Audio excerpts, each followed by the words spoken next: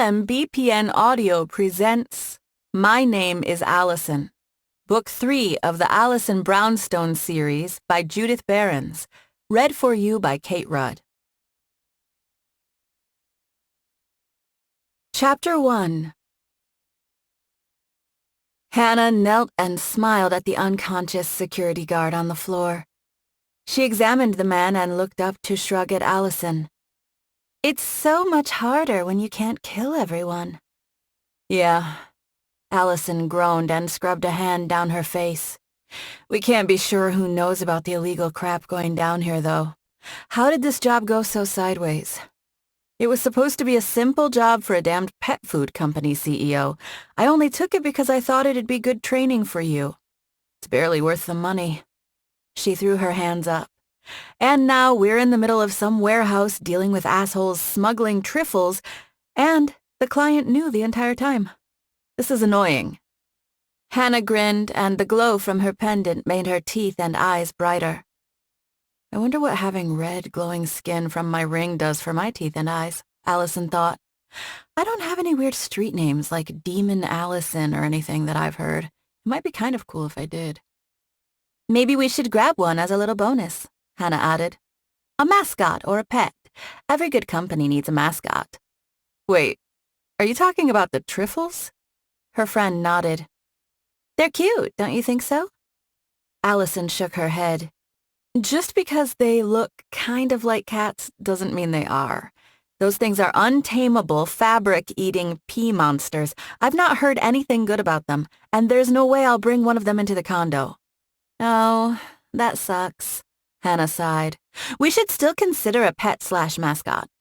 "Sure." Alison grabbed the guard's own cuffs to secure him. "I'll take that under advisement. Or you can be the mascot. You're the one who turns into a fox. We can get t-shirts printed up with you in fox form. You're cute as a human fox, or..." She gestured to her 9 glowing tails. "Half fox?" Hana grinned at her friend, her current yellow vulpine eyes wide with mischief. "I am cute. Can't argue that. It's like a law of nature or something." Alison nodded. "First, though, we have to get out of here and deal with this situation, as annoying as it is." "Shit happens, girlfriend. Don't sweat it." Hana shrugged, stood, and shook out her clawed hands. Her glowing tails swayed behind her and highlighted a new wardrobe choice that had shown up in the last couple of weeks: a long red leather overcoat. Maybe Hana thought it'd show less blood, or she was trying to coordinate a little with Alison and her red denim jacket. February wasn't exactly warm in Seattle, but the last of the snow and ice had fled with January. "Yeah, shit happens," Alison replied. She finished cuffing the guard. "That's the story of my life." "I thought the client was a little too nervous," Hana frowned. "But I couldn't tell if it was because he was conning us or if he was merely scared. Sorry, I think I let myself get too excited about the job. I should have thought more about a con." "Don't worry, it's on both of us. That's what I get for not having Ava and Tahir cross-check. But I figured it'd be an easy job, so I didn't look too hard." Alison pulled her phone out and frowned. "They're still jamming us in here, so we need to get out of the warehouse and contact the cops. I'm not sorting through this mess, but we'd better continue to simply knock people's asses out. I don't want the cops to arrive to a bunch of dead bodies with, 'Sorry, I was confused about who the bad guys were,' as an excuse. There's no reason to make any unnecessary enemies." She sighed. "I wish I had brought a few more sonic grenades. They always make it easier." She nodded toward the door out of the security office they currently occupied. "Let's get the hell out of here." Alison threw the door open and stepped out. Her sword scabbard brushed against the door on the way out. She wouldn't need the weapon on the job after all, although with her crystal ring and Hana's pendant, she didn't even have to put in much effort. That was the only thing keeping her merely annoyed rather than outraged. The women jogged down the hallway leading to the parking lot. The police could handle the smuggled exotic animals, so they had no reason to go back to the main storage room. The authorities could also deal with arresting their client. Killing a guy over an inconvenient job would be a tad excessive, even by Brownstone standards. Over the last couple of months, Alison learned that going full Brownstone had a time and a place when it came to Seattle. Taking down criminals, thugs, and assassins was one thing, but the police and the PDA shook their fingers a little more when she brushed up against the white-collar types of scum. The white-collar bastards often destroyed more people's lives than the average gangster, but a few expensive lawyers made most of their sins go away. Alison tried to thread the needle between protecting the city and her clients while also minding her own business when possible. She was already in the sights of one asshole billionaire and didn't need to add more to the list. More than ever, she started to understand what her dad had gone through. Alison and Hana turned the corner and stopped. Grim-faced men in gray uniforms and flat-billed hats filled the hall, all holding stun rifles. More security. Good. You're giving me a reason not to have to kill you. That's always convenient. One of the men stepped forward. Alison couldn't help but snicker at his ridiculous handlebar mustache. It looked more like drooping horns than facial hair. Something funny? Mr. Handlebar narrowed his eyes. For someone who broke into our building, you're not taking this shit seriously. Alison waved a hand.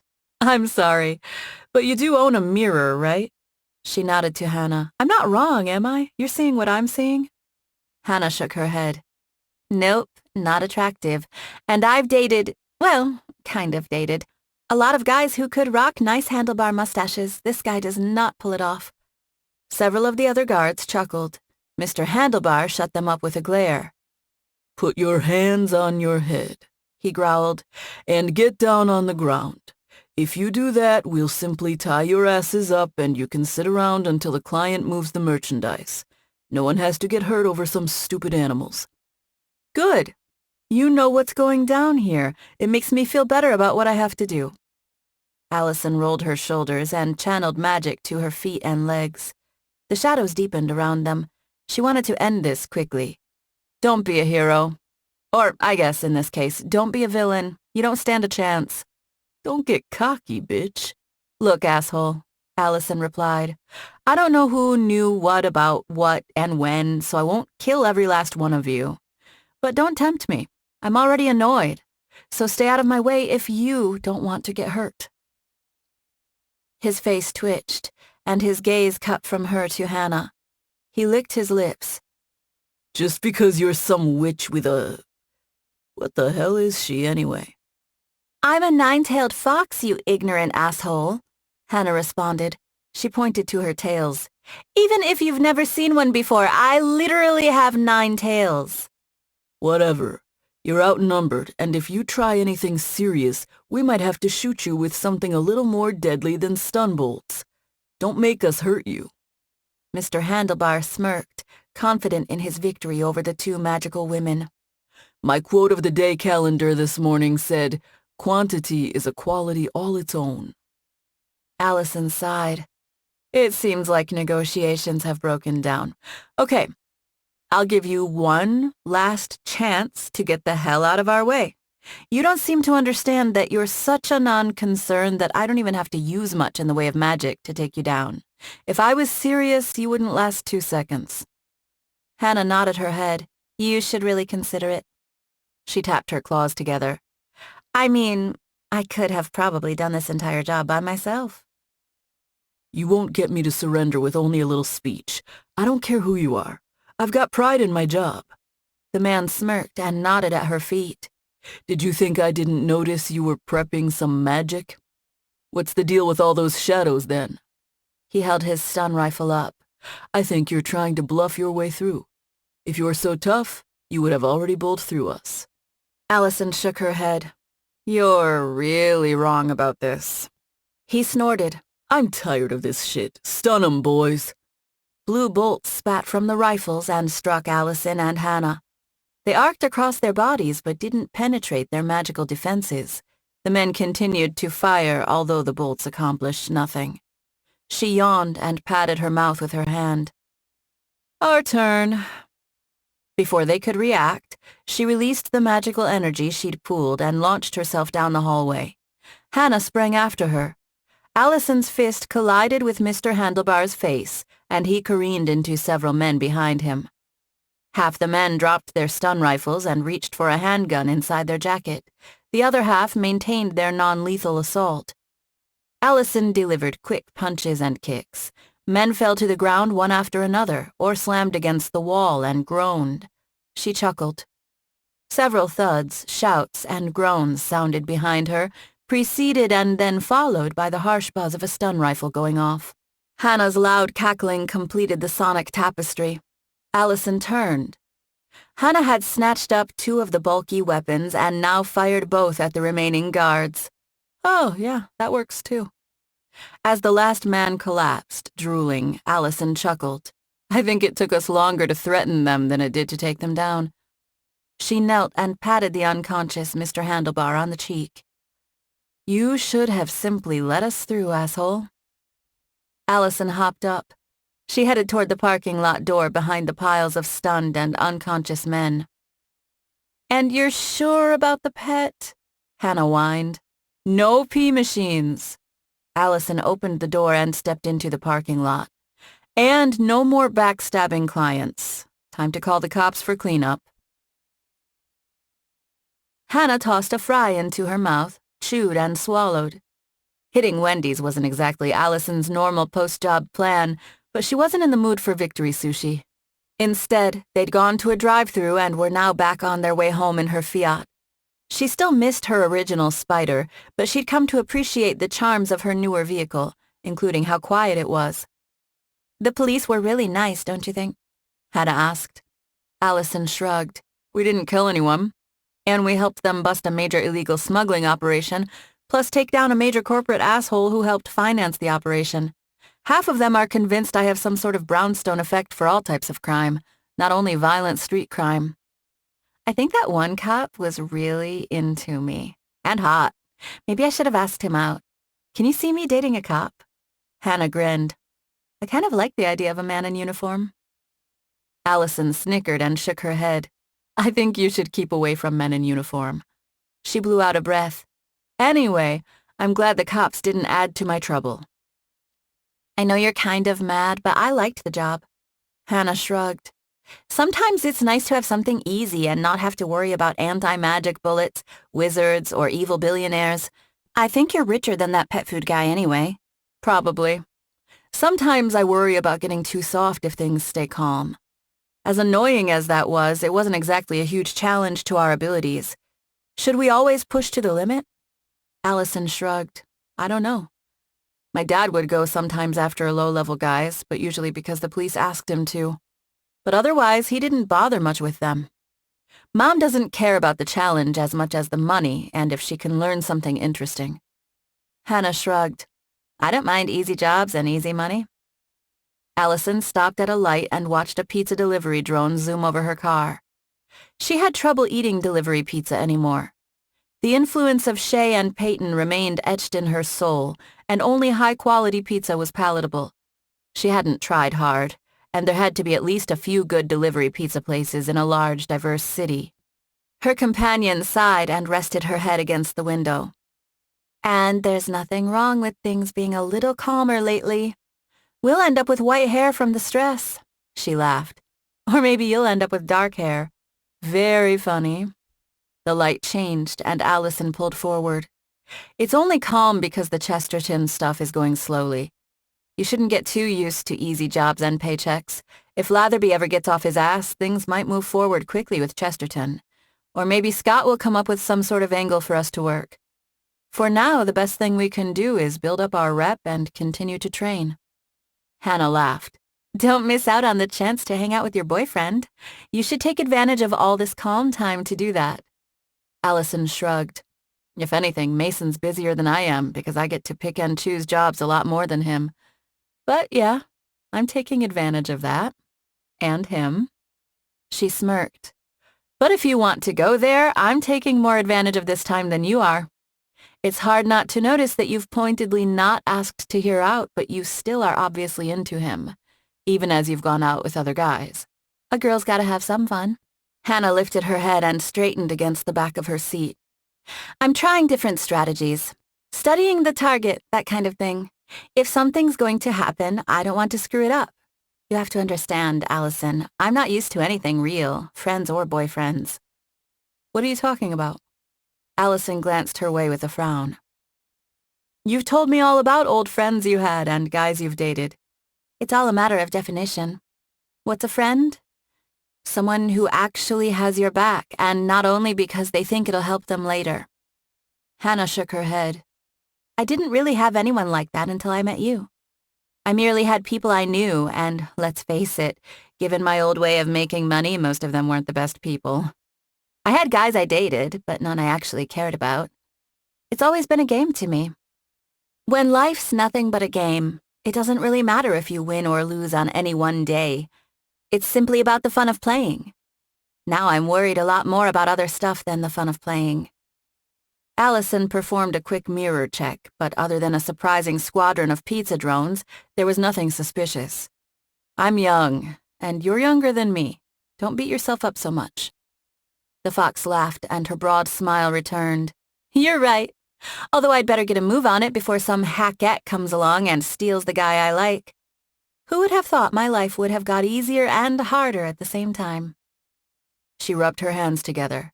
And I'll finally get to meet one of your old friends. She's still coming, right? Lily? Yeah, a couple of days from what she told me. I think you'll like her. Alison shrugged. She's gotten more intense over the years working as a tomb raider, but she's practically my sister. Especially since she was my mom's protege or apprentice, or whatever you want to call it. I'd love for you to meet Izzy someday, but it's not exactly like she can hop on a plane and stop in wherever she wants to. Alison had received a self-destructing letter from Izzy a couple of weeks prior, not informing her of much, other than that she was doing okay and had a little trouble in Tucson, but it had been taken care of. When Alison checked the news, she found an article about a mysterious gas explosion in Tucson and wondered if that had anything to do with her friend. A drow princess with a billionaire after her, Hana intoned. And yet you still manage to have friends who have it worse than you and are on the run. Talk about drama. Anyway, I look forward to meeting Lily, assuming no one manages to kill us between now and then. She snorted. Yeah, assuming. Chapter 2.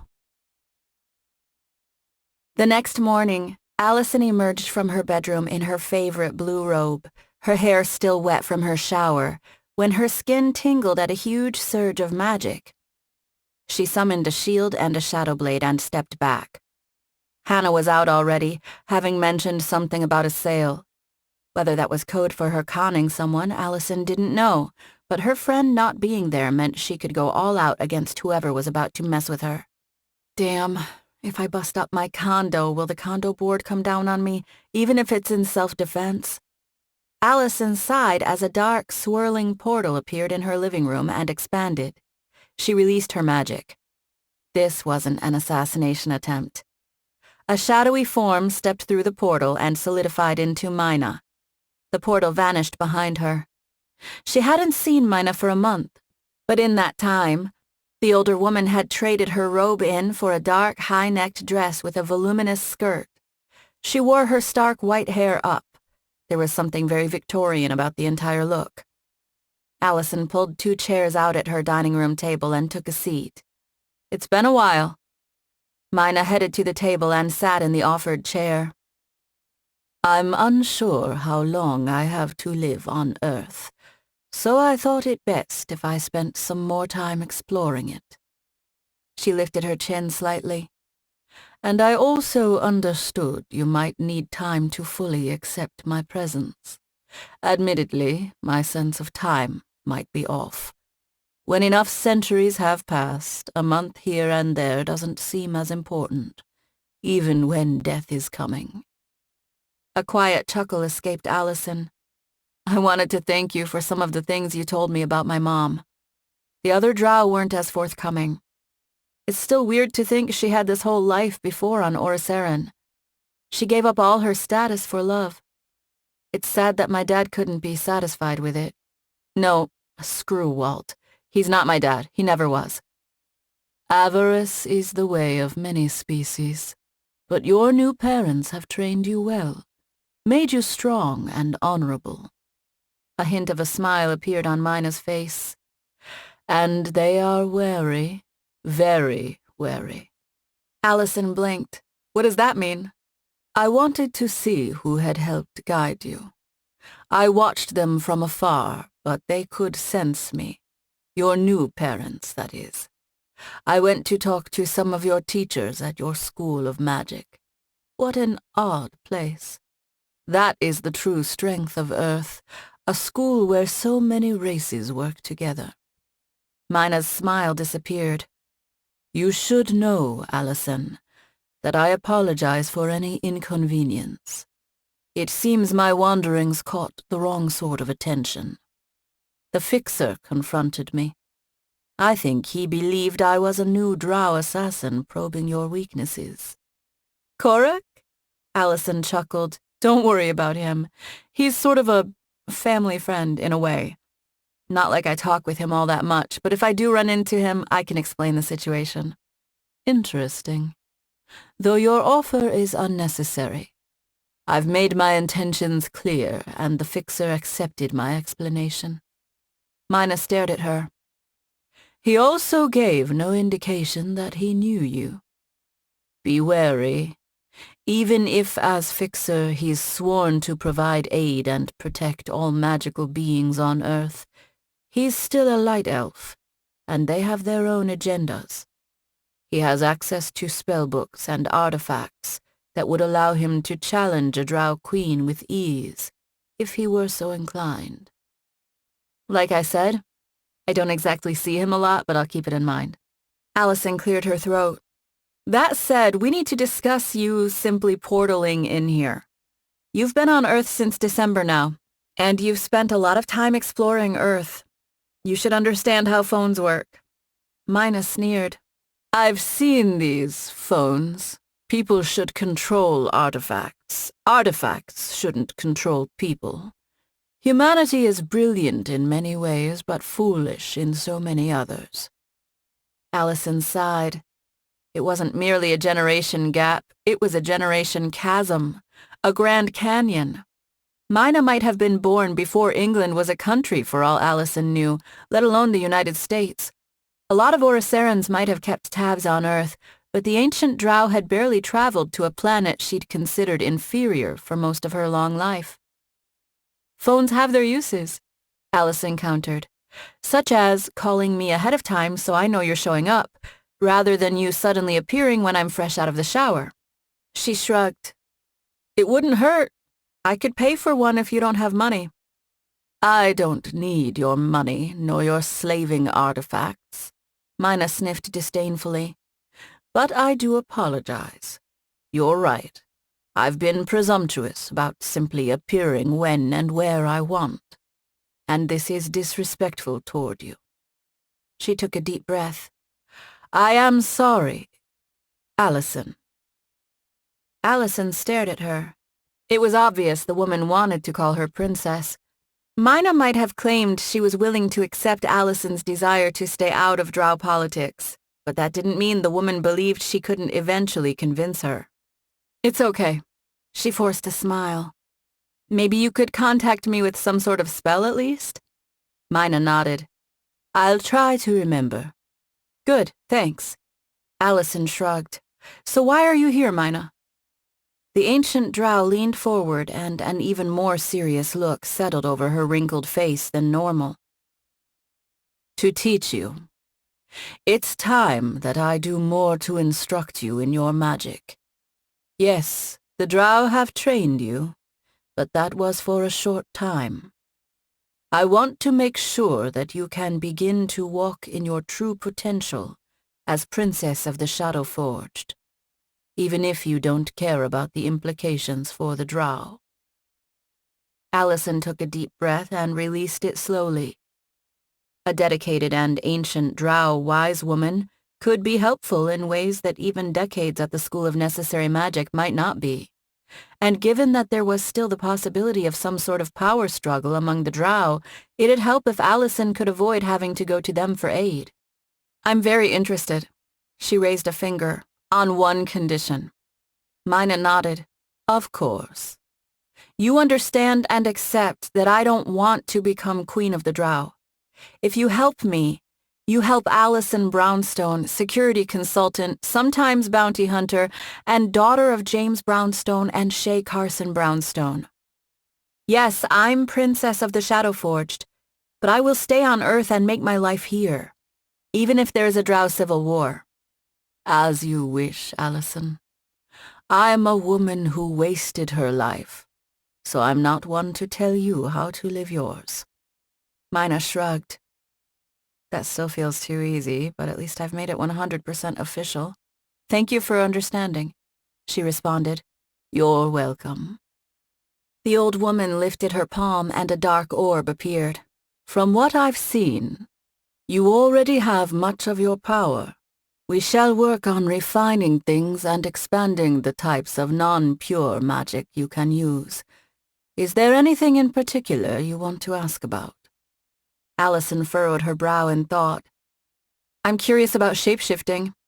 I can use illusion magic, but I was told before that Drow can change shape easily, almost like an inherent ability rather than true magic, but I've never been able to do it. My dad even had to deal with a Drow shapeshifting assassin years ago. Mina gave a slight nod. All you've said about the ability is true. I've had little use for it for centuries, as I've never cared to hide my identity. But it's as you said, it's an almost inherent part of being a Drow. Some claim our race is so deeply part of the shadows that it only makes sense that we can obfuscate our appearance. It goes deeper than that, an actual change. I can only surmise that your mixed heritage is responsible, although it has given you some advantages, including your ability to access different types of pure magical energy. In this case, it is a disadvantage. Oh, no big deal. Alison waved a hand. It would have been useful, potentially, for some of my jobs, as changing shape without using a lot of magic would have... She struggled not to grimace. They'd not discussed her AMDS yet, but she knew it'd eventually come up. This is silly. I intended to go to Orosaren anyway. I might as well take advantage of my old personal ancient Drow wise woman. I have a problem, she admitted. A disease that saps at my magical ability. Human doctors don't know what to make of it, and they claim that light elves have had trouble healing it in others. But I came across some information that suggests it's not natural. That someone targeted me and certain others as part of a test. Mina leaned forward and reached her hand toward Alison's chest. May I? Go ahead. The ancient Drow placed her hand over Alison's heart. A dark purple glow surrounded it. Mina narrowed her eyes. A warm tingle spread through Alison's body, and she held her breath. If this is all some sort of big trick, I'm about to die. The warmth continued to spread through her body, and the purple glow moved from the withered hand and coated her chest. The examination stretched on for so long, Alison was forced to take another breath. Mina pulled her hand away, frowning, and the warmth vanished. It's like nothing I've ever encountered. Alison winced. Considering how old the woman was, that wasn't a very encouraging sign. Her nostrils flared, and a deep scowl covered her face. I've healed many diseases over the centuries, and I've encountered many curses. This feels like some strange mix of them. Not a curse causing a disease, but a curse as a disease. Who did this to you? Her expression darkened. I will destroy them. I'm not sure. She shrugged. I have some suspects, but we can't go around taking revenge if we're not sure. I'm less interested in that anyway than curing it. I refuse to believe there's nothing I can do. I could have used the wish, but I saved it for... Well, you know about that already. Mina sat back, her breathing shallow. I think I have an idea on how to take care of your problem. But I'll have to look into some things and go back to Orosaren to get some materials. Wait, are you saying you can cure this? Alison's heart kicked into overdrive, and she resisted the urge to jump up and shout for joy. She didn't want to look like a little kid in front of the ancient Drow. even if most beings on the planet were effectively children compared to Mina. I'm not sure, Mina admitted with a frown. As complex as the magic is, the curse aspects do remind me of some things I saw long ago. A mix of various dark magic techniques. There's a ritual, an ancient drow ritual, that hasn't been used in almost 1,000 years. It might be able to help. She stood and lifted an arm. A swirling dark portal appeared behind her. I'll go now and begin gathering the materials. Whoa! Alison put up her hands. Shouldn't we talk about this some more? You've been attacked and your potential denied. Mina shook her head. No. We must do this sooner rather than later. Then you must track down your enemies and destroy them. You are an honorable warrior, Alison. But that doesn't mean those who attack you without honor deserve anything but utter destruction. Trust me. Once I figure out for sure who did this to me, they'll pay. Good. With that, Mina's body turned into shadow and flowed into the portal. Alison exhaled a long sigh as the portal vanished. She'd held out hope in the back of her mind for a cure, but she'd also wondered during dark times at night before falling asleep whether she'd ever get her full potential back. Now, this strange drow woman who used to serve her mother might be the solution. She snorted. Mina's right. Whoever did this to me better start running while they still have a chance, even if they are a billionaire. Alison tried not to let the possibility of her AMDS being cured distract her, as Ava led her through the first floor of the Brownstone Security building.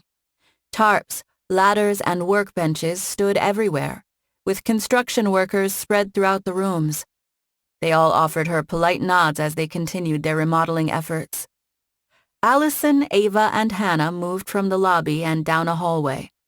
The scent of fresh paint drifted from farther down. They've made a lot of progress in 6 weeks, Alison commented. I was worried about not having them start until after the new year, but these guys are cruising right along. Impressive. Ava adjusted her glasses and swept some dust off her suit jacket. You're paying premium money, Miss Brownstone, for a premium construction firm. If they were working any slower, I'd suggest switching companies. Hana poked her head into an empty and freshly painted office. I still get my own office, right? Alison laughed. Yes, for now. She grinned and turned back to Ava. And we're on schedule to finish by the original estimate? Ava nodded. Yes, still looking at early May. They'll start work on your training room next week. Great. I know it's still a few months off, but I can't wait to settle into this place. Alison smiled at the woman. You were right. It's good that we're starting off big. It's a lot of space, but we'll be able to grow quickly. Ava stopped at the end of the hallway, looked both ways, and nodded as if satisfied by the progress. They are prioritizing the lobby and our first-floor offices, along with the obstacle course, gym, firing range, and the tactical training room, Miss Brownstone, at my request. The total remodel won't be finished until May, but you should be able to at least begin work, provided you don't mind the noise, by mid-March, and with at least partial use of those rooms. That fast? Alison watched a man painting at the end of the hallway. Despite all the magic and fancy technology available, at the end of the day, the bulk of most construction was still handled by regular people using proven techniques. Money gets results. Ava shrugged, and her expression suggested she didn't understand why Alison was so surprised. I've never really splashed this kind of cash around before. The condo's nice, but it's not huge or anything. But this really does show what I can do when I push my resources. It helped that the jobs they did brought in a significant monthly income, added to the odd bits here and there she managed to squeeze from the government when they needed her help. It felt better knowing that she wasn't simply spending everything without making enough to recoup the major expenses, even if it did take time. Hana clapped Alison on the shoulder. This will be badass. Even better than Two Worlds Security. Wait, can we get some holographic globes too? Ava pulled out her phone and tapped some notes into it. It's definitely within the realm of possibility. I know of a supplier whom I could squeeze some discounts out of with little effort. Alison rolled her eyes. We don't need holographic globes. Figure out something else tasteful for the lobby. Hana kicked at the ground, her face stuck in a pout. Being rich is wasted on you. Tasteful is boring. Probably. Blame my parents. She nodded at Ava. What about potential new hires? She tapped her phone for a couple more seconds before responding. I've filtered potential employees in a variety of roles and scoured the net for people who might be useful in specialty direct offensive or defensive roles. Ass kickers, Hana clarified, a gleeful smile on her face. Yes, that's one way to look at it. Ava shrugged. But note that I'm not neglecting basic clerical staff and research staff as well. Did you want to bring them in earlier than April for interviews, Miss Brownstone? Alison shook her head. No. Hana and I should be able to handle everything until then. I figure I bring on a few more specialists for our top-tier team, let them gel, and then we'll look into hiring people for a second team and some general-purpose teams for less dangerous jobs. Also, make sure you look for in-house repair and maintenance staff. The less we have to farm out, the less risk someone slips a bomb into the building when we're not looking. Hana chuckled. I can't figure out if it's terrible or awesome to be in your head. Ava nodded, her expression unchanged. Of course, Miss Brownstone. Wise precaution. It pays to be careful. Alison shrugged, and her phone rang. The dedicated ringtone, an excerpt of the finale of the 1812 overture, let her know exactly who was calling. Ava raised an eyebrow. Alison cleared her throat. I've got to take this. She hurried away from the smirking Hana and icy Ava before answering the phone. Hey, Mason. Hey, eh? He replied. In the middle of kicking ass? Nope, touring the remodel of the building. She smiled and almost leaned up against a wall before she realized at the last second it was freshly painted and jumped away with a wince. It's coming along nicely. Great to hear. I don't even have an office. Maybe I should get one. Mason laughed. His laughter died quickly. I know it's short notice, but are you interested in going to a concert tonight? A client gave me some tickets, front row. A light elf choir, supposed to be really impressive. Alison sighed. It sounds nice, Mason. But I've got work stuff I need to take care of tonight and a few things I need to handle tomorrow, too. I'll probably be busy the next few days, to be honest. The work statement was true, thanks to an unfortunately timed text sent an hour earlier. And her second statement was also true, even if her important task involved Lily visiting. Dating Mason was fun, but they weren't exactly close enough yet that Alison felt comfortable sharing the details of her tomb-raiding friend's arrival. Lily operated a lot like Alison's mom as an elite tomb raider shrouded in mystery and false identities.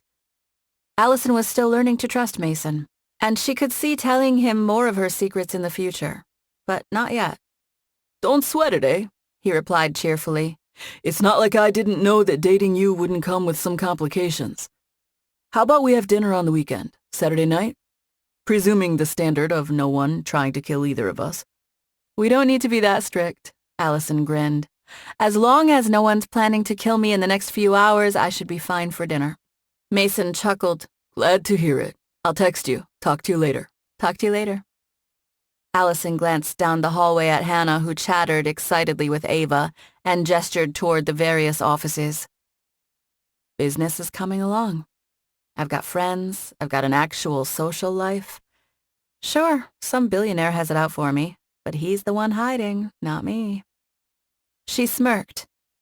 After all, a man who couldn't even stop her from going out on a date couldn't be that much of a threat. Chapter 3. Alison maneuvered her way through the densely packed nightclub, and the loud thump of the music shook her bones. It might be cool outside, but inside, the heat of hundreds of bodies mingled together to draw out the sweat from the dancers, at least the species that could sweat. Still no break-dancing gnomes. Too bad. She didn't mind a little dancing, and Hana could make any situation fun. But every time she entered a club, She couldn't help but worry about the dangerous possibilities of someone targeting the place. Being the adopted daughter of Carson Brownstone meant always considering the worst-case scenario whenever she entered a building. It didn't help that she wasn't there to have fun. That night, Hana wasn't with her, nor her boyfriend, and she was in jeans, a t-shirt, and her denim jacket. Not exactly sexy club wear. She wasn't at simply any club either. She was at the True Portal. A luminous nova of light exploded near the roof, and small, glowing wisps of color flitted around in the air around the display. The crowd cheered and lifted their hands high as pulsating particles rained down from above. Enough residual magic filled the area that Alison couldn't tell if spells or technology fueled the display. Chesterton and Scott are both mixing things together. How long before the distinction between magic and technology no longer makes any sense? Her attention focused on the colorful bounty from the sky. Alison bumped right into someone's wing. She stepped back and held her hands up as a muscular Arpak woman turned with a raised eyebrow and a frown. Her wings weren't fully spread, but her irritation was obvious enough from her face. "Sorry!" Alison shouted over the music and pointed up. "I was distracted by the light show." The Arpak's dance partner, a lithe human man, leaned in to whisper something into her ear. He put his hands on her hips and grinned. Her frown vanished and she spun back to continue dancing. "Glad you're so smooth, saved me some trouble." Proceeding more carefully, Alison maneuvered past more dancers until she arrived at the stairs, leading to a second-floor landing covered with tables. She bounded up and caught sight of tonight's not-so-fun date. Vincent. She'd give the wizard small credit for changing things up. Instead of a purple suit, he wore a black suit with silver chains. The last couple of times she'd met him, he'd stuck to variations on purple. Now he looked more try-hard club douchebag than pimp. Vincent's cool blue eyes focused on her from his table. He lifted a martini glass to his lips, green liquid inside. He might be experimenting with clothes, but not his appletinis. Alison walked past several other tables. The noise of the club died, a victim of Vincent's silence spell. She pulled a chair out across from the smirking, blonde-haired informant and sat. "Good evening, Alison." He smiled and held up his drink. Delicious and could detect lies. A nice combination. "It's all right," she shrugged. "I had to turn down something much more fun to meet you, though." Vincent brought his drink to his lips to take a small sip. "What's more fun than talking to me? I give you useful information, you give me useful information or money. Both are fun." Alison looked at the people enjoying their night on the dance floor. It had been a long time since she'd been that carefree. At least when she was around Mason or Hana, she could approach that feeling. After all she'd gone through, she might never be able to truly let go again. She returned her gaze to Vincent. "I paid a lot of money up front for your help. Despite that, I don't like to work that way. And now, I want to know what you have for me." The informant gave her a slow nod and rubbed behind his ear. "I value your patronage, Alison, and I also value being on the good side of a Brownstone. It's already opened up more doors for me than you can imagine." Alison snorted. "Don't think I'll save your ass if you screw over someone you're not supposed to, Vincent. We have a business relationship. We're not friends." "Friends like you and Mason Lind?" He smirked. She narrowed her eyes and leaned forward. "Is that supposed to be a threat? I thought you just got done saying how you liked to be on the good side of a Brownstone. If you're trying to get leverage over me, you'll regret it." Vincent sighed and shook his head. "You should take up yoga. You get pissed too easily." "Nah, I was simply thinking he's a lucky bastard. Besides, you think I haven't checked him out? He might not be you, but he's no pushover either. Anyone going after him better not take him lightly." "I'm glad to hear it." Alison took a deep breath and straightened. She kept her expression hard, although she couldn't help the pride that welled up in her when she heard that even someone like Vincent, who was in touch with the underworld, understood her man wasn't a pushover. "Let's talk less about my love life and more about what I paid you for." Of course, of course. Just to make sure we're still on the same page, I spent my time and some of that money you threw at me to look into any magicals who might have done any work on a short-term basis, contract or otherwise, with Derek Chesterton or anyone associated with him in less than public projects, things they might be trying to hide. Alison nodded. Nothing's changed. She also had some of the ex-Death Knights asking around, but while they had pull in her building's neighborhood concerning street matters, their influence and knowledge of the deeper bowels of the magical underworld had proven limited. It's been hard. The nature of this work means he hires a lot of magicals. I've had to spend a lot of time going through dead ends to find what I think you want. Vincent tilted his head and a lopsided grin slid over his face. You know, I'm impressed, Alison. I figured when you moved to Seattle you'd make some noise and do the kinds of things you did to those gangs and the Eastern Union, but you're going straight to the top, swimming with the biggest sharks. People even you have to be careful of. A shark that doesn't want to get punched in the nose shouldn't come at someone. She frowned. Chesterton's people have targeted me, and I have every reason to believe he's behind that, so it's too bad for him. He should have stayed the hell out of my way if he didn't want me to come at him.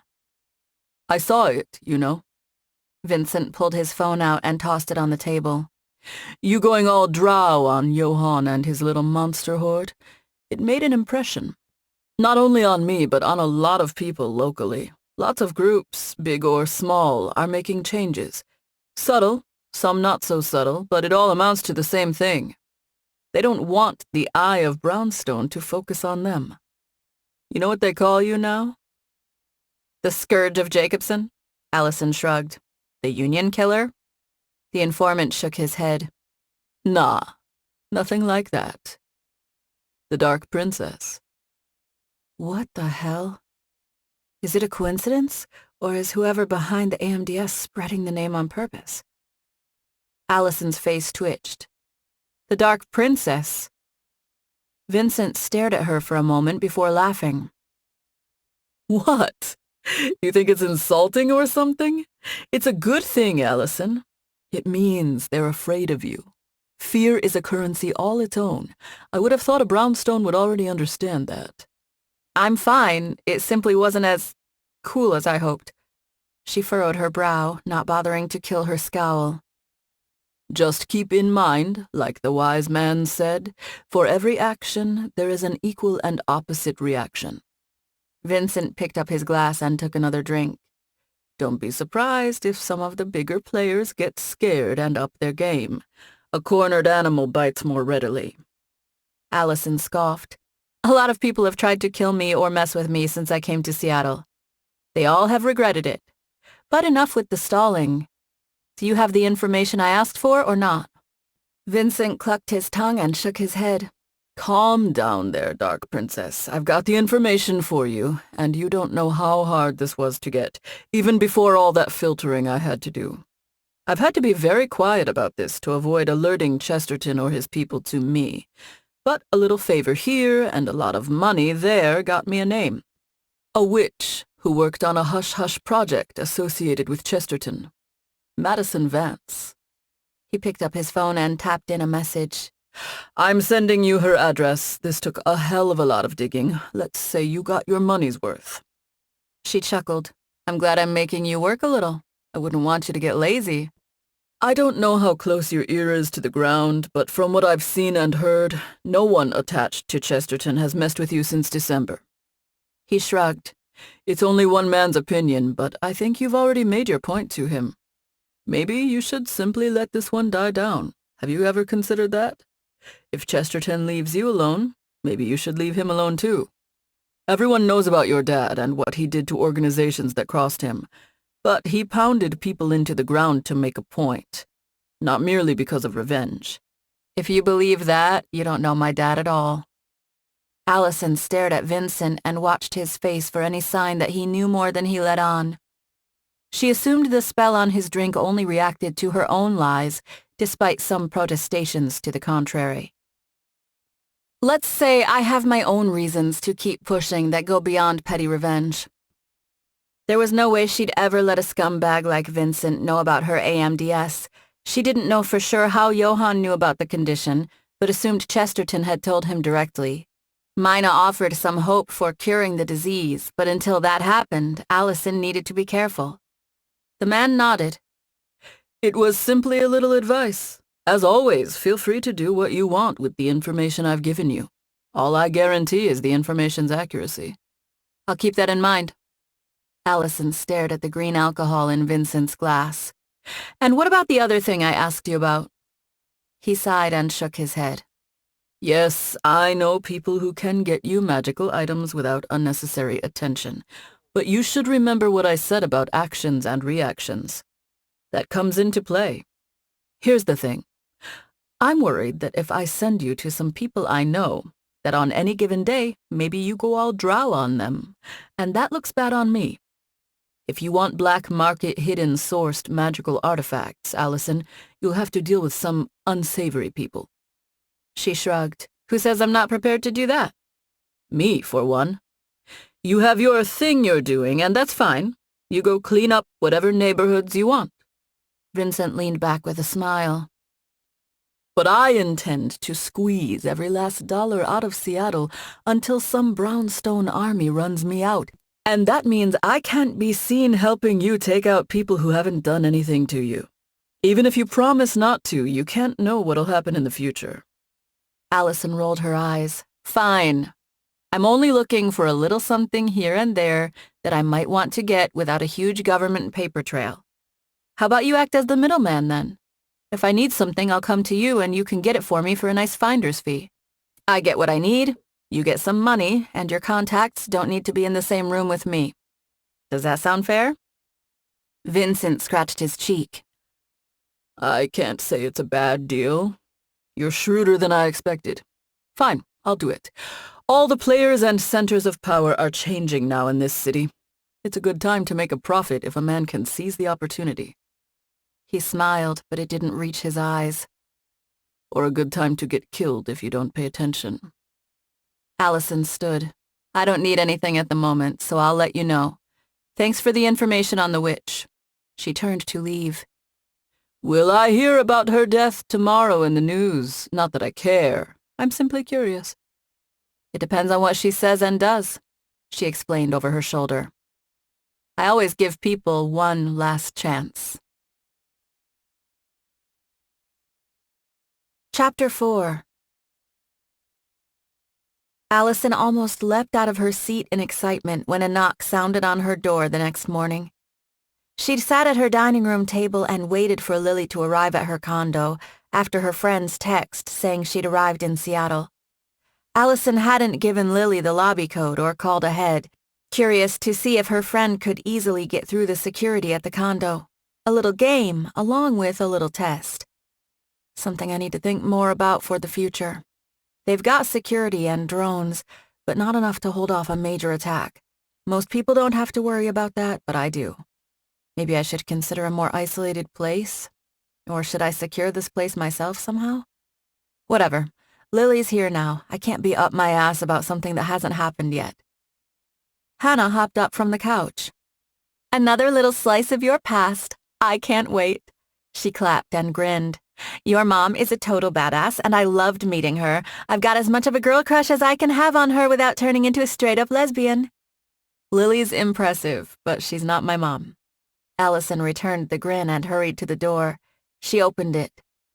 Lily stood on the other side, smiling in her black asymmetrical belted wool coat with a gray leather handbag slung over her shoulder. She looked the same as ever. An attractive young woman around Alison's age, with gray hair and gray eyes, an artifact of her half-gray elf heritage. Like Alison, her elven half expressed itself through minor appearance quirks and magic rather than pointed ears. The women exchanged tight hugs. Alison was the first to pull away.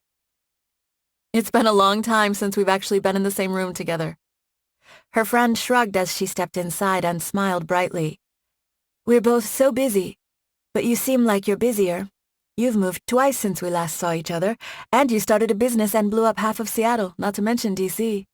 I still don't know why you didn't want the news announcing loudly about how you stopped a bunch of terrorists. Alison laughed. I didn't blow up half of Seattle, and I have enough people looking to start something with me without adding a major terrorist organization to the list. At least with criminals, I can count on them to care a little about their own survival. She pointed at Lily. And you should talk. Just because you blow up stuff in caves where people can't see it doesn't mean you're any less destructive. I've never caused an earthquake. That area was tectonically unstable anyway. Lily walked over and extended her hand to Hana for a quick shake. You must be Hana, right? Nice to meet you. Alison has told me a lot about you. I'm glad to know there's someone here watching her back. She gets a little headstrong, and her martyr complex is bad. Alison snorted. I don't have a martyr complex. Sure, like you're not constantly thinking, got to save the city, got to protect my friends. Hana laughed. She totally has your number, girlfriend. Alison chuckled. I don't constantly think that. Hana smiled. Yeah, she's down to probably a good 80% of the time. She waved a hand. But enough about Alison. I live with her. I want to know more about you. Is it really true you can see the future? Lily shrugged. Yes, but it's not as cool as you think. It's taken me a long time to actually get some control of it, even with an artifact of my dad's that helps. It used to come and go. She patted her handbag. But even though I can control it more often than not, it's only a few minutes in the future at present, and I still have to be careful. If I go overboard with it, I can get stuck looking at the future instead of the present. Not a good thing if you're in a room filled with guys or monsters trying to kill you. That's still pretty damned cool. Hana sauntered over to the couch. Says the woman who can turn into a fox. Lily winked. That's just as cool. Hana grinned. It's neat, sure. Alison smiled, and happiness threatened to spill out in an embarrassing way. She hadn't realized how much she missed some of her old friends, and it was nice to see her new friend getting along with the old. How's Harry? She asked. Oh, he's fine. Busy running his little info empire. Lily removed her coat and handbag and hung them on a rack by the door. She wore a black A-line sheath dress underneath. Alison hadn't noticed her heels earlier. She almost laughed at a sudden thought. In some ways, Lily had ended up more like Shay, the ass-kicker who could turn elegant and feminine on a dime, whereas Alison ended up more like her dad, even if she'd never fully embraced the glories of barbecue. The two women made their way to the couch. Lily turned toward Hana. I can see snatches of the future, and it's saved my ass a few times, sure. And I hope it'll save my ass tomorrow if there's any trouble, but it's simply part of the overall toolkit. Alison nodded. I wasn't sure if you would end up doing a job or not. You were kind of unclear about it in your last message. Hana's eyes widened. An actual tomb raid? Is there like some ancient dragon buried in Elliott Bay lying on top of a treasure hoard? Or is there a hidden tomb underneath the Space Needle? A secret passage under the statue of Chief Seattle leading to the lost treasures of Razdon? Lily laughed. Nothing like that. It's in the Seattle Underground, sort of. Even before it was the underground, and they built over it, there were a lot of hidden passages and rooms that magically inclined people liked to use, with a few even leading to the Kimana and the town around it. They called it the secret underground. Many of these passages and rooms had enchantments that required magic to open them. Before the full return of magic, that helped to guarantee only magicals could get through them. But when the portals opened fully and magic flooded back in a big way, a lot of the passages opened as well. Her smile faded. But the destruction of the Kimana meant a lot of the spells were disrupted. And people were so focused on the Kimana's loss, they didn't care much about exploring the other hidden parts of the underground, especially with the new dangers. The secret underground is a dangerous maze, but some people manage to live in parts of it. She chuckled. Just like I used to live in the tunnels underneath LA. Even with those people, most of it is long abandoned. Hana shook her head, her eyes filled with awe. That is so cool, girlfriend. I didn't even know about this place, and I was born and raised here. Lily shrugged. You'd be surprised how many tomb raiders don't even know about it. There have been a few tomb raids down there, but not as many as you'd expect. Her voice and face grew more somber. It remains dangerous, and a lot of gear doesn't work down there. There was lots of electromagnetic interference from the very beginning, and it's only gotten worse since the kimono was destroyed. Most fancy electronics don't work down there. That's kept a lot of non-magical tomb raiders out of the place, and even with magic, things can get confusing. Alison crossed her arms. I know you're good at the job, but unless you learned a bunch of magic I don't know about, this sounds like a death trap even for you, Lily. The other woman shook her head. You know how I like to be prepared. A contact of mine gave me something very nice. Not only did she give me a line on a healing bowl, but she even gave me a copy of a good old-fashioned paper map, and I've already lined up a buyer. Hana bounced a little on the couch. This is everything I thought tomb raiding would be. Secret places lost to time and filled with ancient treasure, a brave woman descending into the deadly tomb using her skills and wits, and the occasional spell to earn the treasure. Lily furrowed her brow. Are you too busy tomorrow? Alison shrugged. No, I cleared out my schedule because I knew you would be here. I'll tell you what I always tell my boyfriend. I should be open as long as no one is trying to kill me at the time. So maybe 50-50? Lily smirked. She looked at Hana. What about you? They haven't even finished building my office yet, replied Hana with a sigh. And we're not working a job, so I don't have any plans. Why? Lily looked from one to the other. I do almost everything solo in the field these days. Shay's more concerned with the old homestead than doing jobs, but it's not like I can blame her. She has more money than she knows what to do with, and plenty of reasons to stay close to home. Every time I try to get a new partner, they turn out to be an idiot or try to betray me. She sighed. I've got a good tech as backup, an infomancer named Celia, but she won't be much use for a subterranean job where I can't use a lot of tech. I could use some backup. People I know won't try to stab me in the back. I'll cut you in for a full share each. Hana rubbed her hands together and a huge grin split her face. Alison shrugged. And here I was, trying to avoid any threats to my life for a few days. I guess it wouldn't hurt since it's a local thing and not some weird trip to Antarctica, and it'll be good training for Hana in a different environment. It'll be good to have a job without a lot of weird worries about who is actually the bastard pulling all the strings. Lily nodded. No bastards here. I've worked for this client before. She's merely a quirky collector. I'm just happy to go on a tomb raid, Hana all but squealed. When I was growing up, I loved all the archaeologist series. Tomb Raider, Indiana Jones, Ancestor's Quest, you name it. I never thought I'd actually get to do something like that. The half-elf chuckled and brushed some of her long gray hair behind her ears. Don't get too excited. Tomb raids are mostly a lot of boredom, punctuated by 2 minutes of heart-pounding stress as someone or something weird tries to kill you. Hana shrugged. That sounds like our usual Thursday night. Lily laughed. Well then, fine. I figure we can hit the site tomorrow night. Since I have the map, we should be able to find the bowl without spending days there. The entrance is hidden underneath a Walmart and sealed with a magical artifact, but I have a key artifact. A nasty little fragment of a finger bone that we can use to gain access. Alison smiled. I was going to suggest we hit Maneki tonight, but maybe we shouldn't now. Hana eyed her with a confused look. Don't tell me you've turned your back on Maneki. That's sacrilege.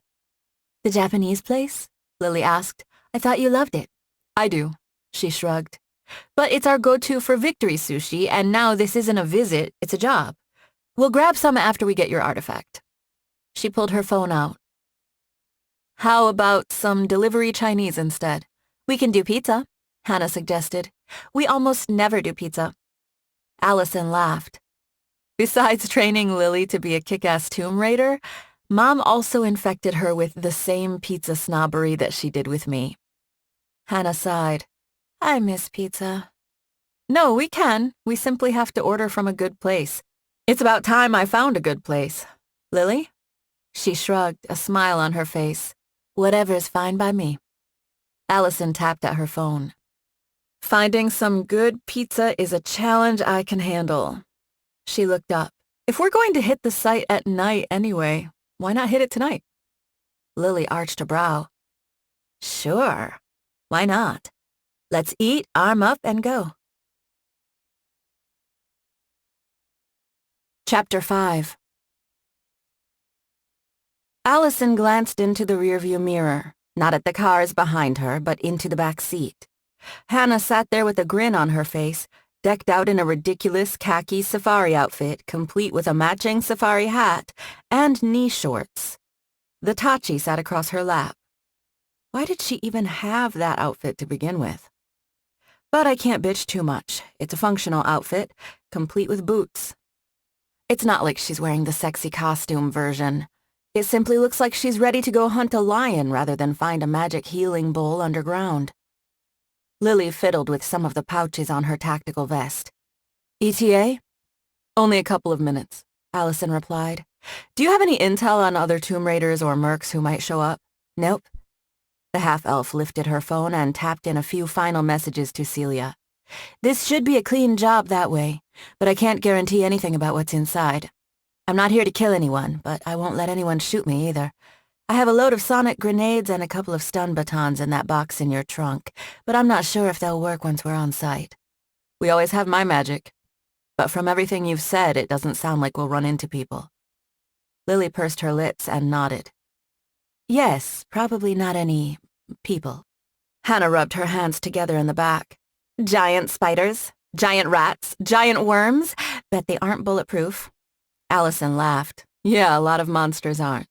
She shrugged. Then again, neither are most people. Hana patted the Tachi. Even if they are, between this and both of you having magic knives, we're good to go. I wonder if my claws can tear into a giant spider. She stared at her hand, a thoughtful look on her face. It might be nice to know in case we have to protect any future clients from giant spiders. That would be an interesting job. Alison turned into the Walmart parking lot. Where is the entrance? Lily pointed forward and to her left. Just park anywhere. It doesn't matter where. The bone shard will teleport us in and teleport us out. She shrugged. But try to pick somewhere that's not super obvious. I probably shouldn't have brought the expensive sports car, Alison mumbled. If all goes well, this should be in and out. Lily shrugged. I mostly wanted to come to visit you, so I looked around for an easy raid in the area. Without the map, this would be painful and would probably take weeks. With the map, it should be a matter of hours, not days. We'll see. Alison found a nice, tree-covered, darkened spot between lights in the far corner, maneuvered the car there, and parked. If any cops show up later, I'll tell them I was hunting a bounty. That should get them off our backs about the weapons. They filed out of the car and moved to the back. Alison popped the trunk, and they grabbed some sonic grenades, headlamps, and wrist flashlights. Even with Hana foxed out, she wouldn't be able to see in total darkness. Alison double-checked her gnome knives as Hana strapped the sword belt around her waist. Lily had her own enchanted dagger. They all settled on the same 9mm Glock so they could swap magazines if necessary. With a solid pull, Alison shut the trunk and activated her car alarm. I need Mina to teach me some sort of car thief curse. Lily turned on her headlamp, and the light cut through the overly dark parking lot. Mina? That's the old drow woman I told you about. I told her about the AMDS, and she thinks she's got a line on how to cure it. Alison shrugged. She made it sound like it'd be soon, but she's ancient. To her, soon probably means 5 years from now. Lily snorted. Or it could be 2 weeks from now. From what little you told me about her on the phone, that woman has a lot of powerful magic and experience. Someone that old has to know what they're talking about, Hana suggested. She smiled as her 9 glowing tails popped into existence and her eyes turned yellow. Her claws extended. I need to practice at a range with my claws out. It's hard to fire with them. She frowned and the claws retracted. It takes a little effort to not pop them out when I change. It might be good to get more comfortable with them when I use a weapon. Alison shrugged. That's actually a good idea. I've mostly trained you in your human form, but you need to practice more when you're all foxed out, too, and not only in the occasional fight at the gym. I can't wait until the contractors finish the obstacle course and the tactical training room. Then we can really go to town. Lily shook her head. Obstacle courses and training rooms. Ugh. If I never see one again in my life, I'll be a happy woman. Hana laughed. I like it. I'm learning next-level ass-kicking. Lily pulled a small fragment of bone from her pouch. Move close to me. It'll open a little portal, but it won't last long. This artifact has enough power for 2 portals, but otherwise we'll spend a day down there while it recharges." Alison and Hana moved closer to the half-elf. The Tomb Raider held up the small white bone fragment, closed her eyes, and murmured in some ancient language Alison didn't recognize. Orange-pink flames erupted around them in a circle as she continued to chant. The flames grew taller and licked at the air like a hungry animal. Alison cracked her knuckles, unperturbed. Lily knew what she was doing. A bright line erupted from one of the flames in the front and inscribed a circle into the ground. The parking lot vanished and they arrived in darkness. The fetid air turned Alison's stomach. The beams from their headlamps and wrist flashlights cut through the darkness to reveal a surprisingly wide wooden tunnel. Alison looked around for any sign of the portal, but they were at a dead end. A door frame stood behind them, but rock and dirt had blocked farther passage. Some of it spilled into the tunnel. "Did we leave a big scorch mark in a Walmart parking lot?" she chuckled. Lily shrugged. "I hope not. The flames are only supposed to burn people if they step through them and not the ground, but I guess we'll find out." Hana laughed and adjusted her hat as her tail swayed behind her. "Onward to the treasure?" She sniffed the air. "There is a lot of low-level magic in here." The other 2 women nodded their agreement. Lily retrieved a folded piece of paper from her pocket. "It would have been nice to do this via AR goggles, but sometimes you have to go old school. I'll take point." She stepped forward, the map in hand. Alison and Hana fell in behind her. The trio's footsteps echoed in the tunnel and made an occasional splash as they stepped through the small puddles here and there. Hana wrinkled her nose. "This is one time I wish my sense of smell wasn't so good." Lily grinned over her shoulder. "This isn't even in the top 10 of worst-smelling places I've been." "I'm starting to see that tomb raiding has its downsides." She sighed and shook her head. Alison ran her hand along the wall. Some of the wood had rotted away to reveal dirt and rock beneath, but much of it remained in good shape with little sign of cracking or decay. A small amount of magic lined the walls, perhaps a remnant of past decades or evidence of someone newer and not picky about where they lived. People lived and worked here once, and now it's gone, forgotten by most people above. Will some android tomb raider in 500 years excavate the Brownstone building and try to figure out what it all meant? She chuckled. "What's so funny?" Lily looked her way. She shrugged. "I was thinking about the future." "That's always A click sounded, and several blades erupted from the wall. Lily spun and bent backward in an instant. The deadly projectiles missed her and thudded into the wooden wall. The Tomb Raider righted herself and blew out a ragged breath. "That was close." Alison nodded. "Do you think we should use magical shields?" Lily waved a hand. "Save them. I didn't see that one coming, but no one's missing any fingers." She shrugged. Hana walked over to examine the blades embedded in the wall. "Regular old-fashioned death trap. Nice. Now we need a magical death trap." Alison frowned. "Huh?" Her friend stared at her like she was an idiot. "No tomb raiding experience is complete without at least one magical death trap." Lily chuckled. "Let's get going. Maybe you'll get what you want." "So, Alison, about this mina," Lily began as they arrived at an intersection sometime later. Conversation had been light as everyone concentrated on watching for traps, but there'd been no other incidents. She waved to her right and proceeded that way. Alison continued to sweep the tunnel in front of her for signs of danger. "What about her?" "You said she's going to help you with your problem, right?" Hana harumphed. "I should note that Alison kicks major ass even with her virus. It's not that much of a problem." "I'm sure she does kick ass." Lily grinned. "But no one likes to not be at their maximum potential. And you know how these brownstones can be, always attracting trouble." "True enough," Hana snickered. Alison shrugged. "I've adapted for now, and yeah, Mina said she'll help. I planned to take a trip to Orosaren anyway to talk to the drow about it eventually, and this saves me the trouble. I also don't totally trust that the drow won't try something, so I'm glad she might be able to help me." Lily frowned. "Really? What's up with them? I thought you were on good terms with them. Last I heard, they hadn't messed with you since Leanna was still in charge." "Yeah, Sure, they have the Guardians now, but that doesn't mean they can't fall back to their old ways. Alison shrugged. I'm not saying I have any particular reason to believe they'll come after me, only that the fewer people who know about my problem, the better, at least until I'm cured. Lily nodded. What's your backup plan in case Mina can't do anything? I don't really have one. Mom and Dad are looking around quietly. Maybe I can go to Korek, but it's not like I have him on speed dial, and I'm not even sure if it's a good thing to get more people, even non-drow, directly involved in this, until I figure out more about how it happened. It doesn't seem to be contagious from what that doctor said, but from what Mina told me, this is as much a curse as it is a disease, so it doesn't hurt to be careful. I can have Harry ask around. His beat might be LA, but he has a lot of contacts around the world now. Maybe one of them knows something, or can point you at someone who knows who might be responsible. Alison shook her head.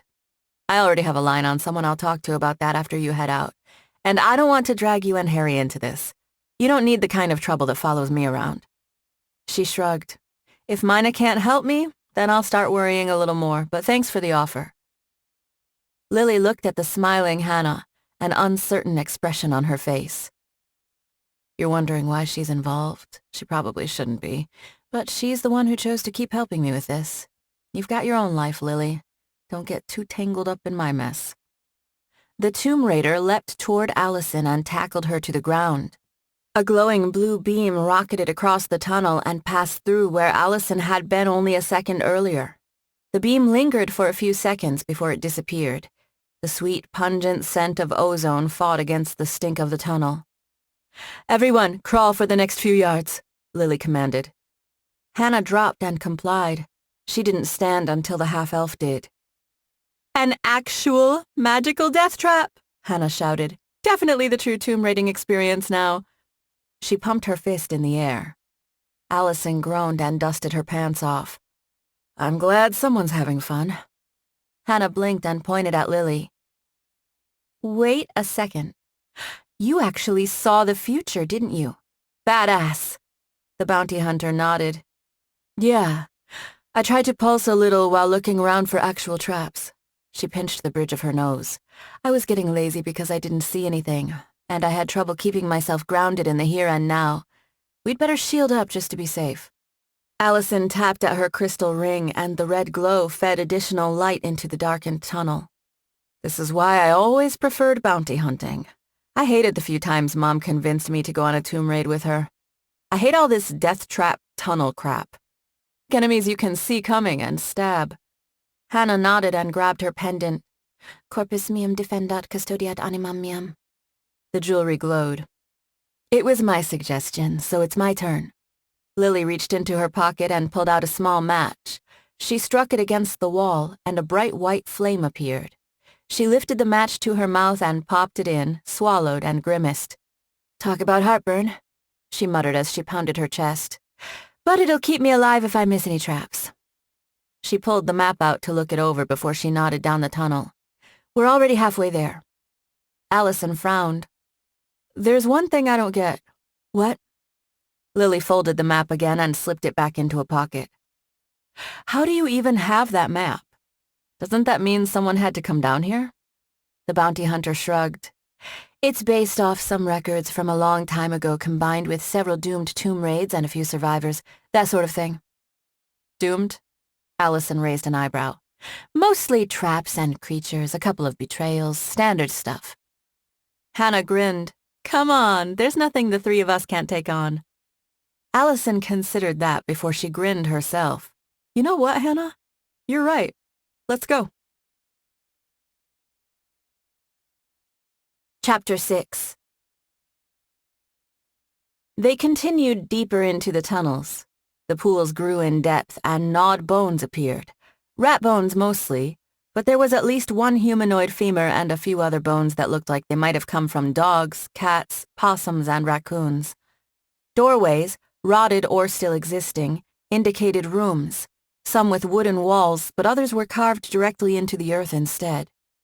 What had begun as a series of tunnels now resembled the remains of a small underground town.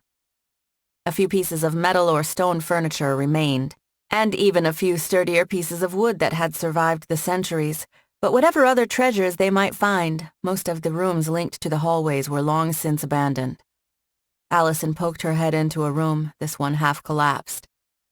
And this wasn't part of the town around the Kamana? Lily shook her head. It was a separate thing entirely, even if you could get to the Kamana from the secret underground. Hana sighed as they stepped past several half-chewed rats. Yeah, this is the part of tomb raiding I could go without experiencing. Lily snickered. You should be happy that we've not run into piles of bodies or zombies. I hate zombies. Alison shrugged. Does anyone like them? Necromancers do.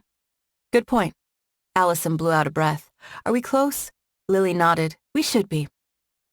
Several splashes echoed in the distance, but it was impossible to tell what direction they came from. Hana frowned and looked back and forth. There isn't a lot of room to swing the sword in here, gun or claw time. It could be nothing, Alison suggested. More splashes echoed, along with a scratching sound. She sighed and pulled out her 9mm. Yeah, that's something. It sounds like several somethings. Lily's eyes glazed over as she stared into the distance. Hana drew her gun and aimed in the opposite direction to Alison with a frown. Here come the giant spiders? Alison snickered. Something like that. She glanced at Lily, who still stared with an almost blank expression. Lily, are you okay? The tomb raider didn't respond. Alison sighed and walked over to her friend. She holstered her gun and shook Lily by her shoulders. The half-elf blinked a few times and stepped away. She scrubbed a hand down her face. Sorry, I got stuck looking at the wrong time. Get your guns ready. She drew hers. It's time for some pest control. So it is giant spiders? Hana's bright smile and excited voice made it sound like she was receiving a birthday present. I wish. Lily sighed. I already had a vision of one of these things taking a bullet. They aren't bulletproof. Come on. She waved her pistol to motion the others forward. We're close. Might as well get it over with. They proceeded deeper into the tunnels, their weapons at the ready as the splashing and scratching grew louder. Faint, overlapping hisses joined the other noises. Lily paused at a corner, her gun raised and her face tight. Some things shouldn't exist, she whispered. Hana swallowed, her eyes wide and her glowing tails up. Alison crept to the corner and peeked into a larger chamber linked to 3 different hallways. You've got to be kidding me. Dozens of cockroaches skittered around a putrid mass of rotting rats, bones, and trash. That was disgusting enough, but the bright green glowing stream that filled a drainage ditch cast an eerie and unsettling light over the whole room. Even that light was only a minor detail compared to the vermin themselves. It wasn't their green metallic carapaces that worried Alison, but their ridiculous size.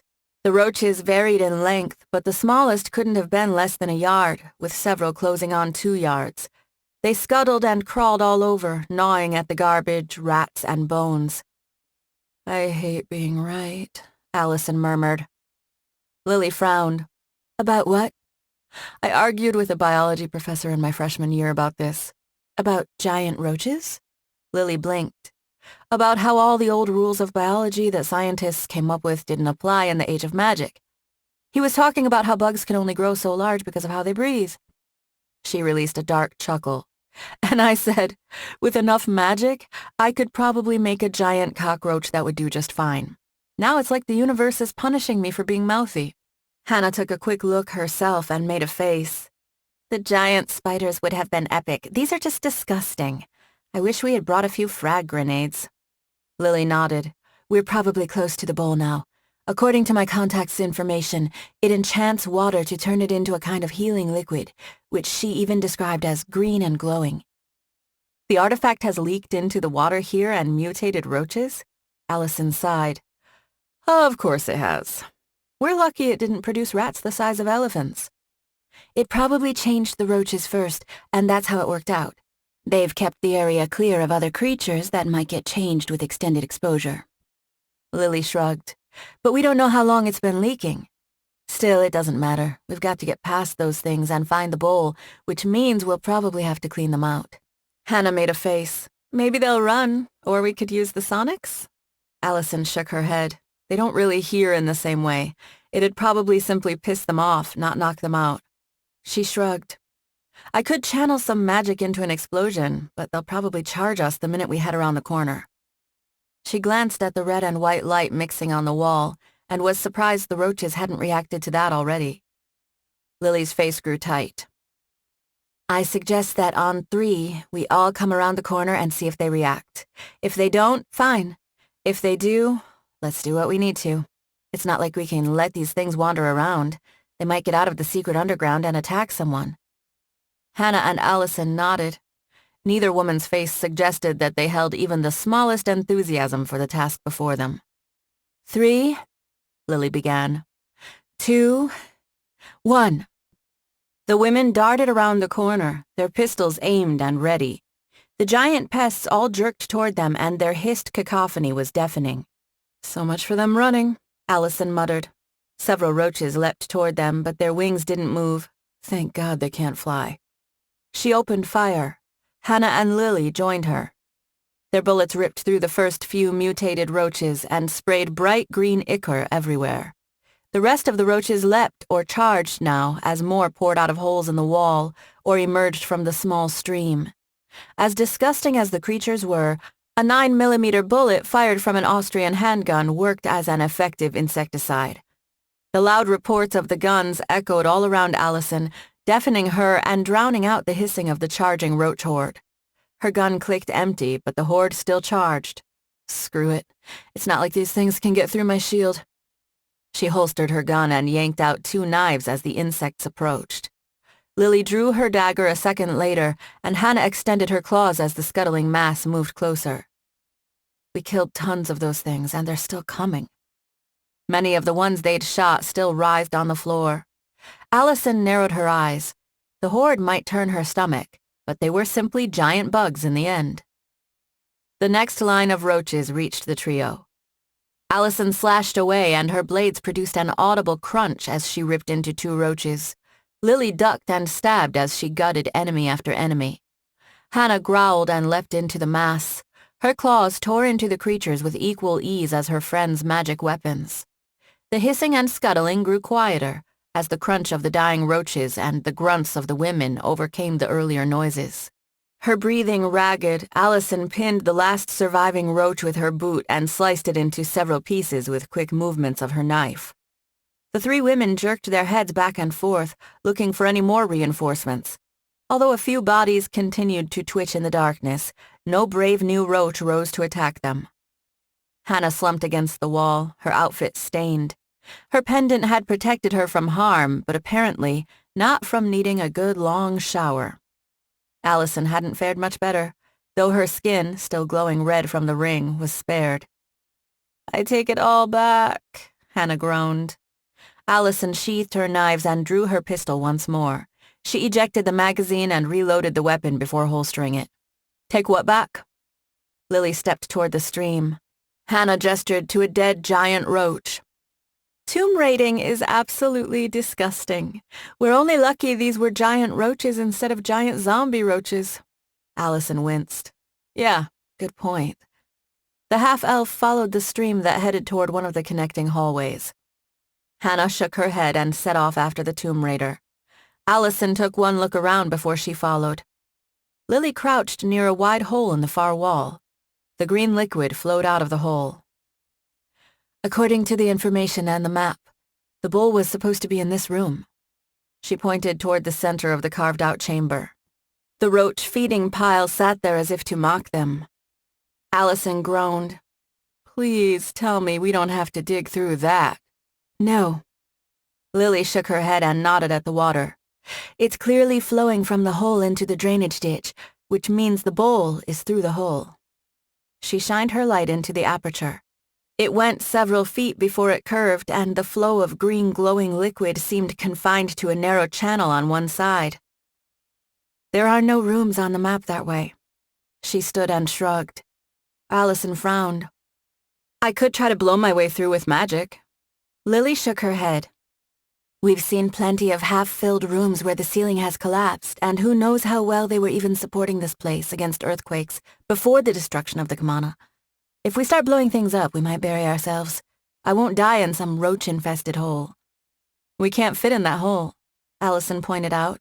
It's decent-sized and none of us are all that large, but we're still too big to crawl through a hole. We'd need a villain or a gnome or someone like that. Hana sighed and started unbuckling her sword belt. Or an animal that's a little smaller. Alison nodded. I guess, but what's your plan? Fly down to LA and grab Dad's geriatric dog? Hana lowered the sword belt to the ground and unbuttoned her jacket. No, you can have a cute young fox do it. She winked but grimaced a second later. But I won't go into any old tunnels or sewers or anything for a long while after this. Lily laughed. See, I told you turning into a fox was cool. Hana shuddered as she finished shedding her equipment and clothes. She heaved a great sigh, and all 9 tails wrapped around her body. A golden light illuminated the room and cleared a few seconds later, leaving behind a red-orange fox with 9 non-glowing tails. The fox looked from Lily to Alison before she rolled her eyes and scurried toward the hole. You're a true Tomb Raider now, Hana, Lily called. We can order pizza for a week, Alison offered. She threw a hand over her mouth to hide her snickering as her now 4-legged friend entered the small hole. Several long moments passed before the light scurrying sound of the fox beyond the hole grew quieter. Lily turned to Alison. It's still not too late to give up all this security contractor crap and join me as a partner in the glorious, giant, roach-filled world of tomb raiding. Alison laughed. Yeah, I think I'll stick with the vicious killers and assassins. Even a Kilomea is lovable compared to these guys. She gestured toward a pile of nearby roach corpses. It's good to have you watching my back, though, Lily shrugged. I always looked forward to you coming home for summer so we could train together or even do an occasional job when Shay could convince James. But you did your thing in school. And now, there's no such thing as summer vacation. Simply all ass-kicking all the time. She released a wistful sigh. Sometimes I open up my eyes in the morning and I forget I'm not a teenage tunnel rat. I know what you mean. Alison shook her head. With everything that's happened these last few months, it's been hard to process. I'm only 25. I spent the first 15 years of my life thinking I had a weird way of seeing, and then my bio dad betrayed my mom, and I found out I was a drow princess, and then James and Shay. She sighed. I'm still wrapping my head around it all. Lily patted her on the shoulder. It's okay not to have all the answers, Alison. Don't think that Shay does simply because she acts confident. When I first met her, she wasn't much older than you. And your dad? Well, he's the master of ass-kicking and barbecue. But he's clueless when it comes to a lot of other things. Alison laughed. Yeah, I know, but I love him anyway because he tries so hard. Scurrying from the hole caught her attention, and she turned toward it. A few seconds later, Hana crawled out of it, a small clay bowl in her jaws and the fur around her muzzle stained green. The fox padded to Lily and set the bowl down before she backed away. Another golden flash almost blinded Alison, and a crouched and cranky-looking, naked Hana replaced the cute 4-legged animal. Hana wiped some green liquid off her face. When I get home, I'll take a 5-year shower, assuming I don't turn into giant Hana first. She shuddered and stood. Not loving your first tomb raid? Alison smirked. Hana marched to her clothes. I think I'll stick with the more glamorous life of security contracting. Let me get dressed, and let's get the hell out of here. Chapter 7. Hana smiled as she lifted the tuna sashimi with her chopsticks and plopped the fish in her mouth, the fatty slice almost melting inside. Fighting a room of giant cockroaches and scurrying through some dark, smelly hole to grab an artifact was worth it for victory sushi the next evening. She waggled her eyebrows at Lily and Alison, who sat across from her at a table in one of the private rooms at Maneki. She was grateful for the private room. The main dining room was packed and every table was full. Some of that noise still penetrated into the private room, although the copious sake, tea, sushi, and sashimi helped her not to care. Maybe only the sake, considering she'd already polished off a cup. A pleasant warmth spread throughout her body. This is what I'm talking about, Hana thought to herself. Victory sushi and some good friends. Plus, Lily's awesome. I wasn't sure if she'd be awesome or to up her own ass. I could never tell given the way Alison described her. I'd murder 10 men for this sashimi, she announced. Maybe even more. It's so damned good. Have all you want, Alison replied with a smile. After all, you got the bowl in the end. Lily's right. If I tried to blow through, we would have been digging ourselves out for days.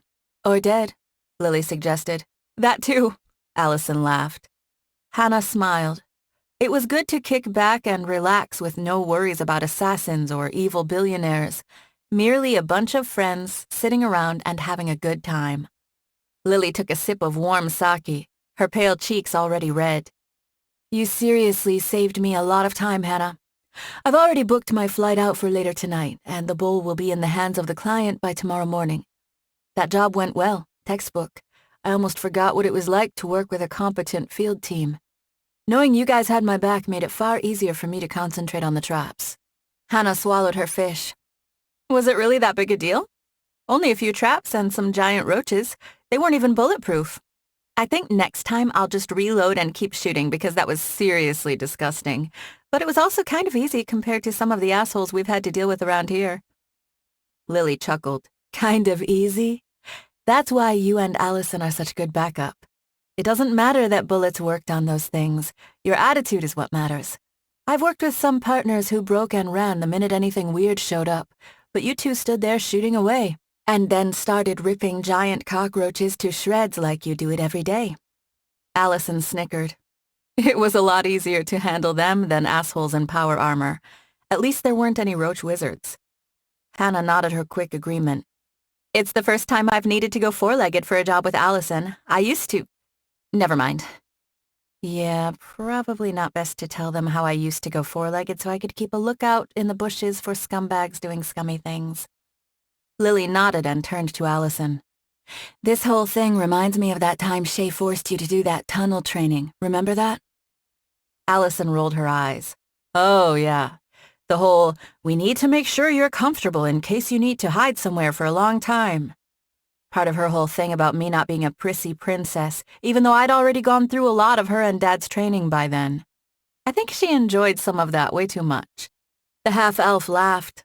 Yeah, she never forced me to do that kind of training, but I was a tunnel rat, so I guess she figured I didn't need special training. Hana furrowed her brow. You mentioned that before. You said something about tunnels under L.A.? Yeah, before I met Shay and Alison. A bunch of us. Half magicals, some runaways, some abandoned. We all had powers, but they weren't all that reliable. We lived in the abandoned nuclear tunnels under L.A. as our home for several years. Lily sipped some more sake. Of course, we went all over. Subway tunnels, whatever we could use. Simply trying to survive day to day. I wasn't thinking much about the future at the time. When you don't even know where your next meal is coming from, worrying about your career seems like a waste of time. Alison nodded. Until you bumped into and helped Mom out. Luck or destiny, your call. Lily laughed. Yeah, I didn't know what to think about her at first. I thought she was merely someone else trying to screw me over, but, she offered an opportunity and I decided to take it. I never thought I'd end up a Tomb Raider. She shrugged. I don't know. I was a stupid teen, and I only wanted to make sure I didn't leave my friends and Harry. I'm glad I didn't. But I wish I had decided to commit to Shay earlier. The weird thing is how Mom kept you secret for a while. Alison picked up her own cup of sake and took a sip, like you were her hidden love child or something. Both women laughed as Hana finished munching on more tuna. Alison set her cup down. I know I've said it before, but I still have to admit I was a little jealous of you at first, Lily. At that point, Mom was still forcing me to call her Aunt Shay, and then you showed up out of the blue.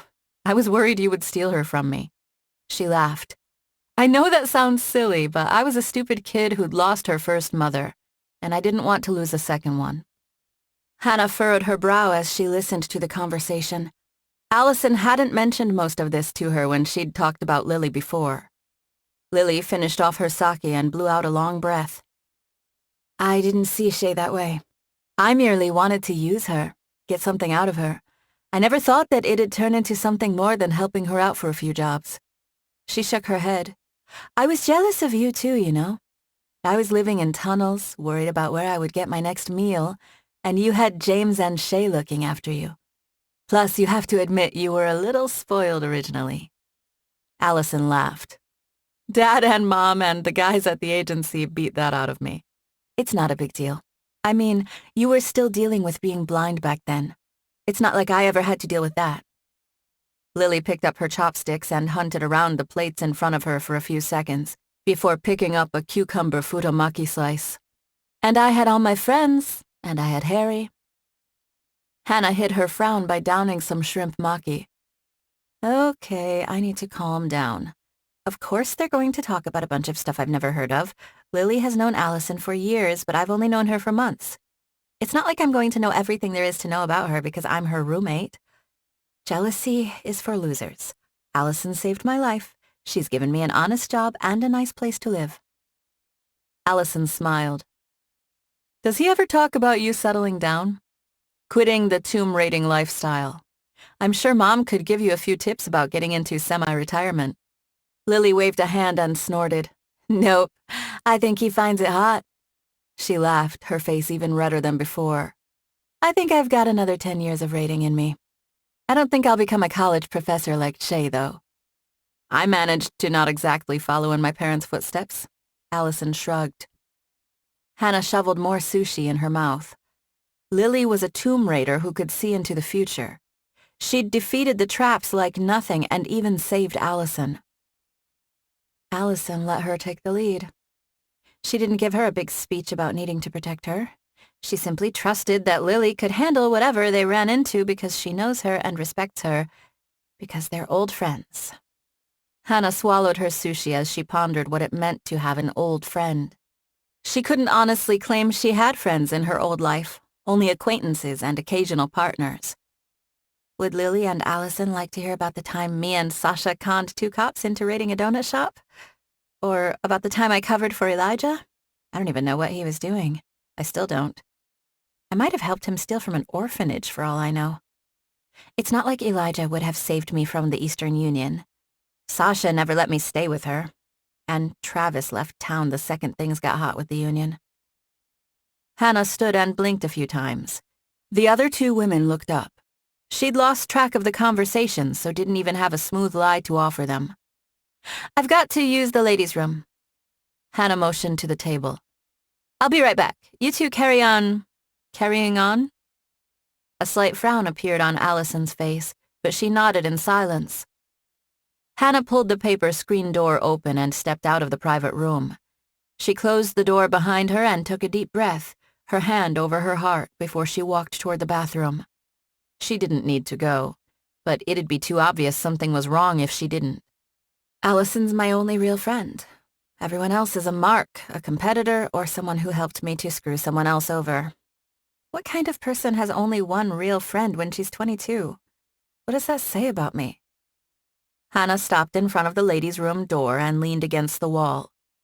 When they'd first met and Alison still had her soul sight, her friend insisted that Hana had a good soul, and that was one of the reasons she'd helped her out and even let her stay with her. Could it have simply been a line? I spent my entire life preying on others. Alison's been protecting people since she was 15. Hana looked down the hallway and sighed. She slapped her cheeks and looked up. I can be a better person. I just have to take the opportunity. Chapter 8. Alison yawned as she stepped into the lobby. A stubborn headache remained despite the gallons of water she probably guzzled once she'd returned home last night. The festivities might have produced even more lasting effects if Lily hadn't had to jet back to her client that night. They'd packed as much fun as they could into a few hours, then took a chorus back to the condo. Lily had already arranged private transportation to her plane, and that was that. A tomb raid and a visit from an old friend, done in days. It was good to see Lily again, but also kind of weird.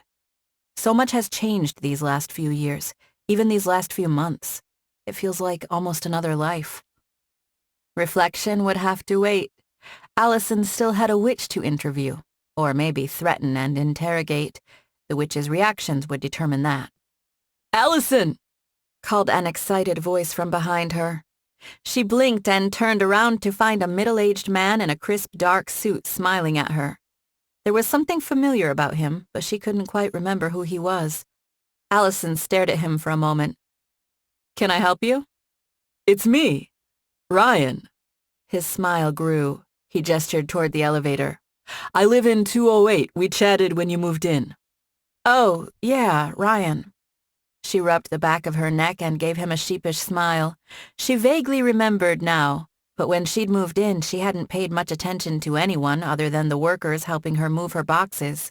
She shrugged. "Sorry, it's been crazy. Work, work, work." Ryan nodded quickly. "Of course. I know management at a pet food company probably isn't as exciting as being a security contractor, but I can sympathize when it comes to being overworked." Alison blinked. "Wait, you're a manager at a pet food company? What company?" "Golden Beak." Ryan smiled. "We specialize in bird food." Alison let out a sigh of relief. "Oof, good." The man stared at her for a moment, obviously trying to keep a smile on his face, but confusion crept into his eyes. "Do you have a problem with other kinds of pet food companies?" It'd take a while to explain. I had a case recently involving a pet food company. Alison laughed and shrugged. It got complicated, and I wanted to make sure I hadn't brought work home by accident. Ryan gasped. "I won't deny there are some shady operators in pet food production. We at Golden Beak pride ourselves on quality ingredients for our feathered friends. We never cut corners, and we don't use any genetically or magically modified ingredients." He winced. "Not that magic is bad, you know, but maybe we shouldn't use it in our bird food without more tests. No offense." He chuckled nervously. Alison waved a hand. "I don't run a pet food business, so no offense taken, and when I use magic on the job, it generally does involve hurting someone." She shrugged. "Hey, it's been great chatting, Ryan, but I was kind of on the way to something." Yes, of course. How rude of me. Just..." He looked around and licked his lips before he leaned closer. "I wanted to ask you for a favor." Oh, crap. Please don't hit on me. The last thing I need is some guy twice my age lusting after me in my condo building. Alison kept a small smile on her face. "What?" "I'm a huge fan of your father. Before my promotion at Golden Beak a few years back, I used to be a volunteer moderator on one of the larger James Brownstone fan forums out there, low and slow ass-kicking, but I don't have the time anymore. Too bad, you know? I know he's keeping things low-key, but I still like to read about new tidbits that have come to light. The agency, barbecue competitions he's won, that kind of thing." Ryan chuckled and turned a little red. "Oh, I just thought about the name and how it must sound. I know it's a bit on the edge, but, well, you know, he's your father." "That name does kind of fit him." Alison chuckled. "What's this about exactly? What favor did you need?" Ryan placed his palms together and gave her his best puppy dog eyes. It'd be cute on a kid, but was pathetic on a grown man. "I'd kill for a signed picture.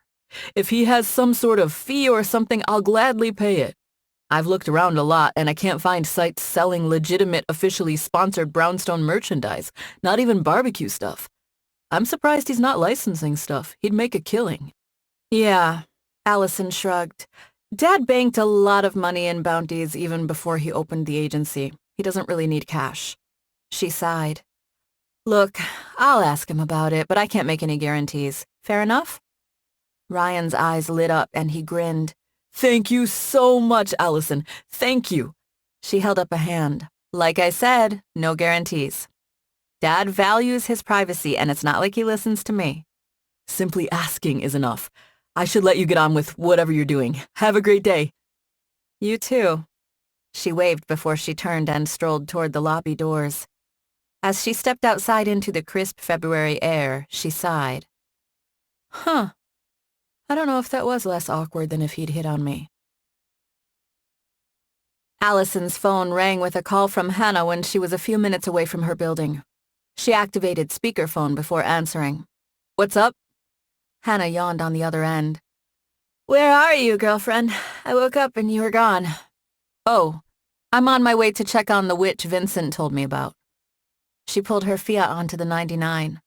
She lives in Kent, so I'll stop by and say hello. I checked with Tahir, and he has a positive thermal trace of someone inside her townhouse right now. Her friend sighed. Why didn't you wake me up? This sounds like a charm situation, not a punch them through the window situation. Alison laughed. I'm not punching anyone through the window, and this is a witch who will already be off balance by me showing up. If you try to charm her, she might pick up on it, and then it'll lead to me having to punch someone through the window. I used to con people for a living. I can be convincing without using the magic too, you know. Hana scoffed. Sure, I know. But I figured that toward the end of the night you were drinking more sake than either Lily or me. Hana didn't reply for several seconds. You and me normally don't tend to drink like that. I guess I wanted to take my opportunity. You're right, we don't. Things have been busy, and I've been worried about keeping a clear head. Plus, I've never been that much of a party girl. I figured it was kind of a special night. Lily visiting, and us helping her with the tomb raid and all. Anyway, the point is, I thought you could use the rest, and since I didn't need you this morning, I figured I'd let you sleep off the hangover.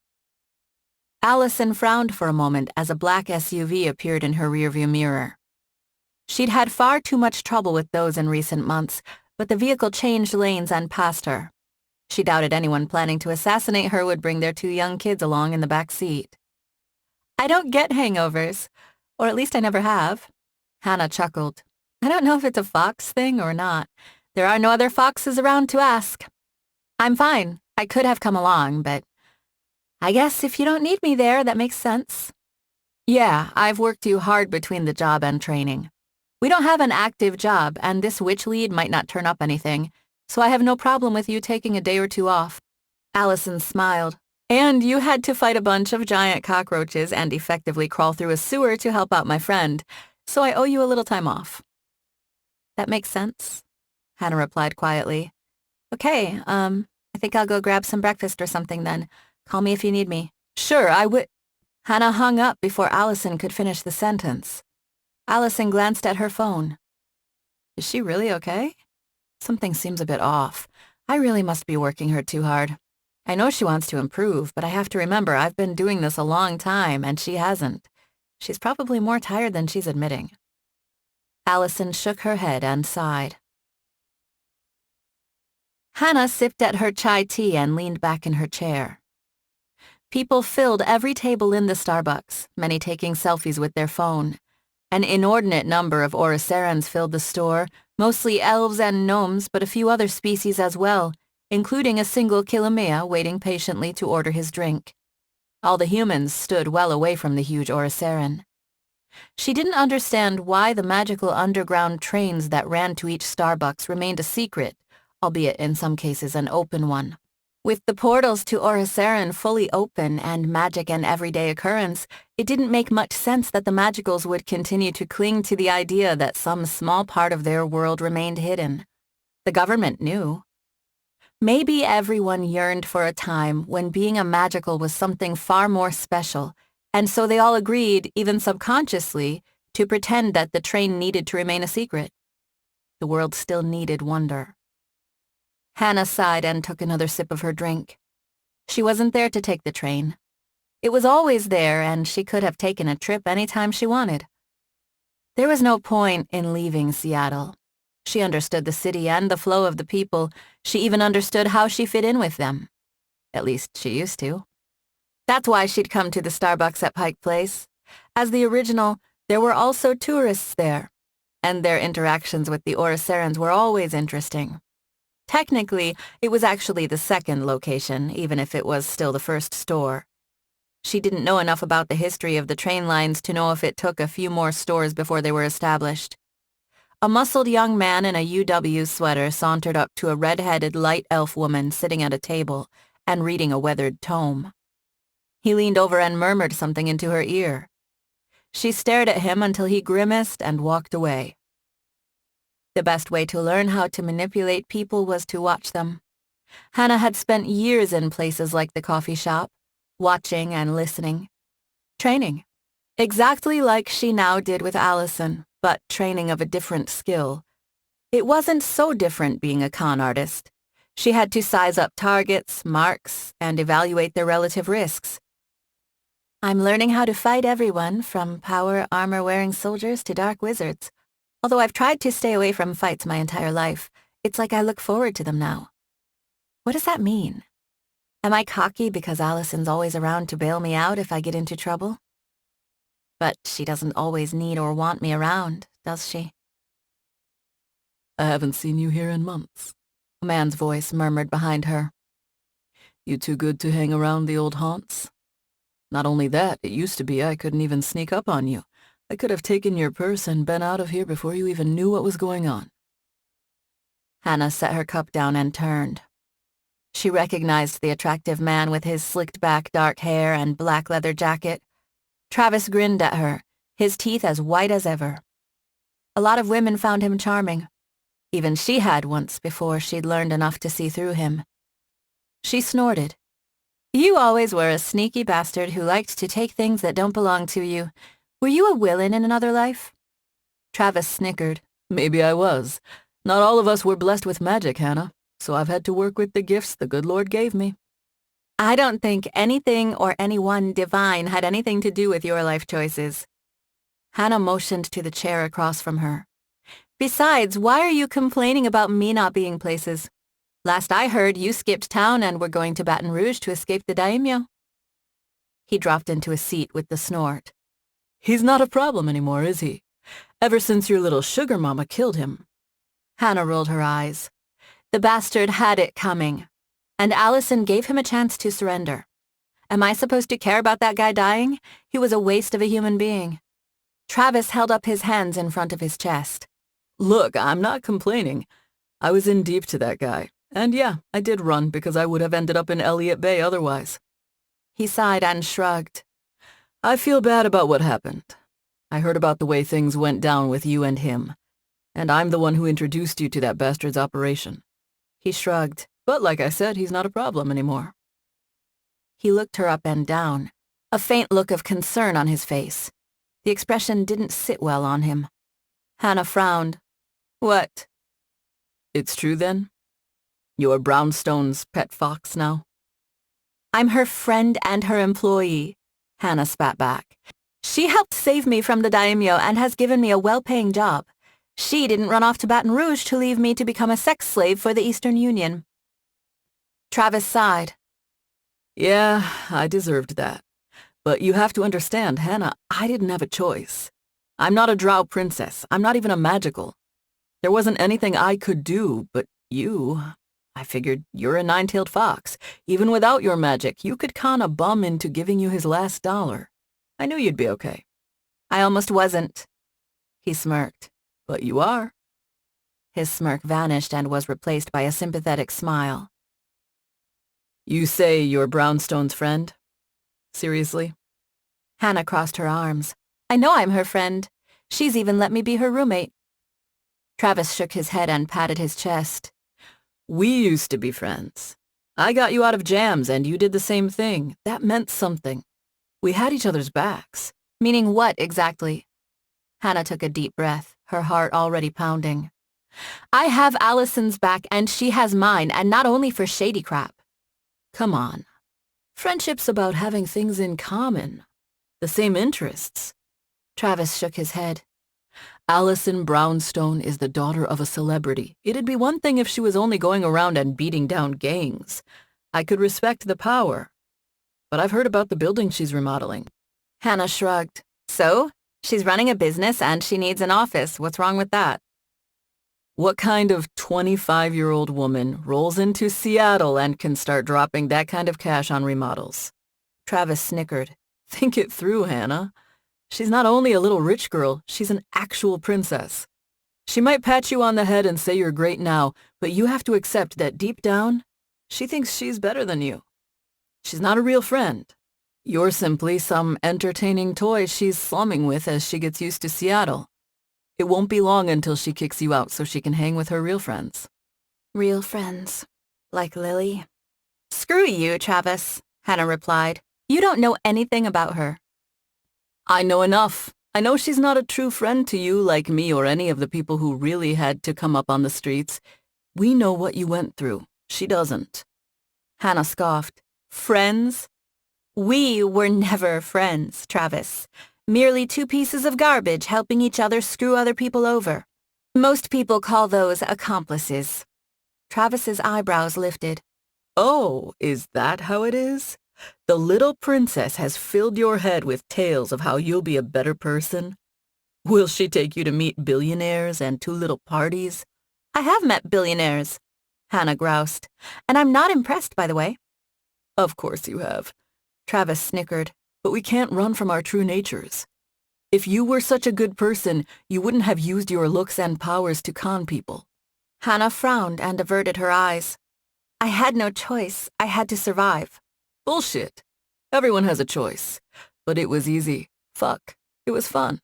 Travis chuckled. I'm not saying I'm better than you, Hana. I'm saying we're the same. And I understand you in a way that some rich celebrity princess never will, no matter what bullshit lines she feeds you. We've both done shit we're not proud of. Do you think hanging around Alison Brownstone and wagging your tails for her will turn you into a better person? A dark grin crept over his face. Now that'd be some impressive magic. Hana stood, her knees weak. I always had rules. Lines I wouldn't cross. All lines get crossed. It's only a matter of when. Maybe it wouldn't have happened when you were young and hot. Maybe it'd be when you were old, and even the charm magic didn't work as well. Shit, maybe it'd happen the first time you charmed the wrong person and they threatened you. Travis shrugged. The way I heard it, you were looking for some other woman to whore out to the daimyo in your place. He grinned. Is that what you tried to do with Brownstone? Did you pick the wrong woman? Hana dug her nails into her palms. The pain felt cleansing. I stopped before I even knew who she was. Travis sneered. How convenient for you. What would have happened if that woman didn't turn out to be Alison Brownstone? How long would you have held out? How long would your precious rules have kept you in check? Hana hissed. Her eyes turned vulpine. Her tails appeared and her claws extended. Go to fucking hell, you bastard! Silence swept over the coffee shop. Everyone now looked her way. The Kilomea from the line glared at them, and a few people, both human and Oricerian, stood as if preparing to intervene. Travis smoothed a hand over his jacket. I think this proves how close to the edge you were. I'm not saying this to be a hater, Hana. I'm simply telling you that you should get away from Brownstone and back to your real friends before it's too late. Hana snatched up her tea and threw it in Travis's face. I hope you get magical chlamydia, you son of a bitch! Travis chuckled and wiped the tea off his face.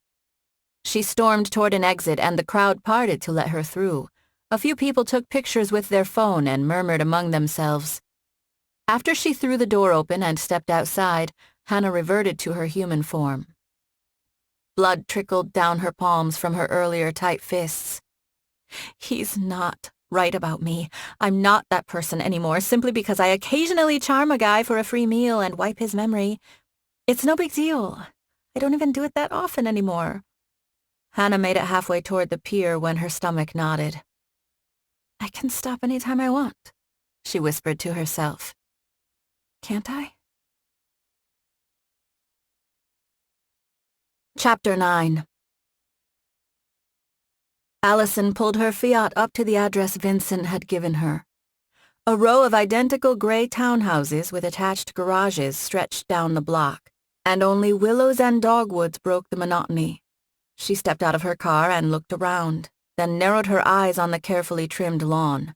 Faint magic tingled her senses. So that is what she does with her powers? Alison chuckled and headed up the narrow concrete walkway that led to the porch. She knocked lightly on the door. There was no reason to go in hard unless she expected resistance. After a few moments, the door opened and a tired-looking woman in an apron stood on the other side, flour on her face and clothes. It's really not a good time. The woman looked Alison up and down. Whoever you are. Alison Brownstone. She smiled and shrugged. I'm looking for Madison Vance. The woman's hand twitched and she glanced over her shoulder. Alison smirked. Left your wand in the kitchen, I'm guessing? You can't take me in. I've done nothing wrong. I've never committed a crime, which means I've got no bounty on me. Madison folded her arms and frowned. So you have no reason to even be here. You're harassing a law-abiding citizen. I'm not a bounty hunter, Alison replied. I have a license, but I'm a security contractor, and this isn't even about that. It's a different matter. The witch took a deep breath and looked over her shoulder again. Don't run. This doesn't have to be a big deal, Madison. Alison shook her head. I simply want to ask you some questions. I'm not here to fight you or take you in. Madison frowned and sighed.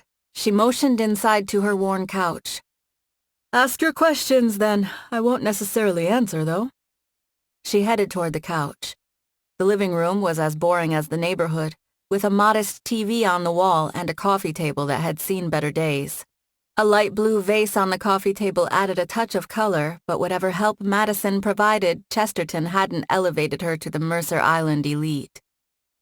The witch closed the door and moved to sit on a recliner. I've done nothing that should have you even sniffing my way. So why are you here? Huh. You really don't know, do you? Alison folded her hands in her lap. Why are you so nervous, then? Madison laughed nervously. Are you serious? You're Alison Brownstone. Everywhere you go, death and destruction follow, exactly like your father. We both only take down people who have it coming. Alison took a deep breath. Like I told you before, I'm not here to bring you in. I simply want to ask you some questions about some work you did for Derek Chesterton. Madison's eyes widened. What? How do you even know about that? That was confidential work. Time to push forward with a little gamble. Because I'm Alison Brownstone, and I always find out. She leaned forward and forced a smile onto her face. I know you did work for him. She narrowed her eyes. Curse work. I signed a non-disclosure agreement. I can't talk about any of the work I did. Madison swallowed and rubbed her hands together. I'm very good at keeping secrets, Alison murmured. And you know what I think? I think you want to tell me deep down. What the hell are you talking about? Why would I want to do that? Alison shrugged. Because you know something was off about the whole thing. You know they were hiding something from you, too. Madison looked down. I signed an NDA. Do you know any truth detection spells? The witch nodded. Alison pointed toward the kitchen. Go get your wand and use one then. I'm willing to swear right here and now under a spell that if you tell me the truth, I'll make sure no one ever knows where I got it from. You can't guarantee that. Madison shook her head. Someone could torture it out of you. She laughed. Seriously? You were terrified when I showed up because of who I am. No one will capture me. They might kill me, but they won't capture me. And I can use a truth spell? Alison nodded. Madison sighed and slumped forward. I won't even bother if you're willing to go that far. But I want to be clear. I didn't work for Derek Chesterton, at least not directly. I was recruited by a company to help them with some research. They wanted specific and rare curses performed on animals. They told me it was part of an experiment to evaluate if certain types of magic are carcinogenic from basic exposure. She furrowed her brow. The whole thing was odd because they'd never give me any information beforehand. I'd show up, and there'd be an animal, usually rats, but also some rabbits and even a goat and a few monkeys. They asked me to perform different kinds of spells and curses, really odd stuff. In some cases, the animals had already been enchanted, but the researchers wouldn't tell me about the magic on them. She threw a hand up.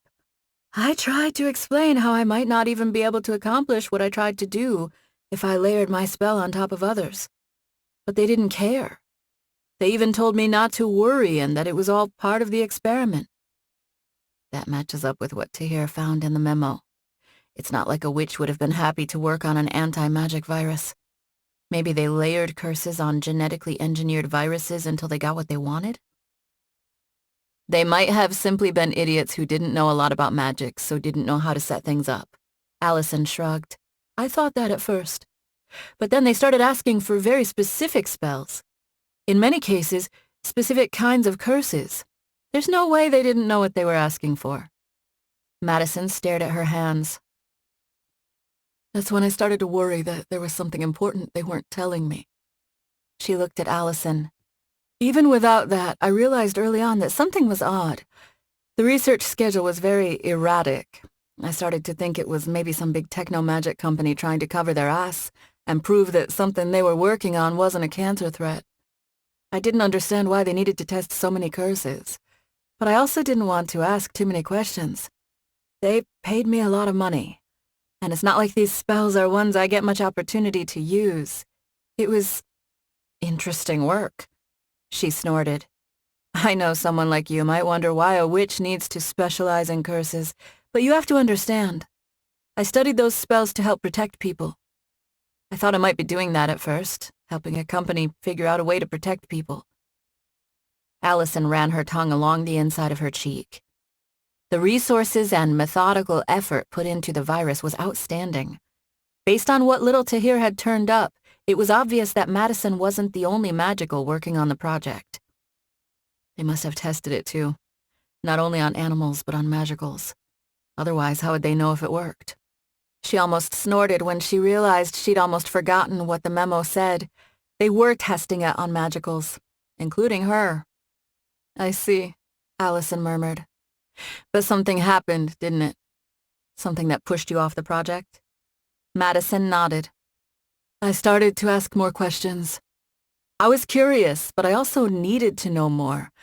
I tried to explain to them that the more I knew about what they specifically tried to evaluate, the better I could refine my magic to help them. I approached the main researcher, cornered him in the hallway, and asked him point blank to give me more information. I offered to sign even more NDAs if that was the problem, but he still refused to give me more information. She frowned. There's one thing I don't get. When I asked you about working for Derek Chesterton, you reacted with disbelief that I knew.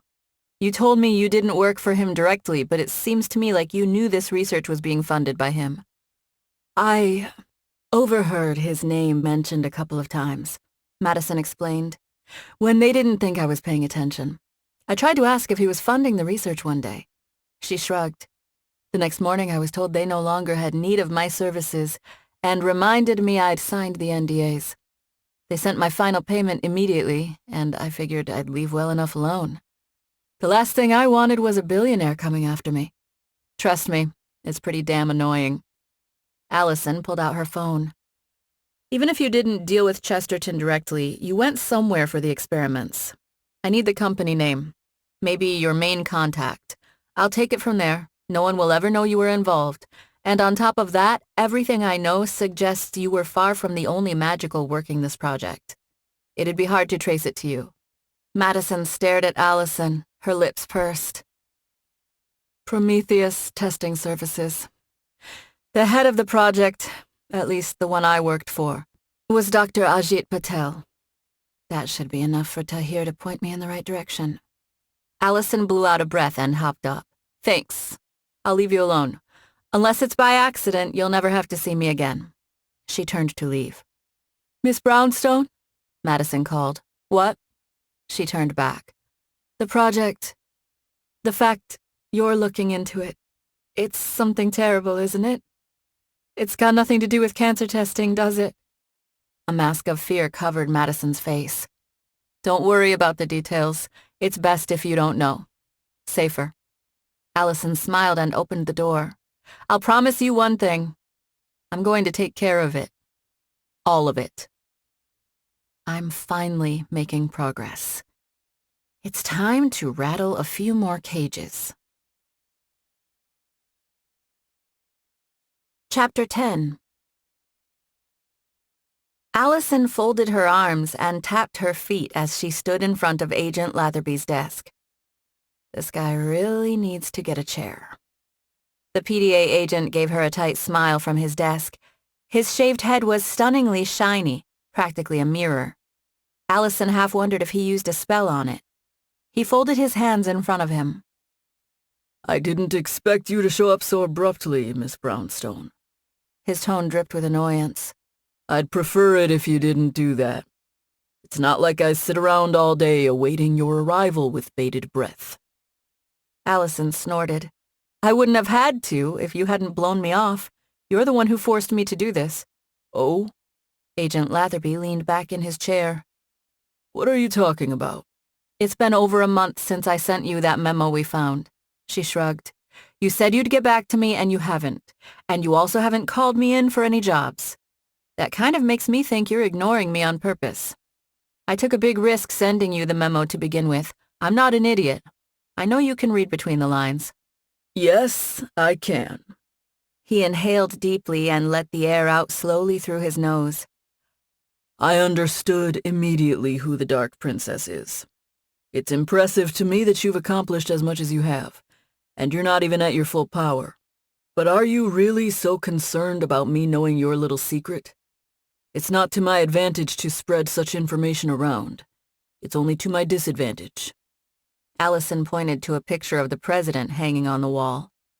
My theory is that Chesterton is behind it, but it's not like the government doesn't have the resources to do it. The government has screwed with my family several times over the years, and so let's say I don't trust them to not cook up some anti-magic as a weapon. She snorted. To be clear, I'm not saying this project was created to target me, only that I have no reason to trust anyone in the government. Agent Latherby chuckled quietly. You trust me well enough. And I'm questioning if that was a good decision. She shook her head. You may be a government stooge, but you're also a wizard. Whatever the original point of this project, it's as much a threat to you as it is to me or any other magical.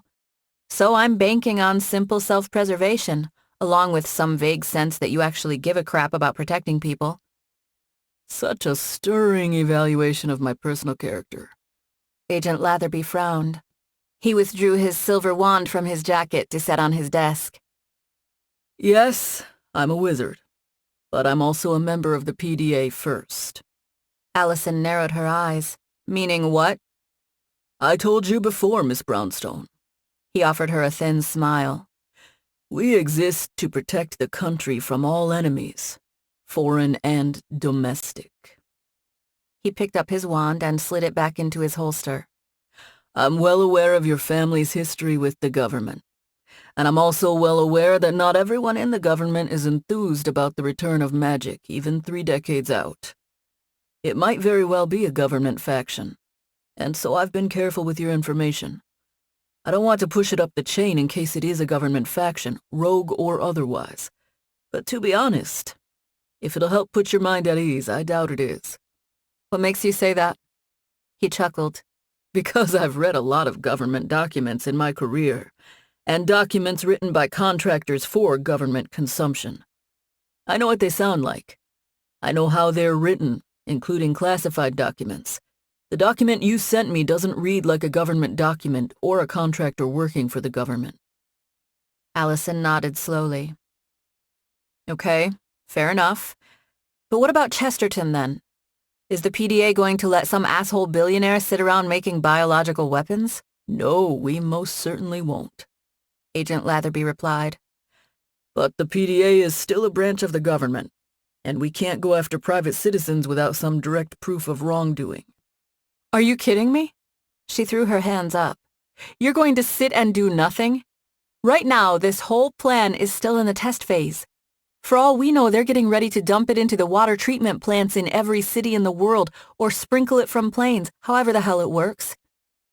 The PDA agent gave her a bland look, clearly unimpressed with her predictions. The subtlety employed by the people behind this suggests nothing so grand anytime soon, and there's little that can be done for the current victims. But I'll have you know that we're doing something. We're monitoring Chesterton. Your encounters with him and his cat's paws are enough for that, but we've been hampered by having to be careful with our investigation. It's not only this office involved in looking into him. Even if we've had trouble collecting evidence and witnesses willing to testify, his indirect links to Jacobson Associates are already of interest. Alison nodded, and some of the tension seeped from her body. Good. All I wanted was for someone to look into this crap. I'm doing it myself, but yeah, like you, I have to be a little subtle about it. I'll let you know one important thing. Chesterton is obviously scared. Scared? She furrowed her brow. Why do you say that? You haven't noticed yourself? He's been unusually quiet. He's not made a single public appearance since your dismantling of Jacobson Associates. We're taking our time, Miss Brownstone. Watching him and preparing. When we go after him, we need to make sure it's for the final kill. If we give him any room to maneuver, he might lawyer his way out, bribe his way out, or simply run and hide somewhere. Money lets you do that. He can buy himself enough wizards to hide from us. Agent Latherby frowned.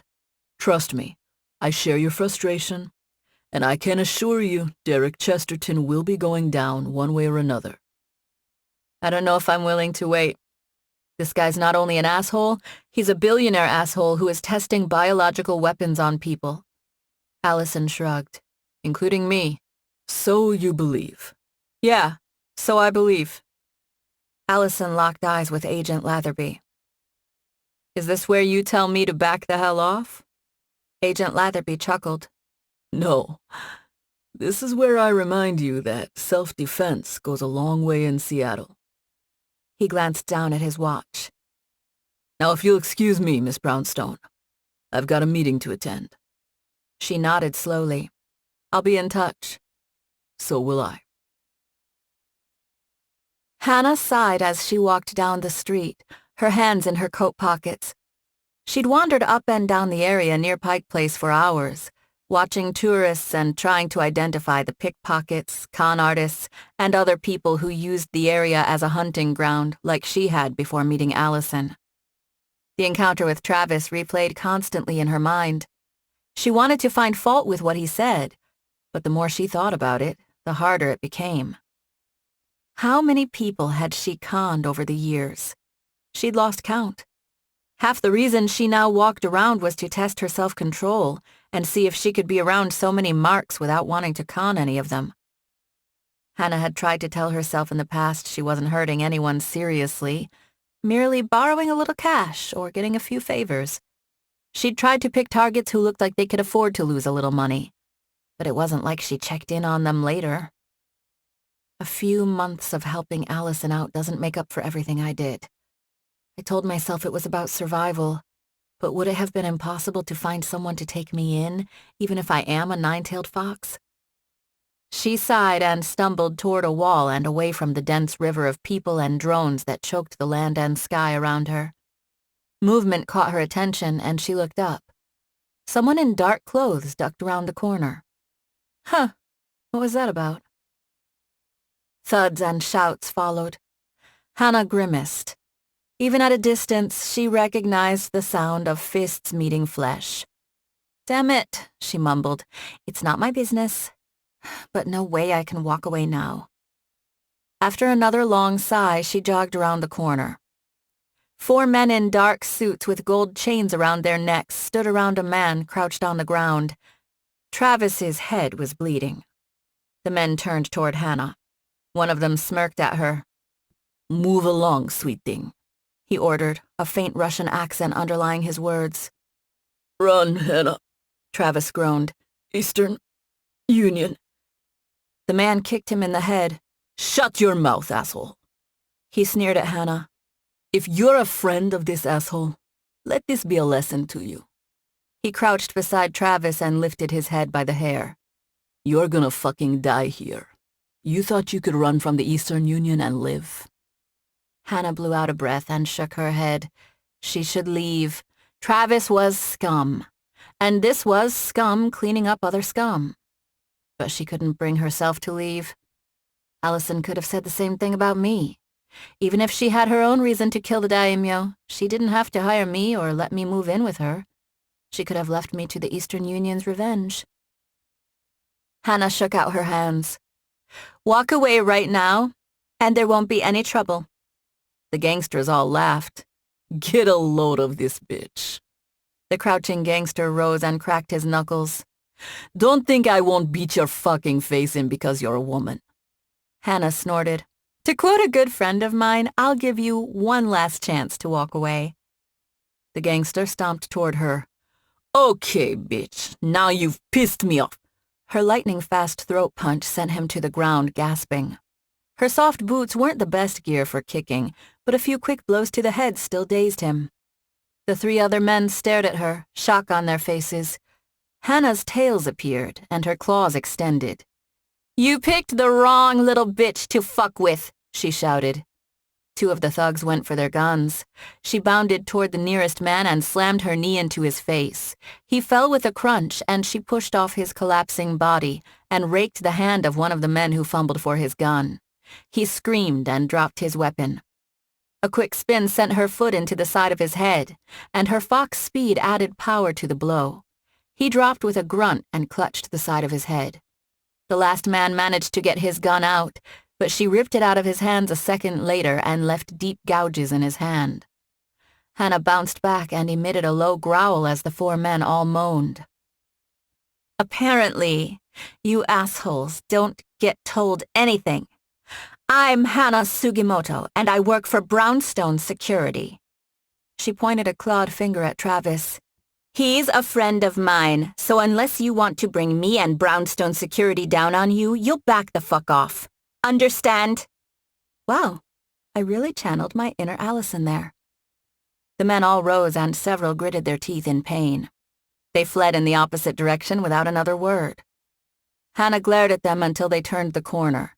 She retracted her claws and released her tails. Travis pushed himself to his feet. Damn, Hana. I always knew you were fast, but every time I saw you use your powers, you used them to run away. He winced and touched a bruise on his face gingerly. Thanks. After everything I said to you earlier, I wouldn't have blamed you if you left my ass there to get beaten, or worse. I'm worried, though. Like I said, those guys were Eastern Union. Hana snorted. So?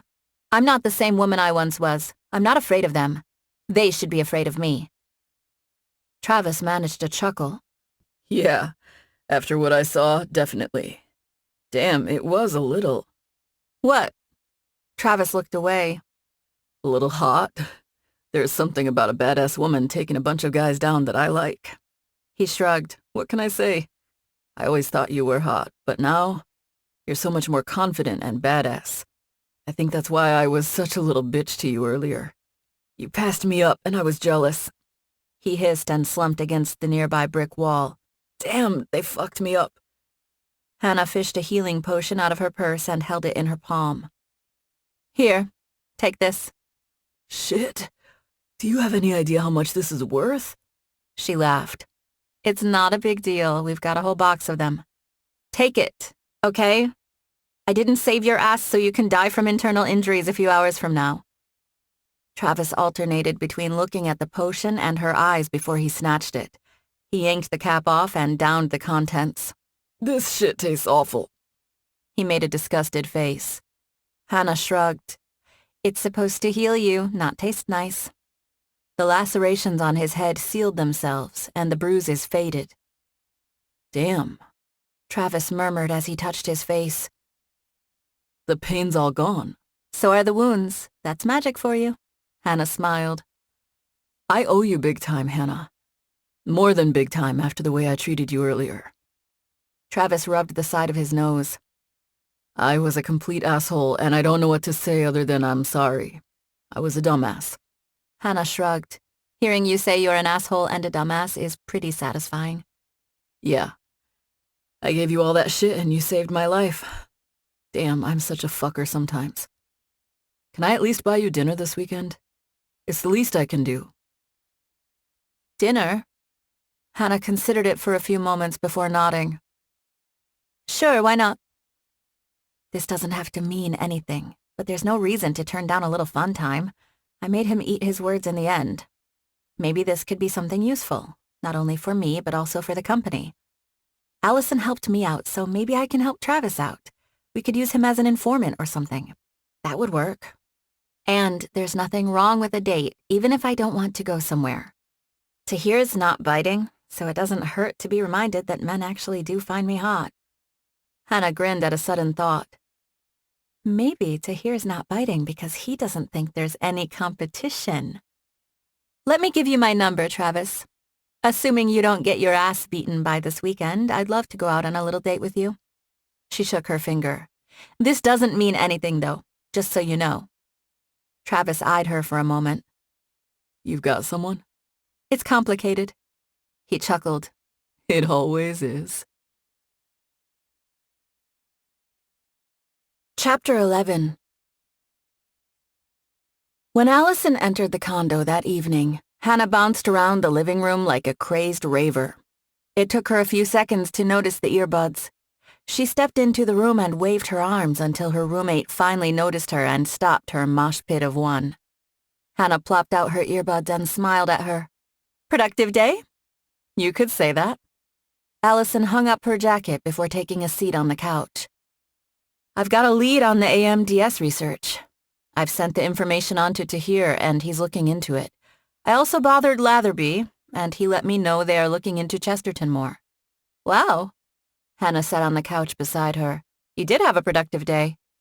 Alison shrugged. How about you? I've been worried about you, but it looks like you're okay. Worried? Yeah. I grew up half my life with bounty hunting and combat training and all that craziness. Alison smiled. Sometimes I worry I'm working you too hard. Hana blew a raspberry. I'm fine, but I'm not saying I didn't enjoy a little time off. By the way, I happened to run into some Eastern Union guys and kicked their asses, and I name-dropped the company. In my defense, they were beating someone up at the time, and I wanted them to be scared. Alison chuckled. Maybe next time, tell them who you are and who you work for before kicking their ass. But I'm not worried about them. If we're lucky, they might leave town. I don't think so, but it's always a possibility. Here's to hoping. Oh, and I have a date this weekend. Hana grinned. Alison blinked. A date? You went and talked with Tahir? No, it's not with Tahir. It's with the guy the Eastern Union was beating up. Somebody I used to know in the old days. I think... Hana sucked in a breath. I think I need a few dates that aren't complicated, you know? I see. Alison sighed. I won't tell you what to do, but make sure you're not setting yourself up for disappointment. Hana winked. I never set myself up for disappointment. She placed her hand on Alison's shoulder and locked eyes with her. You said earlier that you sent some information for Tahir to look into. I did. Yeah, why? I want to go with you when you talk with him. Knowing Tahir, he'll probably have something within a day or two. Hana pulled her hand away. Pretty please? Alison snorted. Fine, but keep whatever games you're playing low-key. I need him focused right now. The next evening, Alison eyed Hana as the fox smiled at Tahir, who sat at his computer desk. She didn't like the hungry smile on her friend's face. This is going to end badly, isn't it? Alison sighed and shook her head. She'd worry about her friend's love life later. They weren't there for a friendly visit. She didn't want AMDS-related information going out over the phone, even with Tahir securing it. So that necessitated a face-to-face meeting. He increasingly preferred face-to-face reports anyway, probably so they could see his expressions as he bragged about how good he was. Prometheus Testing Services. He intoned and swiveled in his chair to face Alison. They aren't what you think. She frowned. What do you mean? Tahir nodded toward his center screen. Chesterton doesn't own them and has no controlling interest in the company at all. No way. He has to own them. Alison shook her head. The witch said she overheard them mention his name. Tahir nodded. Yes, and that may very well be the case. Everything I could find on short notice, which did still include some deep dives, suggests the company is a subcontractor that helps with patent testing, on sensitive research when the clients lack some of the necessary in-house resources. They've been around for decades and are well trusted across a variety of industries. He shrugged. To be clear, they've worked openly for companies controlled by Chesterton in the past, and I've found some evidence of more recent hidden work. But they've also worked for AMS. Alison blinked. As in Scott's company? Yes, but not only his company. Virtually every major technomagic company and many biotech firms who are exploring magical research. Tahir swiveled back toward his screen and tapped something on his keyboard. That seems to be one of their selling points. The fact that they have a lot of experience doing clinical patient testing involving magic. Hana watched the two in silence, and the same hungry smile remained on her face. She'd never looked more like a fox, even on four legs. Wait, Alison pinched the bridge of her nose. So, these damned bastards are probably on Chesterton's payroll, but we don't have a good way to prove it. Is that what you're telling me? Tahir continued typing and didn't bother to look her way. I'm still trying to penetrate their systems fully. For one thing, I've not been able to find any evidence that an Ajit Patel has ever worked for the company in any manner. I'm doubtful that they could have run extensive testing on the virus, especially if it involved magical resources, without leaving some evidence in their systems. I simply need more time. He frowned and stopped typing. It pains me to admit it, but their systems are surprisingly hardened, including with magic. It's fine, Tahir. You've already made some progress.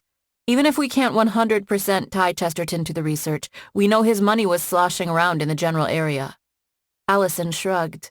That means we're at least heading in the right direction. Tahir nodded curtly. I suppose. I'll continue looking into things.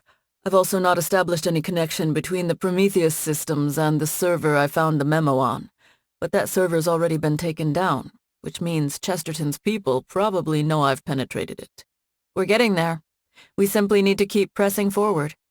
Latherby told me Chesterton is lying low, which means he's worried. I don't care if he's worried more about the PDA or FBI than me. We can take advantage of that. Alison stood. But there's no point in bothering you for now. We'll leave you to your work. Thanks for all your help as always, Tahir. He scoffed. This is a puzzle that needs to be solved. I'm as interested in finding out the answer as you are, but it will probably take a few days. Take the time you need. It's not like Chesterton's going anywhere, and he's obviously afraid to send anyone after me for a while. Hana stood and stretched her arms toward the roof. So you'll spend your weekend cracking systems. Sorry for that. Tahir looked her way. Why would you be sorry? I enjoy a good challenge. Oh. Hana shrugged. You're so hardworking. It makes me feel bad about going on a date this weekend. That is, assuming you don't find some super incriminating evidence right away. We'll see. Tahir cleared his throat and returned to his typing. Enjoy your date. Disappointment spread over Hana's face. I told you not to get your hopes up. Alison let Hana stew in silence for the first 10 minutes of their drive home before she finally shook her head. Whatever happened to being direct? Hana frowned. What do you mean? Direct about what? Tahir. I thought you were going to be direct with him, but now you're playing games. Alison sighed as she changed lanes, moving in behind a large undercar delivery van. I get that some of this is you wanting to get that thrill of manipulation or whatever, but if you're really interested in him, be honest. That's what I've done with Mason, and it's working out. Hana snorted. Tahir's a little denser, a little more of a challenge. I'll back you if this is serious, but I don't want you to twist yourself up in so many games you forget the original goal. I'm not trying to be a bitch about this. I only want to see you happy. A vulpine smile took over Hana's face. Don't worry. I know exactly what I'm doing, and this will help me judge if I have a shot. It was easy to tell Mason was into you because he couldn't take his eyes off you at the gym. But Tahir's a different kind of guy, and I get it. Some guys don't even understand they're interested until they see someone going after the woman they're attracted to. She whined. Trust me, this will work. It's a great plan. And what about the guy you're going out with? Alison inquired. Is he in on the plan? Hana nodded. Yes, I made it clear this date's nothing romantic. Don't sweat it. I'll simply have a little fun this weekend, and when it's all over, Tahir will finally see me as a woman. Alison chuckled. I don't know what to say other than good luck. That's all I need. Hana rubbed her hands together. This will be great. She glanced at Alison. Assuming we don't have to go smash Chesterton's head in first. Don't worry. I promise to wait until Monday if we need to. Alison grinned. Hana gave her a thumbs up. You're the best. Chapter 12. Mason smiled from across the table. He picked his wine up and took a sip. So that's when I told the client, look, we can either fly out in the helicopter or we can sit here and die. This is all while the mercs are opening up with machine guns, and I'm pushing my magic to the limit. Alison nodded as she chewed a bite of her lobster risotto, sweet and succulent. The idiot keeps arguing with me. All the while, I'm seeing more reinforcements coming. These guys really wanted him dead. Mason laughed. I'm still not sure to this day whether I should have been impressed the guy wasn't freaking out about the dozens of mercenaries shooting at us, or that he was so afraid of getting in a helicopter while we were taking lead. We were lucky they didn't have any explosives. No offense, but I'd be afraid of getting in a helicopter with someone who didn't know how to fly one, Alison pointed out after swallowing her food. Even if the guy suggesting it was handsome and funny. It's about picking where you want to die. I know how to fly. Mason shrugged. I'm a licensed helicopter pilot. Alison blinked. Huh? You are? Since when? For a long time. Years. How did that never come up before on our previous dates? Alison stared at him like he'd grown wings. What other secrets are you hiding? I never mentioned it because I didn't really think it'd be the kind of thing that would impress you. Mason chuckled. And it's not like I own one. It's merely a useful skill to have for my job. I ended up learning how to fly copters after an early job. I was with a client in one. The pilot got hit by a sniper. I had to bring the copter down myself, and I mostly did a good job. He shrugged. Some quick spell work saved me and the client, even if I didn't escape unscathed. At least I brought it down in the middle of a city. Cops showed up, both SWAT and AET, and took down the hitmen coming after my client. After that incident, I wanted to make sure I could at least fly a helicopter. I thought about getting a fixed-wing license as well, but it's been hard to find the time. You know how it is. No, because I don't know how to fly a helicopter. Alison grinned. Well, aren't you full of surprises, Mason? Do you also drive race cars? Don't I wish? He took another sip of his wine. I've merely picked up a lot of skills that help me with my job. You never know what will happen on a job. Don't I know it? Alison shook her head. Stupid pet food guy. I saw on the news they've indicted him for over 30 different charges. Don't worry, he's going away. I hope he already paid you. Yeah, I know. The DA contacted me the other day. Alison rolled her eyes. Fortunately, the idiot's going to plead, so I won't have to testify. She shook her head. That's what I get for not being careful. What about you? Besides idiot clients, have you ever been screwed over? Yeah, it happens. Mason shrugged. And I don't have all the support staff that you do, so I have to rely a lot more on public knowledge of the potential client and instinct. But sometimes it fails me. Or sometimes I realize the guy I'm guarding is a piece of crap who's better off dead, and I regret taking on the job. Alison nodded slowly. She took a sip of her Chardonnay. What happens then? You let someone take them down? If someone's honest with me and I took the job with full knowledge of who and what they are, I protect them. It's rare that I take on pieces of crap, unless there's some compelling reason they need to live. Mason frowned. Like they're going to roll on someone else or something like that. Mostly, though, if I find out someone's total garbage, I'll give half their money back and walk.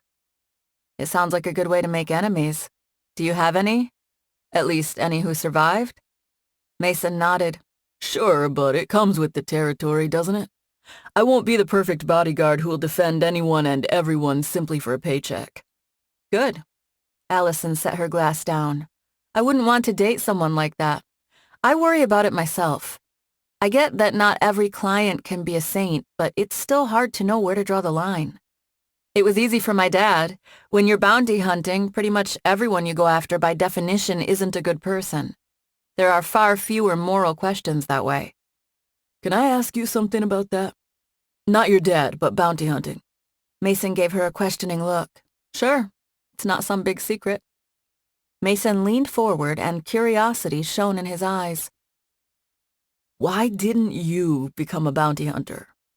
You've talked a little to me before about not following in your parents' footsteps, but it's not like you became a doctor or accountant or something. There are career paths you could have chosen that would be way different. Alison ran her finger around the rim of her glass. Yeah.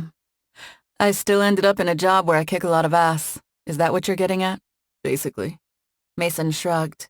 I'm not saying there's anything wrong with it. But why not do what your dad did? It would have been easier.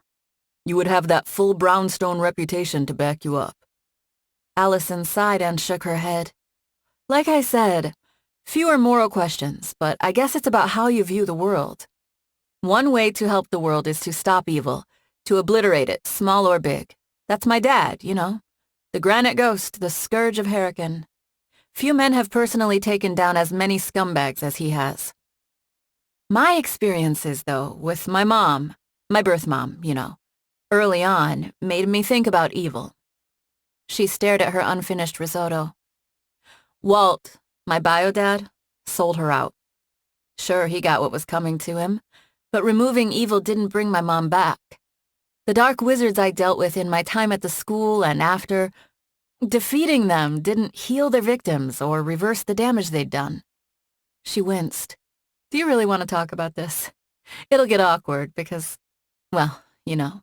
Mason nodded. I'm not jealous of Tanner. He's not here with you. I am. I don't know the guy, and I've got nothing against him, but I'm also not worried about him. I've taken down a lot of dark wizards since my time at the School of Necessary Magic, Alison murmured. But it doesn't reverse what they've done. It only stops what they might have done. She stared at Mason. I don't simply want revenge. I don't only want to stop future pain. I don't want other people to have to go through the kinds of things I did. Protecting people is a way to do that. The best of both worlds. I take down scum before they can hurt people. At least, that's the idea. You never thought about joining the PDA? Although, maybe I shouldn't be the one to talk, given what I ended up doing for a living. Alison smiled. I simply don't trust the government. There are many good people in the government, but there are too many moving parts and too many snakes. I'm too stubborn to want someone else telling me what to do. I figure running my own security company is the best compromise. I can still protect people, but on my terms. If I don't like a client, I can tell them to go to hell. Her phone buzzed and her gaze flicked to her purse, but she forced her eyes back to Mason. He nodded toward her purse. Go ahead and check it. We both aren't the kind of people who should ignore our phones. Sorry. Alison gave him a sheepish grin. She pulled her phone out and checked the message. It was from Hana. Hope you're having fun, girlfriend. I'm having fun. Do everything I would do and more. A winking emoji and wine glass emoji followed. Alison rolled her eyes. It's only Hana. She has a fake date tonight. Mason laughed. Fake date? How does that work? Long story. I'm not sure how much of it involves her genuinely being concerned about something versus simply liking a lot of drama in life. Alison tapped out a quick response of okay before she dropped her phone back into her purse. But she's fun. It's good to have a fun roommate. Is she a roommate who'll miss you if you don't come home tonight? He raised a brow suggestively. Alison sighed. No, but... I'm still not ready for that, if that's okay. She shrugged. Mason chuckled. You're worth waiting for, eh? I'll wait as long as you want. Her cheeks warmed. Thanks. Hope you really are having as good a time as I am, Hana. Hana's head thundered, and she blinked her eyes open into complete darkness. She couldn't remember what had happened. Memories trickled in. A date with Travis. They'd talked about the old days and some of their more outrageous stunts. Wait. What the hell? Why can't I see anything? Where am I? Her arms and legs wouldn't move. It took a few seconds to realize her wrists were handcuffed behind her back and her legs bound with something cold and smooth. She hissed and struggled. Her tails popped into existence and provided some small light. The illumination revealed that she lay on her side on the floor. Several metal chains were wound around her legs. Light filled the room and pain spiked in her throbbing head. She squinted for a few seconds before she closed her eyes. A door clicked open behind her. I'm really sorry about this, Hana, Travis's voice said. Hana rolled onto her other side and forced her eyes open. Her blurry vision barely made out her date standing in the open doorway. What the hell is going on, Travis? He shrugged. I owe the union too big a debt. I thought I was free and clear, but then a guy tracked me down in Baton Rouge. I thought he would waste my ass right then and there, but he told me I could be free and clear if I helped them out with a little problem. With you. Hana barked out a harsh laugh. You really are a son of a bitch. I'm glad I never slept with you, even back when I thought you were hot. But I'm sure I would have been disappointed anyway by certain things. Travis snorted. It's your fault, you know. They're not even pissed much with your debt. It's Brownstone. She's humiliated them and made them look weak. So the hell what? If they're so pissed at Alison, they should try to take her out. Then they can see how weak they really are. Hana spat at Travis but couldn't reach him. You don't get it, do you? A lot of people thought she wouldn't be as tough as her dad, but she's even worse. She's got all that magic. He shook his head. They're too afraid to go at her directly, so why not a 2-for-1? They get someone who owes them something, and they hurt Brownstone and make Princess Bitch understand that she doesn't run Seattle. Hana tried to stare at him, but her vision still swam. What the hell did you do to me? This isn't about drinking too much. I drank way more the other day and was fine. Travis walked closer and crouched beside her. He stared at her tails. I didn't know how much to use. I put it in your drink when you went to the bathroom, but worried I might have put in too much. You're not human, so I couldn't get by with the bare minimum. You're such a little bitch, Travis. You drugged me on a date? She laughed, but that only hurt her head more. You're right, and I was an idiot. I deserve it. I got conned and bought it all. The well-timed beating after the initial toying with me, making me question everything. You're better than I thought. He smirked. I don't have tits and magic, Hana. I've had to make sure all my skills are even better. Hana rolled onto her back. Congrats, Travis. You beat me. Probably because I'm a con artist deep down. What do you mean? Come on. We both know the most important truth when it comes to cons. It's way harder to con an honest person. The best cons take advantage of greed. In my case, I got greedy by wanting to believe I was a better person than I was. Hana sighed. Look, I've been in this exact position. I did the right thing. You still can too. Travis stood and sneered at her. Are you still trying to feed me that bullshit? Look what doing the right thing got you. Sure, you got to play at being Brownstone's pet for a while, but it made you soft. Made you weak. Weak? She snickered. Who's the weak guy now? You're the one who drugged me, and you're only talking shit because I'm handcuffed and in chains and still drugged. I'll tell you what Alison taught me. She taught me to give everyone one last chance, and when they blow that chance, to kick their asses. I'll kick you so hard you end up in Canada, you son of a bitch. Travis slammed his foot into her side. Pain spiked through her, and she hissed. He dropped to one knee and lifted her by the hair to glare into her face. Hana's stomach swam. The drugs made it impossible to focus. Something poked at the back of her mind. A solution. But she couldn't focus. I win! You arrogant bitch! Travis screamed and spittle blasted from his mouth. It doesn't matter that you're a magical and I'm only a normal human. I win. And you lose, and I'm not hiding behind someone else. The union probably won't even whore you out. They'll probably send you to Brownstone piece by piece to make a point. Hana let out a quiet chuckle. You dumbass. You called me Alison's pet. Haven't you heard what brownstones do to people who hurt their pets? His face twisted into a mask of hatred. He yanked a syringe from his pocket. They only let you wake up because I wanted you to hear it from me. He slammed the syringe into her neck and injected a cold liquid into her. Nighty-night, Hana. If you're lucky, you'll never wake up. She groaned at the fire in her neck. You better run back to Baton Rouge before I wake up. I know one piece I'll remove from you. A very tiny piece. Travis stood and snorted. You should have stayed on the streets. Maybe then I would have had your back. Too bad you picked the wrong side. He spun on his heel and stormed toward the door. I'm gonna enjoy, Hana slurred. The darkness overwhelmed her. Chapter 13. Alison stopped the treadmill at the gym and stepped off. She wiped the sweat from her face with a towel before she frowned at an empty treadmill beside her. Her roommate hadn't come home last night.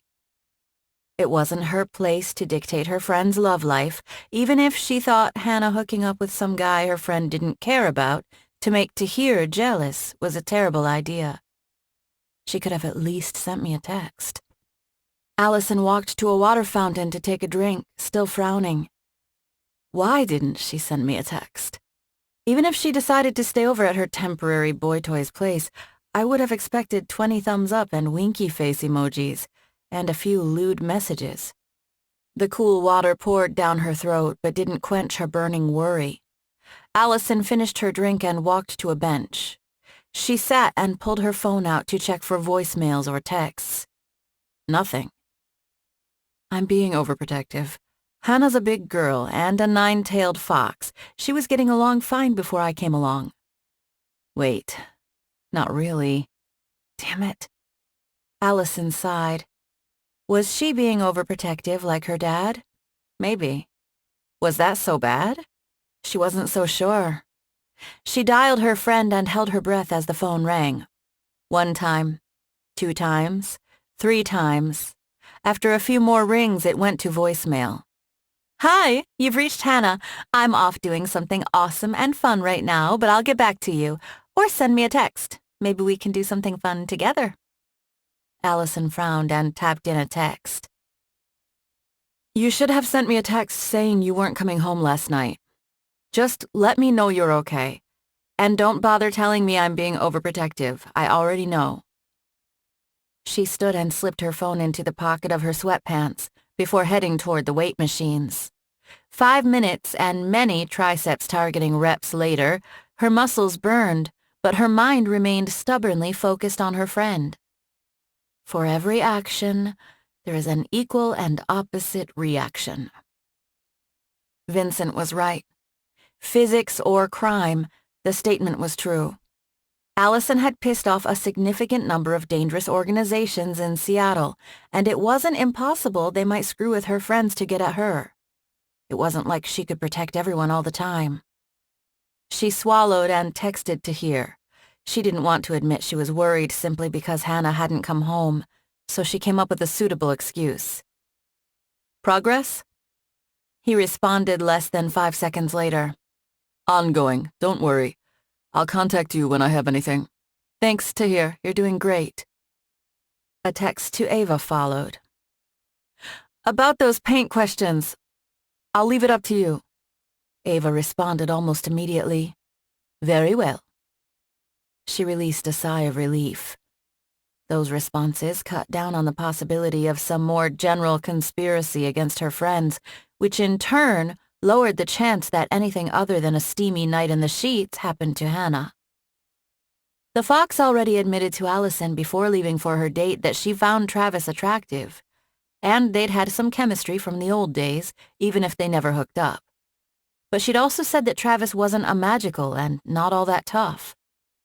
If anyone jumped them, it'd be on Hana to defend them. She did take her gun, but she didn't take her pendant. A wizard or power armor ambush would be too much. Alison wiped down the triceps machine and moved to the bench press machine. Her stomach churned the entire time. She lay back on the bench and took a deep breath. Too many people she cared about in her life had been hurt. It didn't matter if she was the Dark Princess. That wasn't always enough. Alison sat up and shook her head. If she tracked Hana down and nothing had happened, she'd look like an obsessive idiot. But if she ignored her instincts and her friend was hurt or worse, she'd never be able to forgive herself. Hana has never stayed away for the night since she moved in without at least sending me a text. That has to mean something. Screw it. Obsessive idiot it is. Alison dialed Tahir. He answered with a snort. Patience, Alison. I'm working on it. Bothering me won't speed up the process. This isn't about that. It's about me me worried about Hana. Worried about Hana? Tahir replied, the irritation gone from his voice. What about her? She went out on a date last night, remember? But she also never came home. No messages, nothing. Tell me I'm an obsessive idiot. He didn't respond for several seconds. Behavioral pattern changes are always a cause for further investigation. Let me see if I can track her phone. One moment. Alison rubbed the back of her neck and sighed. Okay. She waited as the only thing she could hear was the faint clack of his typing and his breathing. Tahir broke his relative silence with a grunt. This is concerning. Alison stood. Concerning? What do you mean? I'm assuming the restaurant she ate at was the Gilded Duck. Yeah, she mentioned probably going to that place. Alison walked toward the front door of the gym. She'd survive without a shower. Tahir muttered something under his breath. I pinged her phone there and hacked a traffic drone to go to the coordinates. They lead to an alleyway a few blocks away. The sensors on the drone are too limited for me to look for thermal traces, but I think it's in a small garbage can in the alleyway. Alison tossed her towel into the dirty towel bin. I'm going to my car. Lead me there and I'll check things out. Good thing I keep a receiver in the car. It's time to do this more efficiently. Alison stepped into the alleyway, still in her sweats and t-shirt and her hair a mess.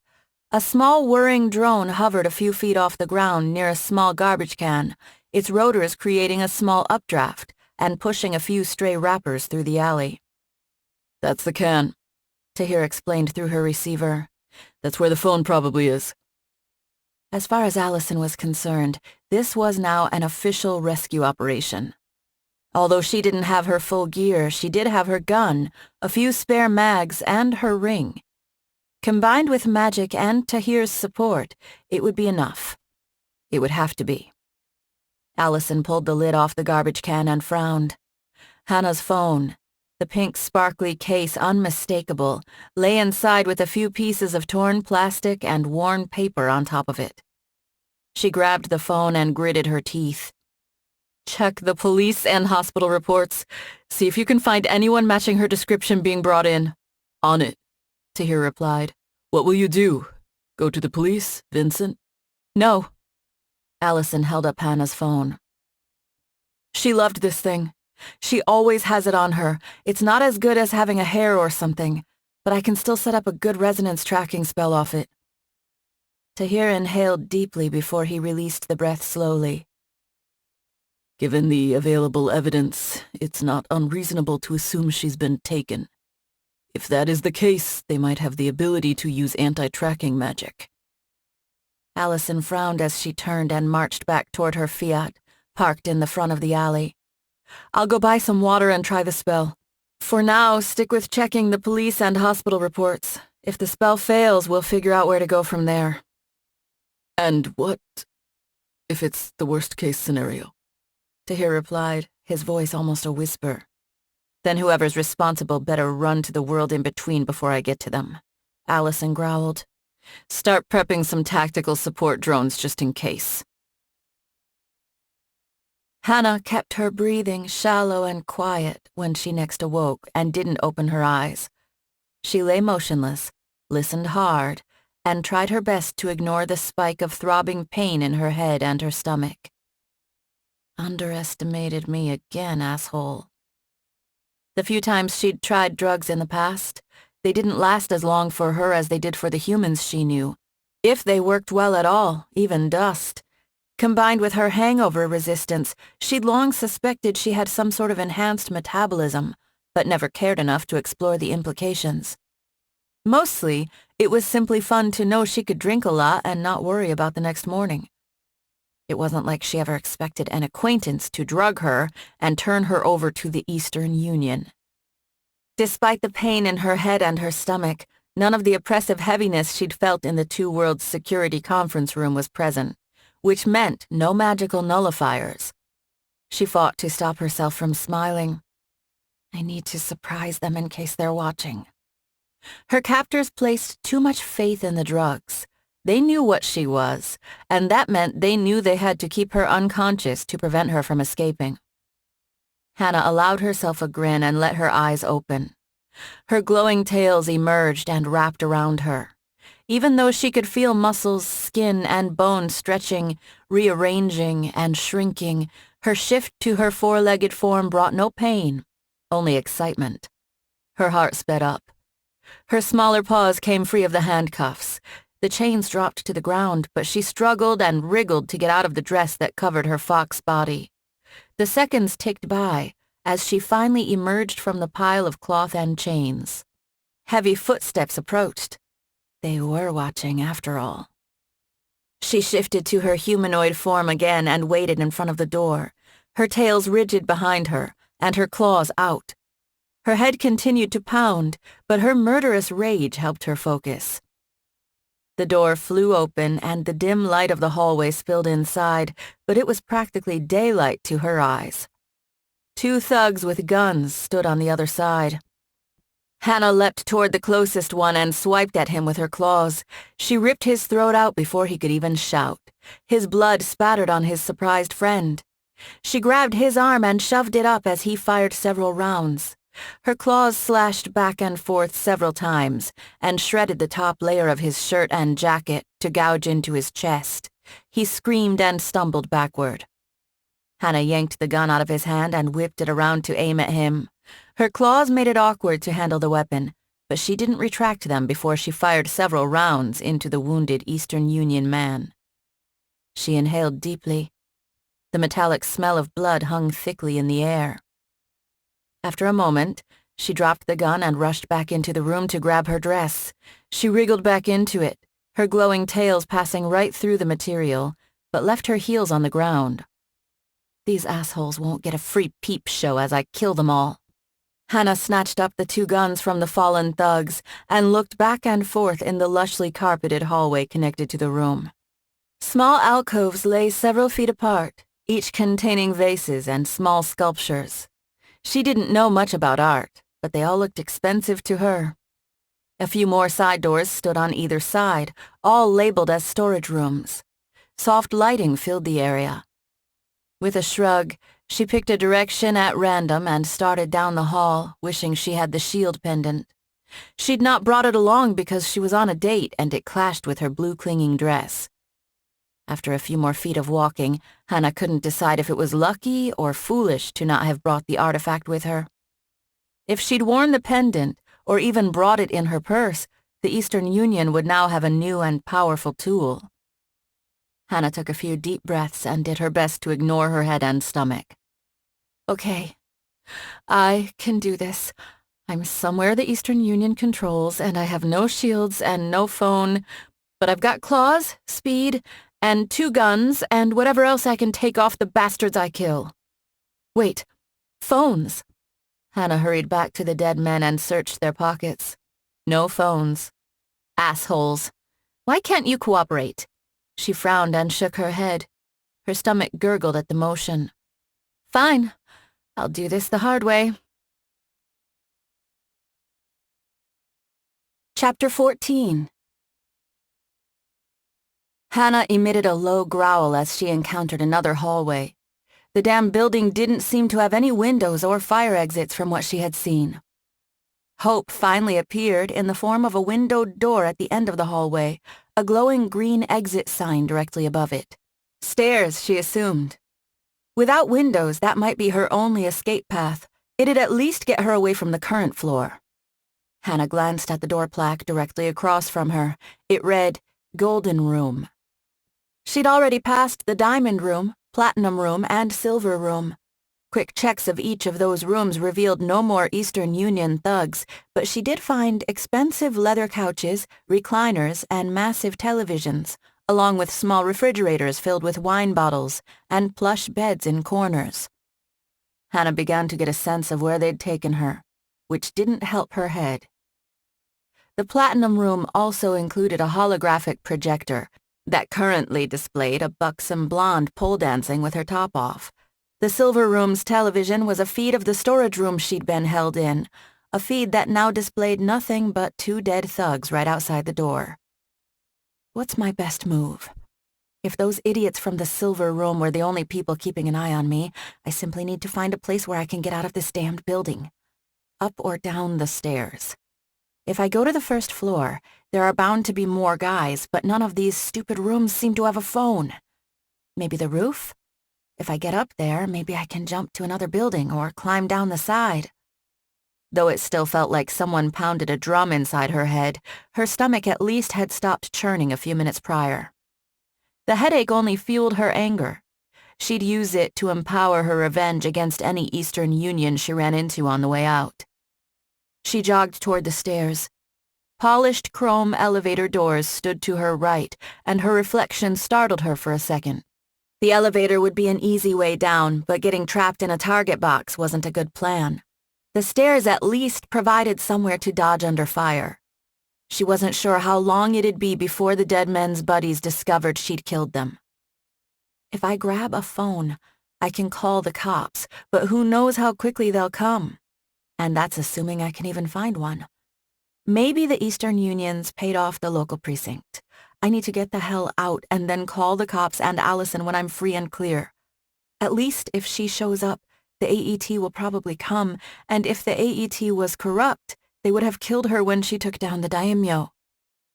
Hana threw the door to the stairwell open.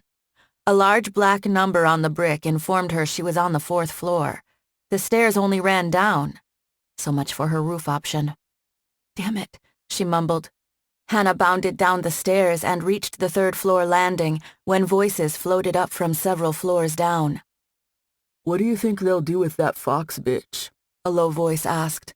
"You think they'll make her work here, or sell her off?" "Is that who they have up on the 4th floor?" another man replied. He scoffed. "Is that why we had to send all the girls away? That's some bullshit." "Yeah," the first man grunted. "Boss said he didn't want the girls getting freaked out, but he said it'd all be figured out within a couple of days. I don't know, ask him. I do what he fucking tells me to. The Fox bitch is the one who helped get the daimyo killed, right?" A dark chuckle followed from the second thug. "I don't know about that. The way I heard it, that was all Brownstone, but the bitch works for Brownstone now." The first thug groaned. "Shit. If she works for Brownstone, she's dangerous. We should have killed her when we had the chance, not brought her here." "It seems like a waste. She's got a nice body. I'd like to spend a little time with her in the platinum room." Hana rolled her eyes as she could almost hear the waggling eyebrows from the scumbag. The second thug snickered. "She'd probably bite it off. You can't trust them shifters. Too dangerous." Not a shifter, asshole. But yeah, you should have killed me when you had the chance. "I wouldn't want to dip my wick in any magical," man continued. "I don't care what they look like. You can't trust that shit. You might have some fun, but then it shrivels up and falls off the next day. But how are they gonna stop her from going all beast mode or whatever the fuck shifters can do?" "Nah, it's fine," the first thug replied. His voice drew closer and both men's footsteps grew louder. "They drugged her ass. She won't wake up for days. It don't matter how magical some bitch is. If she's asleep, she's just another bitch, and at least then she'll keep her mouth shut." Both men laughed. Hana gritted her teeth and tried to decide whether to continue down or try to find another set of stairs on the opposite side of the building. The men obviously didn't realize she'd escaped, which meant there was no general alarm. Every man she killed would increase her risk of discovery. Okay, let's keep it quiet for now. No one heard the gunshots earlier. Maybe a lot of these rooms are soundproofed, or I simply got lucky. I won't complain. She opened the door to the 3rd floor and closed it gently before she jogged down the hallway and looked for another set of stairs. As she approached a corner, she passed more elevator doors. There were no stairwell doors on the other end of the hallway, only a vending machine selling soda. "Man, I was getting somewhere with Denise, too." A man's voice came from around the corner. Hana skidded to a stop and flattened herself against the wall. She raised the gun in her right hand. "You kidding me?" Another man replied. She gets paid to convince men they're rocking her world. She's playing you, bro. Getting somewhere? You don't have enough money to get anywhere with Denise. Have you seen the hourly rate they charge for her? That's bullshit. The boss should give us free time with the girls. We work hard. We shouldn't have to pay for some tail. The thug snorted.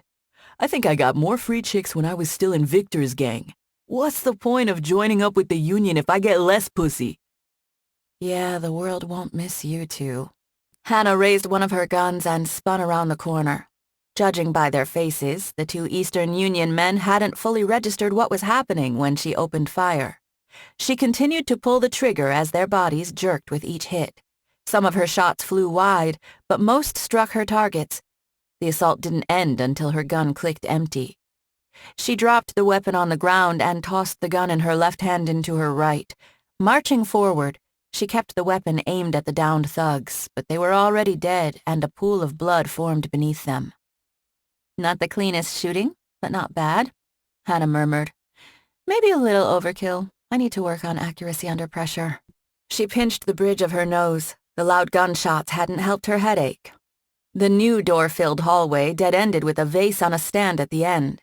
She had no reason to believe there would be windows in any of the rooms.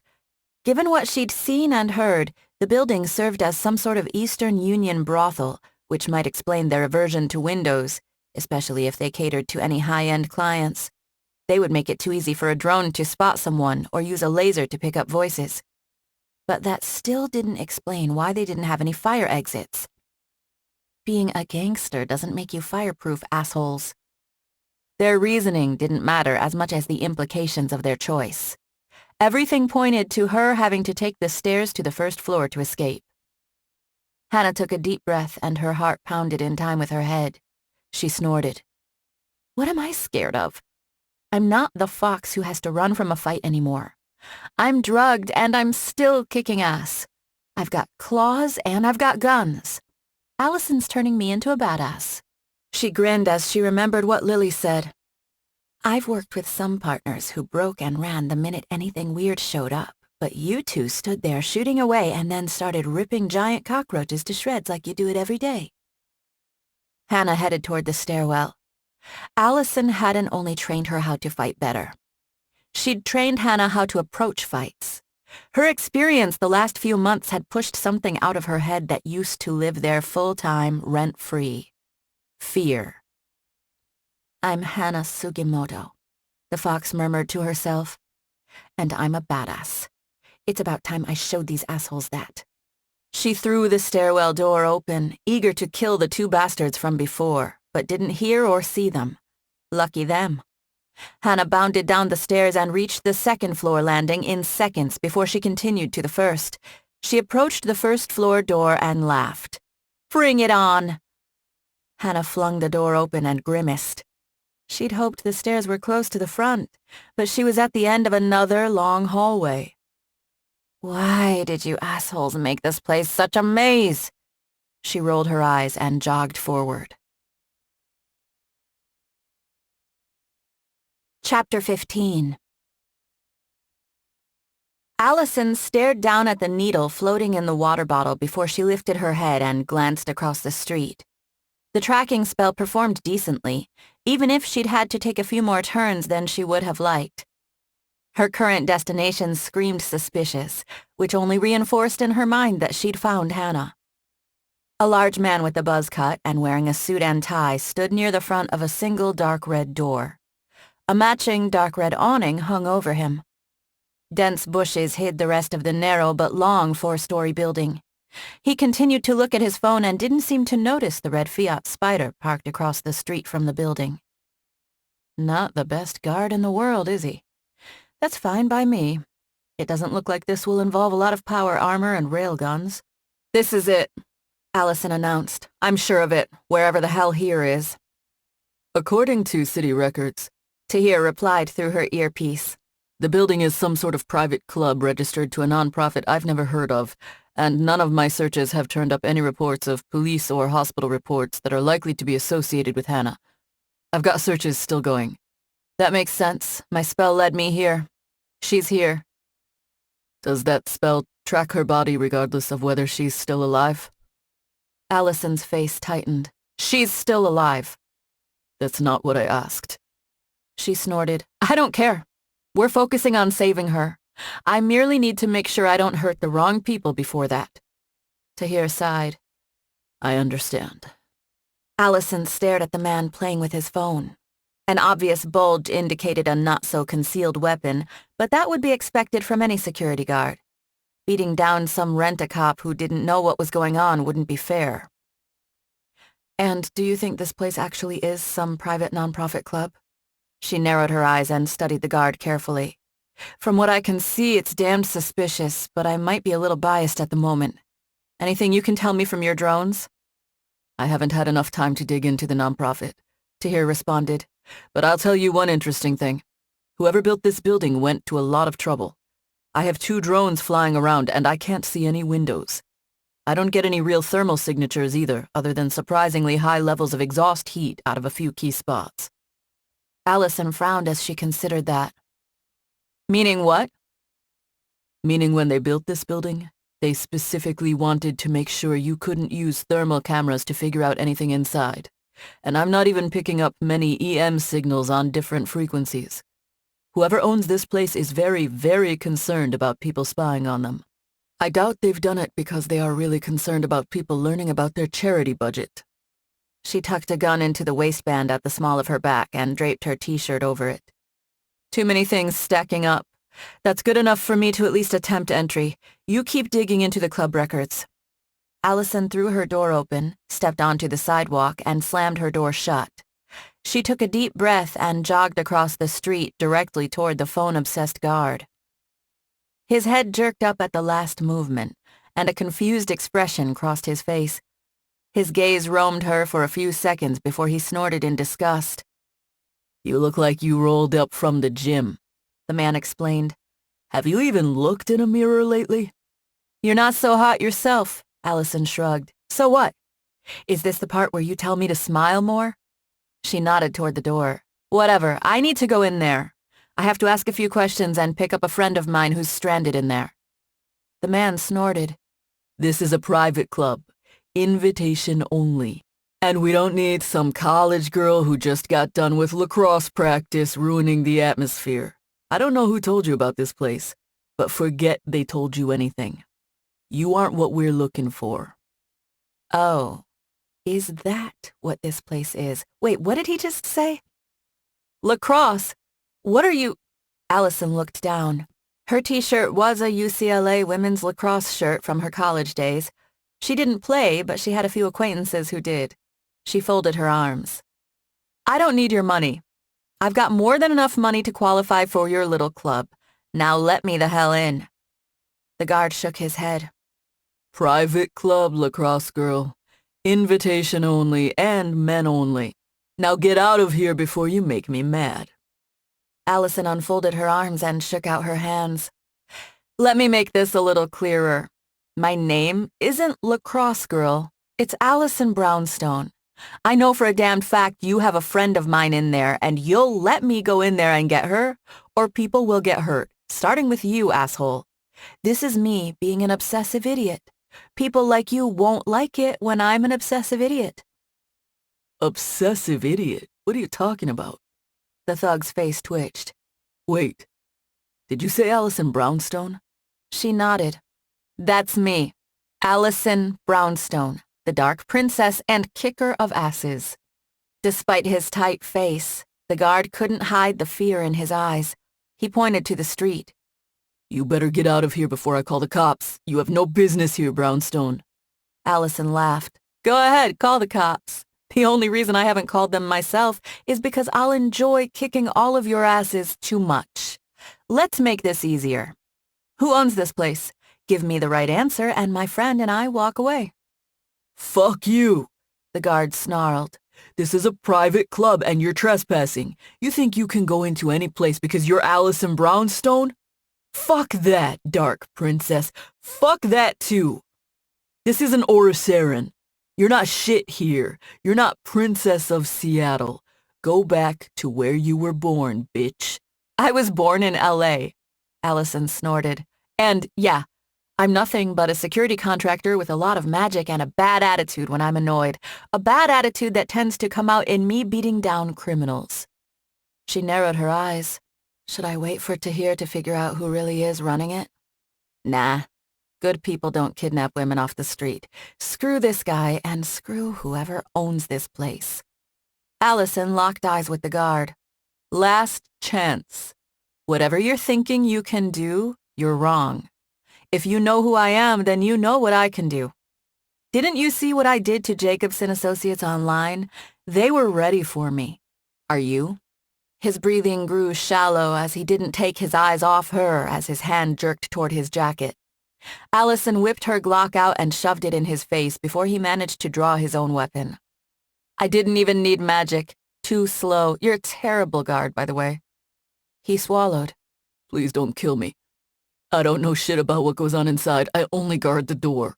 You're probably lying through your teeth, but I won't kill you if you don't make any sudden moves. She raised her left hand, placed it on the side of his head, and murmured an incantation. Her hand glowed. His eyes widened. What are you doing? Don't worry, I won't kill you. I simply don't want the cops or reinforcements here too soon.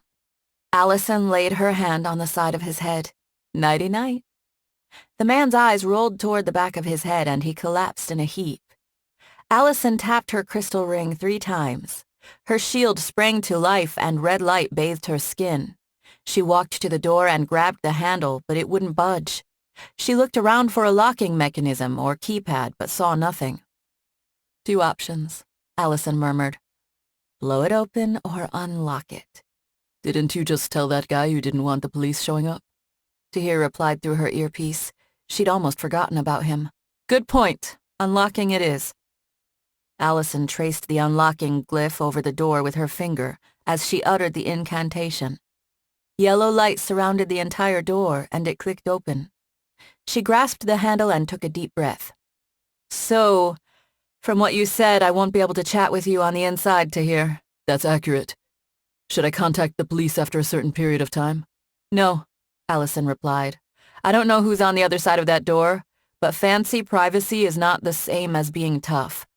I want Hana free and resting, not dealing with a million cop questions right away. Tahir snorted. You're sure about the authorities? It's not only your life at risk, it's Hana's. I'm sure. That guard was pathetic. Whoever is running this place is someone with a lot of money, but who is used to being able to intimidate people. That guy was about to wet himself once he realized who I was. Maybe I should show up to more places in my sweats to surprise people. Alison threw the door open to reveal a velvet-heavy monstrosity that passed as a lobby. Dark, thick carpet smothered the floors, and a keypad-secured door led to some stairs. An elevator filled much of the back wall right beside another keypad-locked door and a desk. The man who sat at the desk leapt to his feet and his eyes widened. He blinked several times before he sat slowly, and his gaze cut to a television across the room before it returned to Alison. You were watching TV instead of paying attention to your job? Pathetic. Talk to you soon, Tahir. And don't worry, I'll bring her home.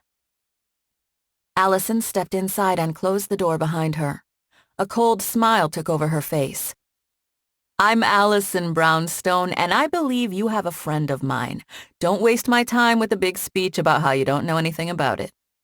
The man swallowed, and his hand drifted below the desk. Alison snorted. A gun won't get through my shield, and I really, really doubt you have anti-magic bullets in there. If you shoot me, it might give me a reason to shoot you. Just tell me where my friend is.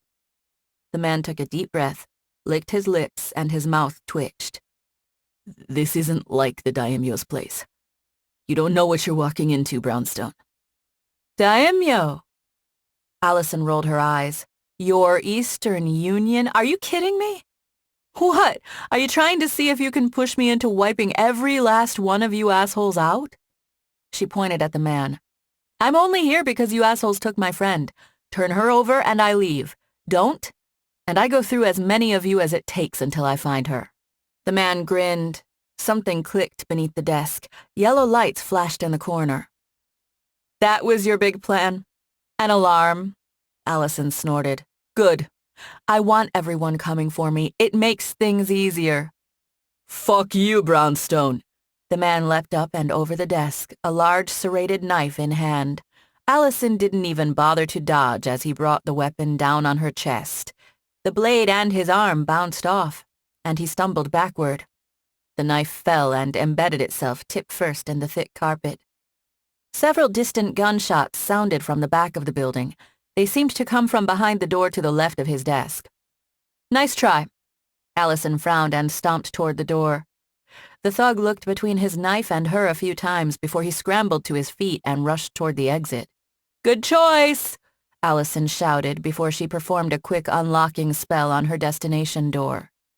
These bastards went through all of the trouble of protecting themselves against all kinds of spying, but didn't spread some cash around for a witch or two to help them secure their place against magic. Idiots. Alison threw the door open to reveal a wide hallway. 6 suited men, all decked out in layers of chains, aimed guns at her. They opened fire, but the bullets bounced off her red, glowing skin and dropped harmlessly to the ground. She took 6 careful shots and planted a round in each man's head. Additional echoing gunshots confused her as she swept her weapon back and forth, seeking another target before she realized it was deeper in the building, just like she'd heard before. What the hell is going on? If they are executing Hana, it wouldn't take so many shots. Alison rushed forward. She kicked doors open on either side of her, nothing but small offices. She continued down the hall and kicked in the next pair of doors. One entry revealed a break room with several tables and a few vending machines. The other room was a janitorial closet jammed with vacuum and mopping bots, and only a couple of sad actual mops leaning against the back corner. Another gunshot sounded, closer this time. Alison sprinted down the hallway. She wasn't sure if it was Hana or someone else, but for the moment, anyone going after the Eastern Union was an ally. Chapter 16. Alison barreled through the doorway at the end of the hallway with a grunt. Another loud gunshot sounded and a man screamed. This time, the sounds were much closer. It has to be Hana. She's okay. I've been training her for months. She knows how to fight and how to take people on. 2 men ran around the corner, their suits covered in blood and terror written on their faces.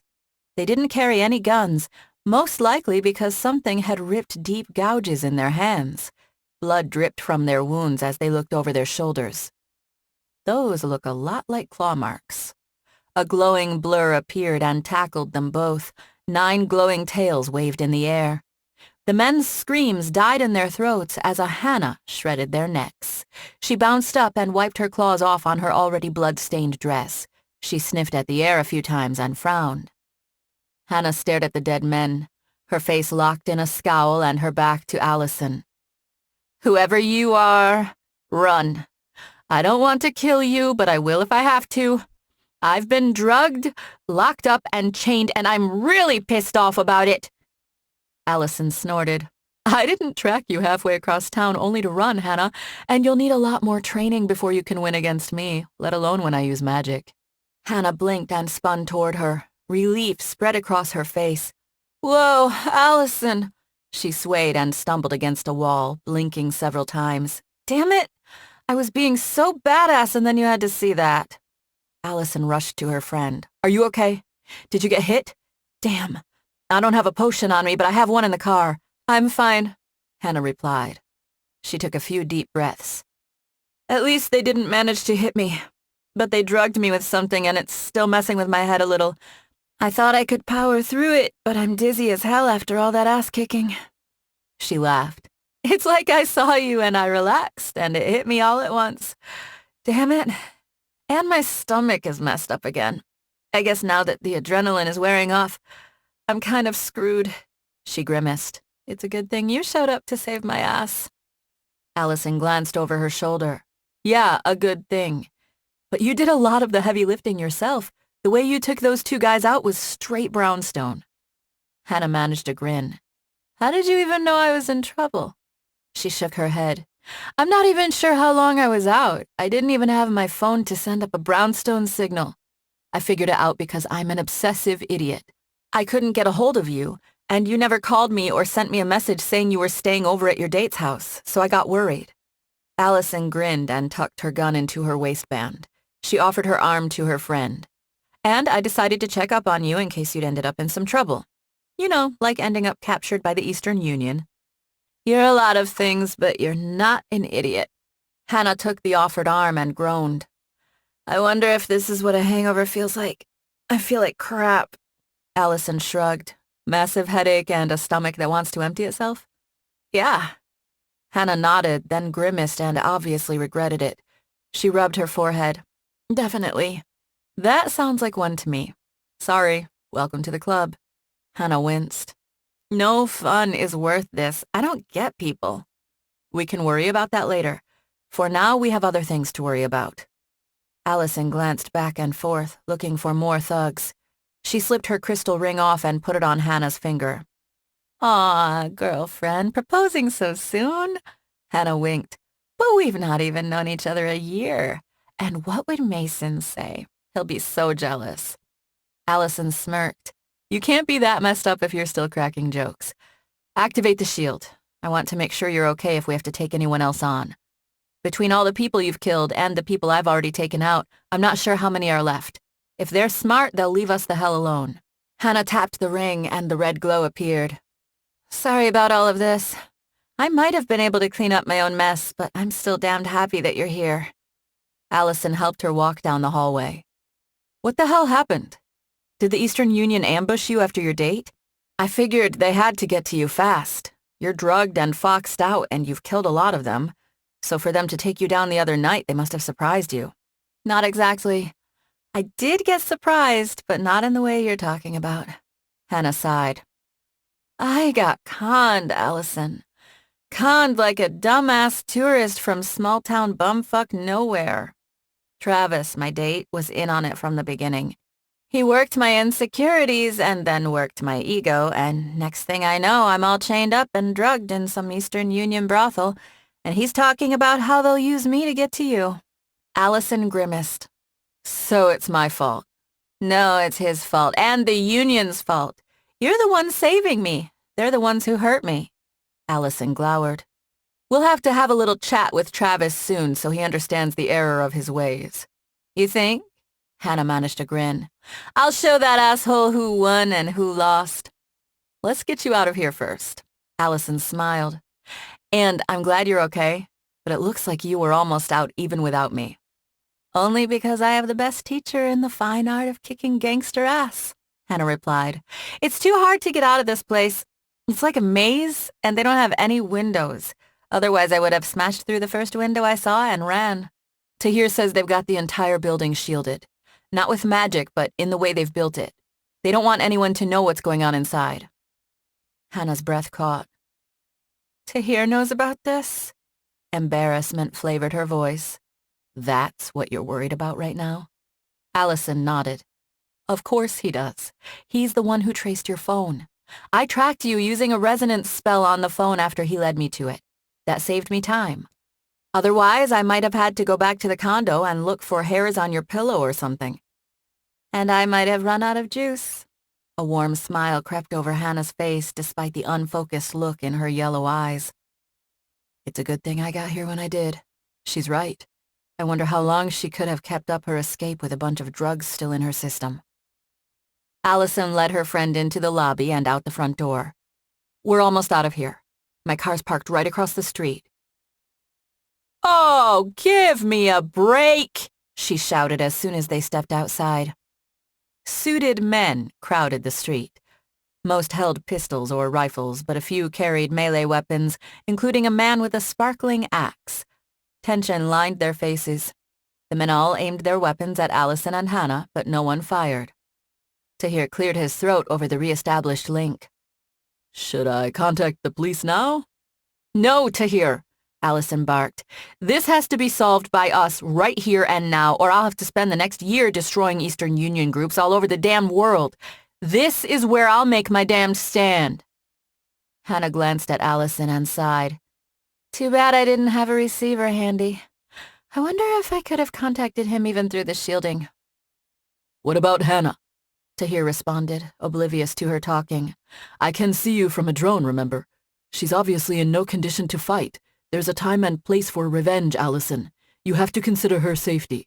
She's got the shield, he snorted. And if they're using anti-magic bullets? She'll be fine. I'll kill every one of those men before I let them hurt her. Alison sighed. She shimmered as a summoned shield appeared around her. And this isn't about revenge. This was a rescue operation, and it still is. I'm sorry, Hana murmured. I was doing so well, but now it's hard to concentrate or even see. I think I pushed myself too hard, and it's all caught up with me. Alison sat her down in front of the door and turned toward the men.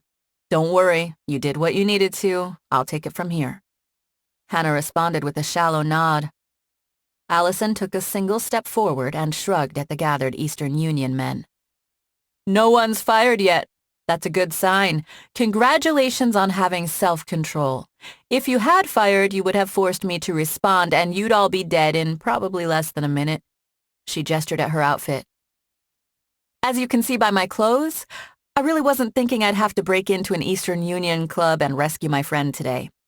I'm tired, cranky, and extremely pissed off that I had to, for a lot of reasons that I don't think I need to explain. The man with the axe stepped forward. You're outgunned, Brownstone. These men have anti-magic bullets, and this axe is magical. We'll win. Surrender. Alison snorted. It's kind of obvious the sparkly axe is enchanted. Here's the thing, though. If you thought you could win, you would have already attacked me, which makes me think you don't think you can win, and that's not a crazy thought. It's smart. She pointed her thumb at Hana. She's not as powerful as I am, and you pumped her full of drugs, but she still killed a bunch of your guys. I've already killed several of your guys, and I'm only getting started and not drugged. And did I mention I'm pissed? She extended a shadow blade from her hand. The gangsters all stepped back, but didn't drop their weapons. No one fired either.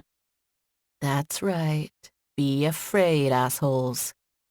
Alison pointed the blade at the axe wielder. Do you know why I've not killed every last one of you assholes for daring to kidnap my friend already? The man stared at her, and his hands tightened on the axe handle as he shrugged. Because I found my friend alive. Alison nodded toward Hana, who pushed herself to her feet. And the more of you I kill, the more I have to talk to the police. It's annoying, and it's a waste of my time. As it is, I'll have to talk about what happened here, and that's also annoying. She swept the gathered men with her glare.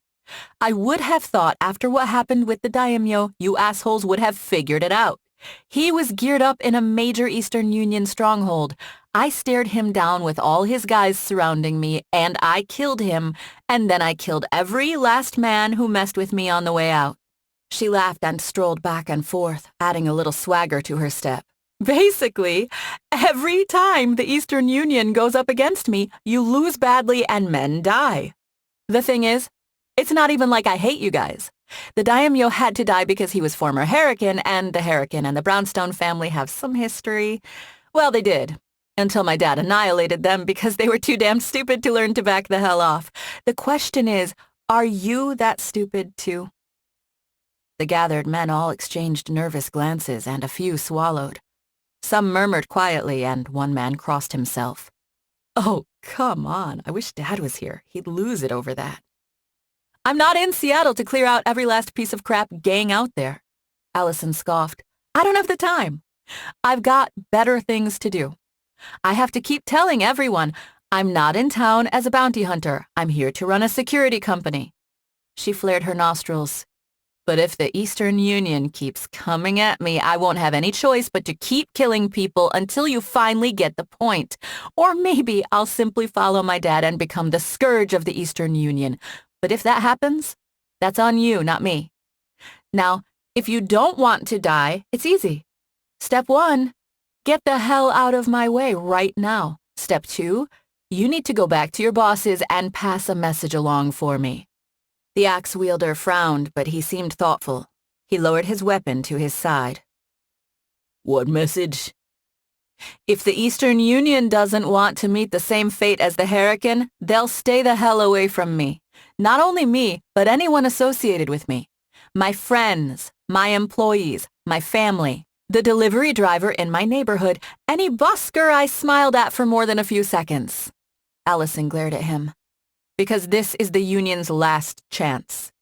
Next time any of you assholes so much as sniff in my direction, I will spend the next 6 months systematically tracking down and annihilating every last Eastern Union member and building on the West Coast. You know I have the power to do so, and you know the cops and the PDA won't stop me. Why would they? I'd make their job easier. She punctuated her sentence by flooding magic into her back and extending a pair of shadow wings for dramatic effect. The magic produced only the faintest strain in her body. Her previous magic use had been minor, thanks to the ring, and no one had even challenged her shield. If they wanted to fight, she could wipe them out, even if they did have anti-magic bullets. Alison shrugged. Or I can kill you all and carve that message into that ridiculous lobby. Your choice. Your lives. Several of the men lowered their weapons. Others frowned and glanced around, anger and confusion on their faces. Alison cut through the air with her shadow blade. I don't care how things worked before I came to town. I'm here now, and that means the rules change. If you don't like it, you've got 2 options. Kill me or get the hell out of town, because nothing's changing until I get bored and move, and that won't happen for a while. This is a brownstone town now. Let's say it's the start of the reign of the Dark Princess. Get that through your heads before I have to put one of my shadow blades through your heads. She extended another shadow blade and pushed magic toward her feet. If a fight started, she'd need to disrupt their attack before they could take too many shots at Hana. Let's go, guys, the axe wielder shouted. This shit ain't worth it. But what about the daimyo? Another man with a rifle shouted. What about the artifact she stole? You saw the pictures just like I did. That bitch thinks she can do what she wants to us. She can. The other man pointed his axe at him. Fine, go the fuck ahead. Take her on. I won't throw my life away. She's too strong. We can't win. What about our rep? Rep doesn't mean shit if you're dead. The axe wielder snorted and walked away. He dragged his weapon behind him, and his head slumped forward. Most of the men fell in behind him, all headed toward several parked cars and SUVs lining the street. A handful of men remained, their rifles still aimed at Alison. Their fingers and faces twitched for several seconds. Alison layered shadow magic into her shield and prepared to strike. The holdouts lowered their weapons and sighed. One of them shook his head. People will come at us. They'll say we're weak. Alison let the energy she'd gathered at her feet slowly leak away and her wings dissipate. Then do what I've done. Do what my father did. Kick their asses until they understand. That's not my problem. That's yours. The gangsters nodded, a glum look on their faces as they turned and followed the other men. Alison kept her shields up but released the swords before she hurried to support Hana. Tahir, you still there? Yes, what do you need? He replied. Please tell me you were recording that. I want you to splash that around the dark web for me. I think that, combined with the Jacobson stuff, will cut down on a lot of crap in the future. Alison sighed. I'm glad I did plays back in school. I needed a little inner actress power there. Tahir chuckled. I was recording. The drones won't have good audio, but I can use the audio from our comms. Alison blinked. You record our comms audio? He scoffed. You never know where you might find evidence. You might pick something up in the background. I don't keep it for long, but I don't ignore obvious resources. Okay, that's good to know for the future. I'll try not to say anything embarrassing. Alison led the exhausted-looking Hana to the car. I'm taking her home so she can sleep the drugs off. Thanks for your help in tracking her down. Keep an eye on those Eastern Union guys and make sure they don't suddenly grow their balls back. No fight means Hana's safe. I will. Alison helped her friend into the passenger seat before she headed to the other side. Are you okay? Hana snickered. I'm okay, but I have a killer headache and I feel like I'll throw up. Sorry in advance if I puke in your nice car. Don't worry about it. I have a spell that can take care of that. You have an anti-puke spell? Hana eyed her with disbelief. Alison shrugged. There was a short period in college where I hung out with a party crowd. Chapter 17. Alison sat on her couch and thumbed through messages from Ava the next morning when her roommate crept into the room. The woman's face was pale and her hair in dire need of taming, but her loose shoulders and smile warmed Alison's heart. Hana yawned and tied off her white silk robe before she headed to the couch. "Please tell me I didn't sleep for a week," she groaned as she sat. She smacked her mouth. "I'm thirsty, but at least my headache's gone and my stomach's fine. I'm not super hungry, though." Alison shook her head. "I got you into bed and you fell asleep right away, but you slept through the night. I gave you a healing potion in case it might help and used a little healing magic on top of that. But it seemed the best thing for you was simply a lot of rest." "Yeah, I feel like a new fox." Hana lifted her arm and sniffed her armpit. "Ugh, but I smell like a dead one. No, I smell like I've slept with those fish they throw at the market. Between this and the tomb raid, it's my month to stink." Alison smiled. "A little shower or a long bath will take care of that." She sighed. "There's something I wanted to talk about before you do." Hana nodded and her smile faltered.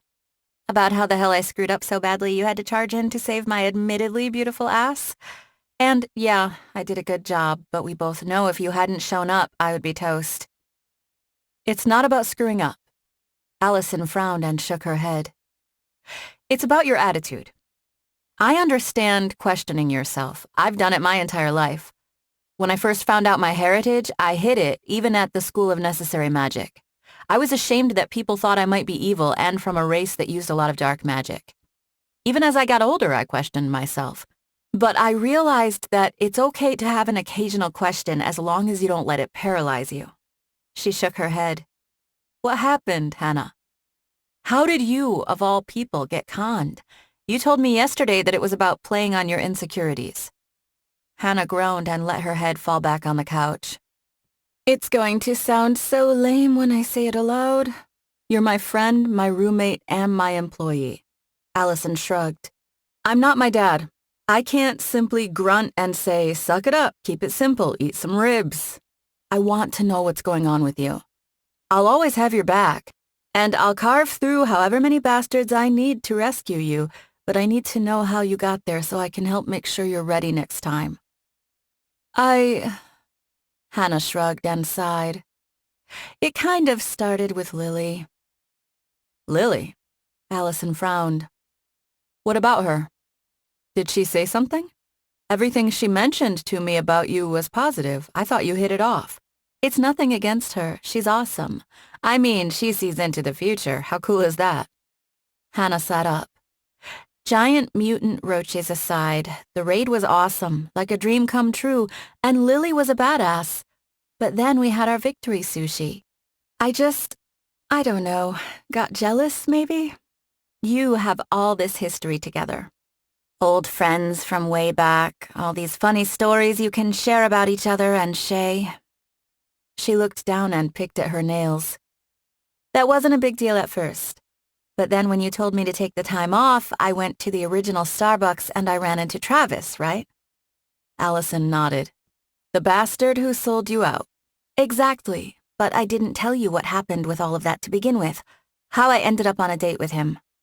"I thought it was after you beat up the Eastern Union guys and saved him." Hana nodded.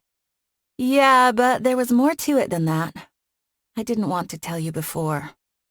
She rubbed her arm fretfully. "Maybe if I had, you would have seen through all of it. He gave me a speech at Starbucks about how I was a sellout, street scum who tried to rise above her place, how a rich princess like you would leave me behind eventually, and how we couldn't be real friends. That kind of thing." Alison shook her head and frowned. "But I didn't grow up that way. Even if I had, it wouldn't make sense. It's not like everyone at the School of Necessary Magic had some elite background or heritage, and come on, my dad might be famous, but he's also not exactly a stuck-up guy.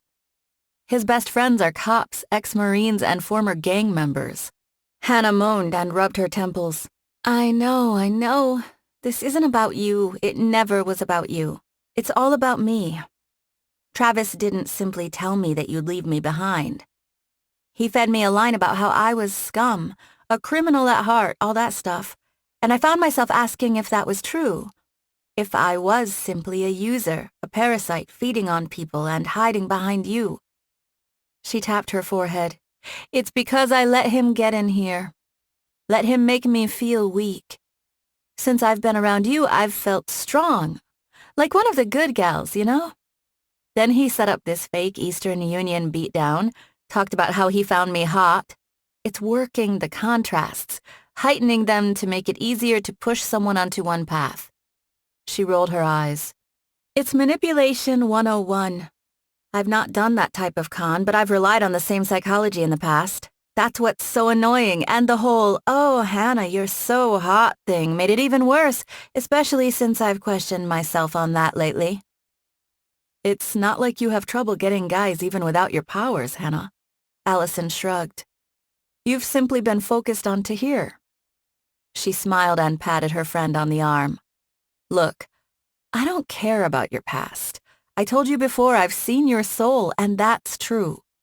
I know the kind of person you are deep down, and whatever sins you think you committed in the past are nothing compared to the kind of dark place my mom came from, or some of the things my dad's had to struggle with. She sighed. I want you to know that I've been honest with you about everything since we've met, and I'll continue to be honest with you. I also trust you.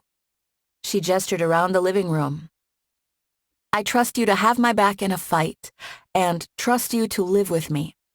Yeah, occasionally I worry about pushing you too hard, but that's on me. I've not always been able to protect people in the past, even with all my powers, so it's something that is always there. But that doesn't mean I don't trust you. I don't trust myself. Understood? Hana smiled. Thanks, girlfriend. I know it's really needy, but I think it helps to hear you say that. She laughed. I also never realized how overprotective you were. I mean, this wasn't like with the daimyo. You were going to kill all those guys not because it was personal, but to save me. Alison shook her head. You've got it all wrong. It was personal because they screwed with you. She frowned. Though I did something that might annoy you. What? I had Tahir hack your phone so I could get the information on that Travis guy. Alison explained. I went back and forth on whether I should simply kill him, but it might be hard to explain or justify to the police. But I wanted him to pay for what he did to you. Hana nodded slowly. What did you do? All our street informants, along with Tahir and even Vincent, are now making it very clear that Travis isn't allowed in Seattle anymore, and if he comes back, we will end him. Alison shrugged. Tahir arranged a one-way ticket for him to Laramie, Wyoming, sent him a message, and then zeroed out all his accounts. Hana laughed. Laramie? Why Laramie? Travis doesn't strike me as a Wyoming in February kind of guy. Alison smirked.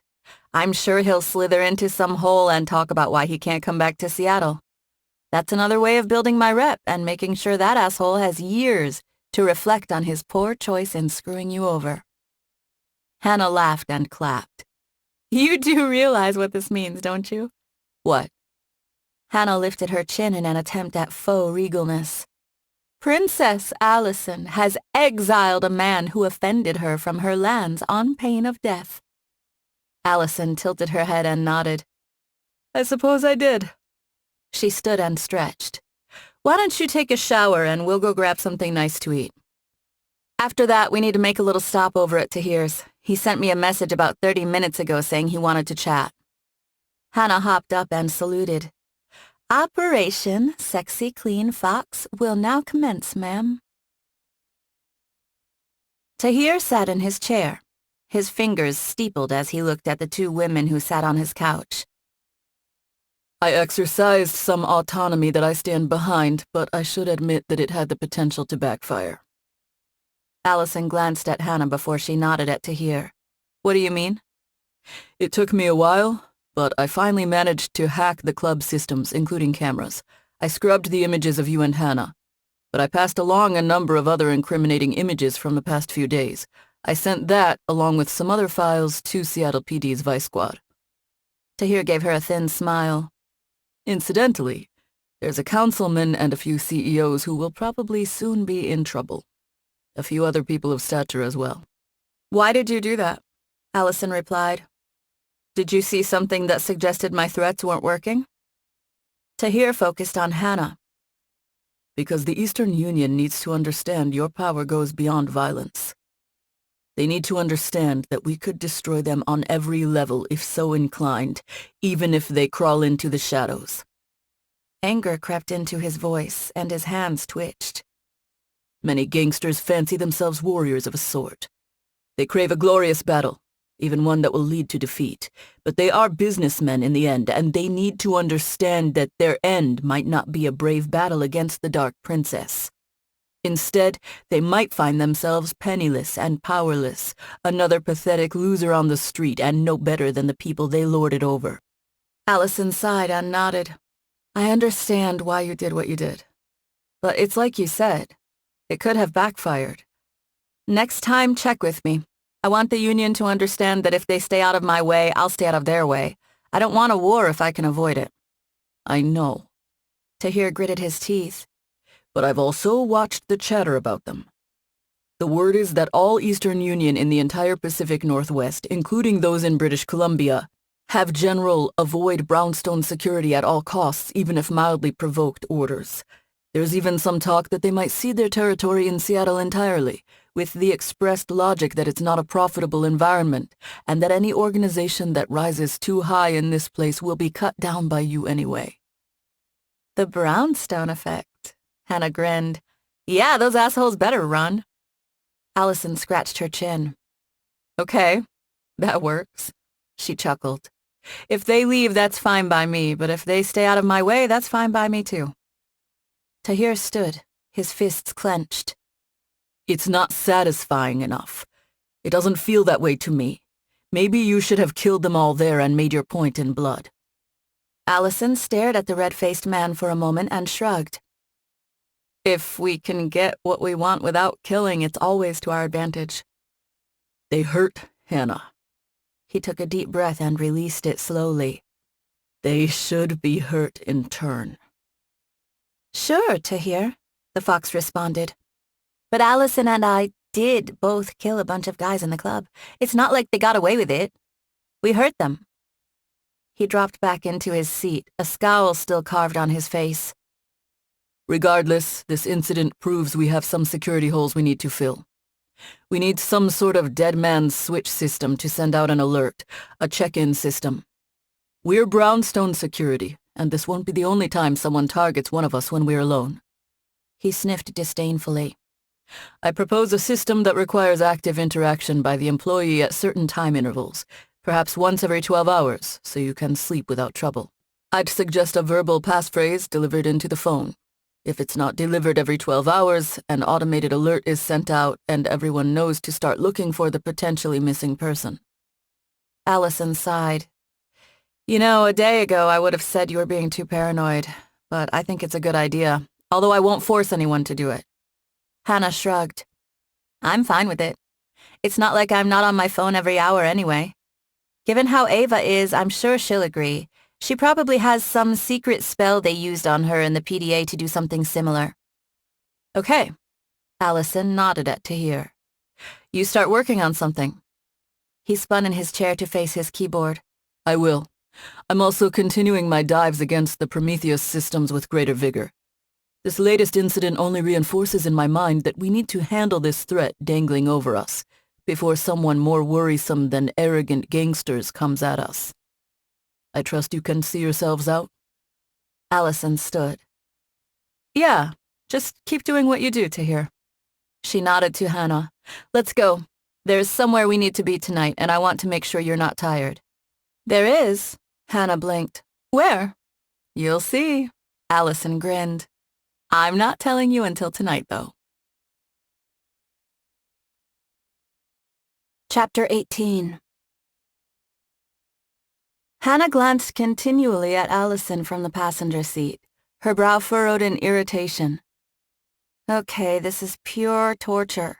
You can't drop some mysterious tidbit like that in the morning, then refuse to tell me all day about what will happen.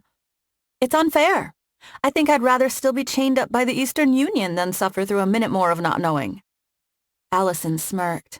What? Our little fox can't handle a few secrets? There are a lot of secrets in the security business, Hana. Get used to it. I'd hit you with my purse if you weren't driving, you know? Hana harumphed. She looked at her forest green halter dress and chuckled. I can figure a few things out, though. You told me to dress sexy and flirty, and you've even got a dress on. At first, I thought this was about us going and talking to someone about Prometheus testing services, that we were supposed to be seducing some scientists tonight. She gestured to Alison's backless black scalloped dress. But seduction doesn't really seem a Brownstone thing to do, and it's not like I'd need this dress to charm someone or you threaten them. I have my pendant in the purse, and you have your ring, but you didn't arm up otherwise, so this isn't about us rattling the Union or anything either. Yeah, it's not about a job or the Eastern Union. There's no way I'd make you work a job so soon after what you went through. Alison looked into the rearview mirror and puckered her lips. This is a surprise girls' night. This is me being spontaneous and helping out my roomie. Her lipstick didn't look great in the mirror, but it had looked better in her bathroom lighting. She frowned at the implications concerning the club lighting. After a moment, she decided she wouldn't worry too much. Mason wouldn't be with them tonight, so she had no one to impress other than her friend. Hana was sensitive to the effort, though, and dressing the part would be part of making the girls' night a success. They needed to be two friends having a good time, not two security contractors who happened to live together. Hana worked her mouth a little, her lips pursed. I don't know if I like mysterious Alison versus straightforward Alison. She's kind of creepy. She shuddered. Alison laughed. Ouch! I've been called a lot of things in my life, but no one's ever called me creepy before. Thanks for that, Hana. She turned at an intersection and slowed. Their parking lot was coming up. Hey, wait!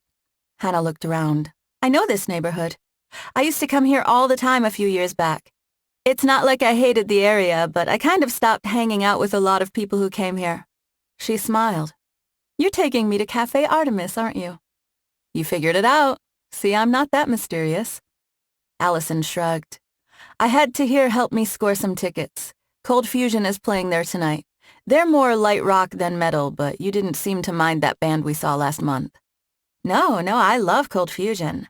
The lead singer is too damned yummy. The bassist isn't so bad on the eyes either.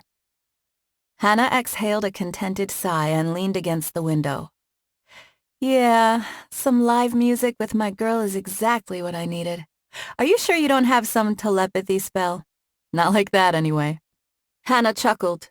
It's been a rough few days, and it'll be a nice time to recharge my batteries before we have to kick down some doors in a lab and fight some mercenary assholes.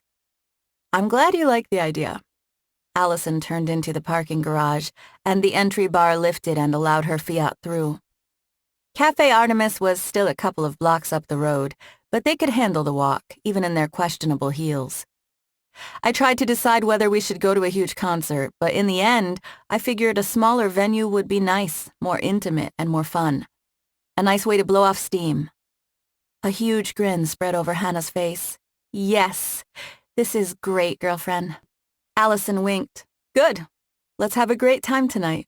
You never know who will come after us tomorrow. They joined the stream of people leaving Cafe Artemis after the end of the concert. The heat of the wild night and packed clubs still clung to their bodies. Neither woman even buttoned up their overcoats as they stepped into the chilly February air. 3 encores! Hana clapped her hands together. That was ridiculous. I thought the band would pass out. Did you see how much they were sweating? Small club, bright lights. Alison smiled. Fun. Nice, fun concert. No tricks, no fancy magic. Sometimes it's good to simply enjoy the sound. Or enjoy the sights, Hana replied. I'm pretty sure that lead singer was coming on to me. Hana grinned after they'd walked a few more yards. Did you see the way he looked at me? Alison laughed. Maybe. I think he made eyes at every woman in there, and he worked the crowd hard. Yeah, it was pretty warm in there, but I don't think he took his shirt off to cool down, and that crowd was a little woman-heavy compared to the last concert we went to. Scrumptious abs. Hana licked her lips. And scrumptious voice. I figured a little eye candy might help relax you. Alison shrugged.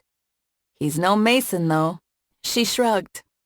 Hana rolled her eyes. You've already got it bad, haven't you? No, I wouldn't say I have it bad.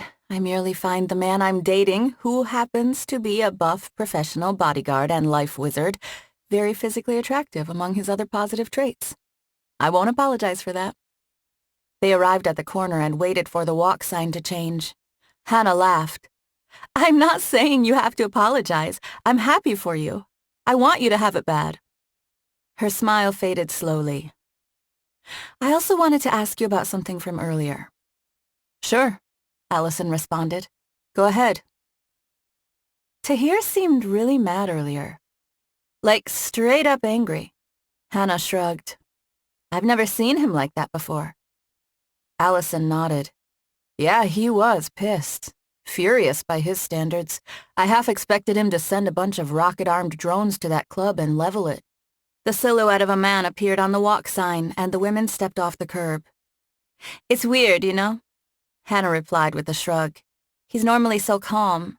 He acts annoyed and smug all the time, but forget rocket-armed drone. It was like he was ready to go down to the club and tear it apart with his bare hands. They crossed the street and continued up the sidewalk. Of course he was, Alison replied. I went down to tear that place up myself, but that's because of my kind of training.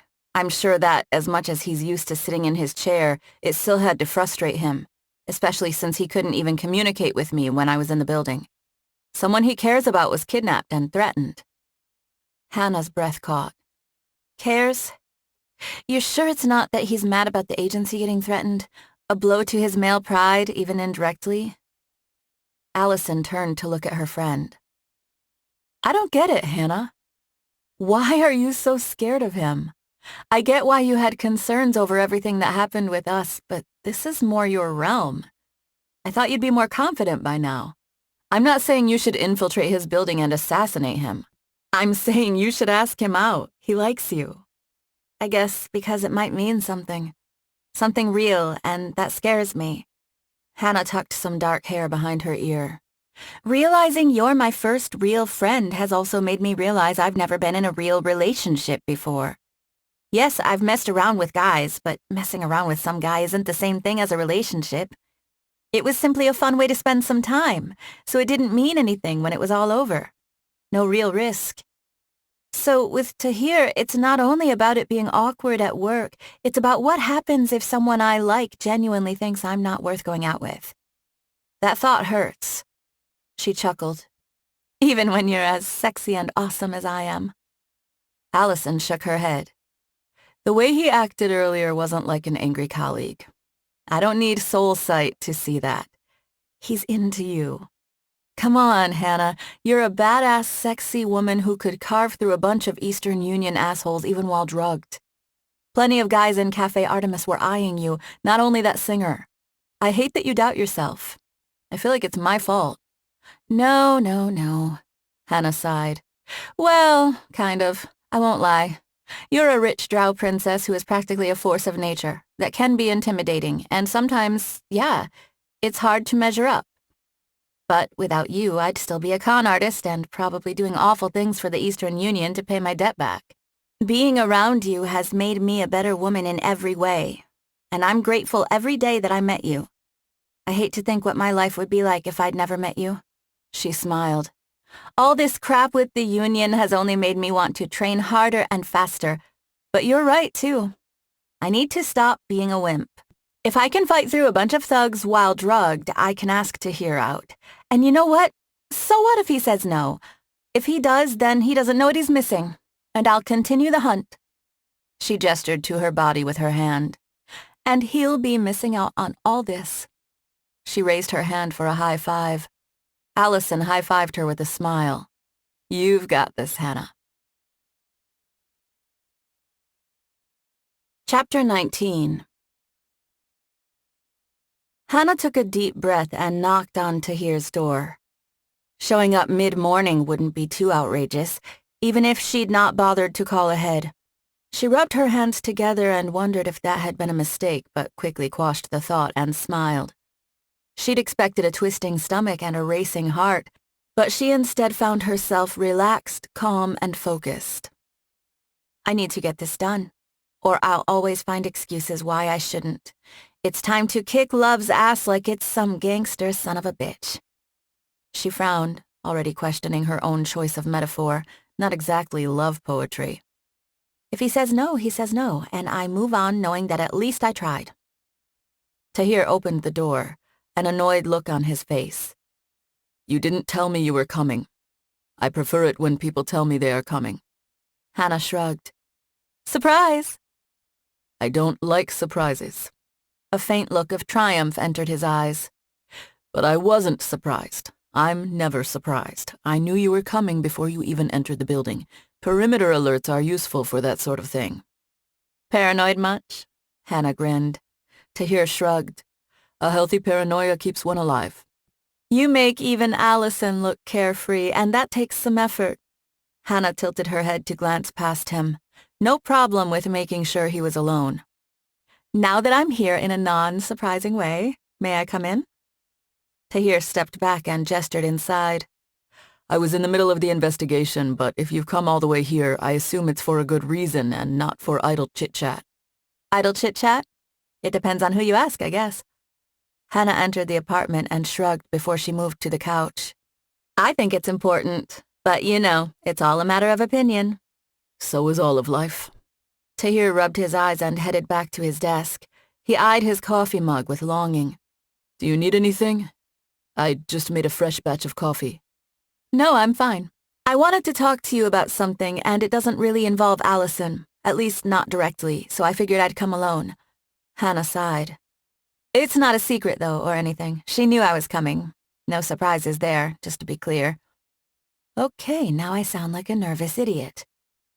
Tahir dropped into his seat and took a sip of coffee. "If you want to keep secrets from Alison, that's your business, although we're both linked to her now in our own ways.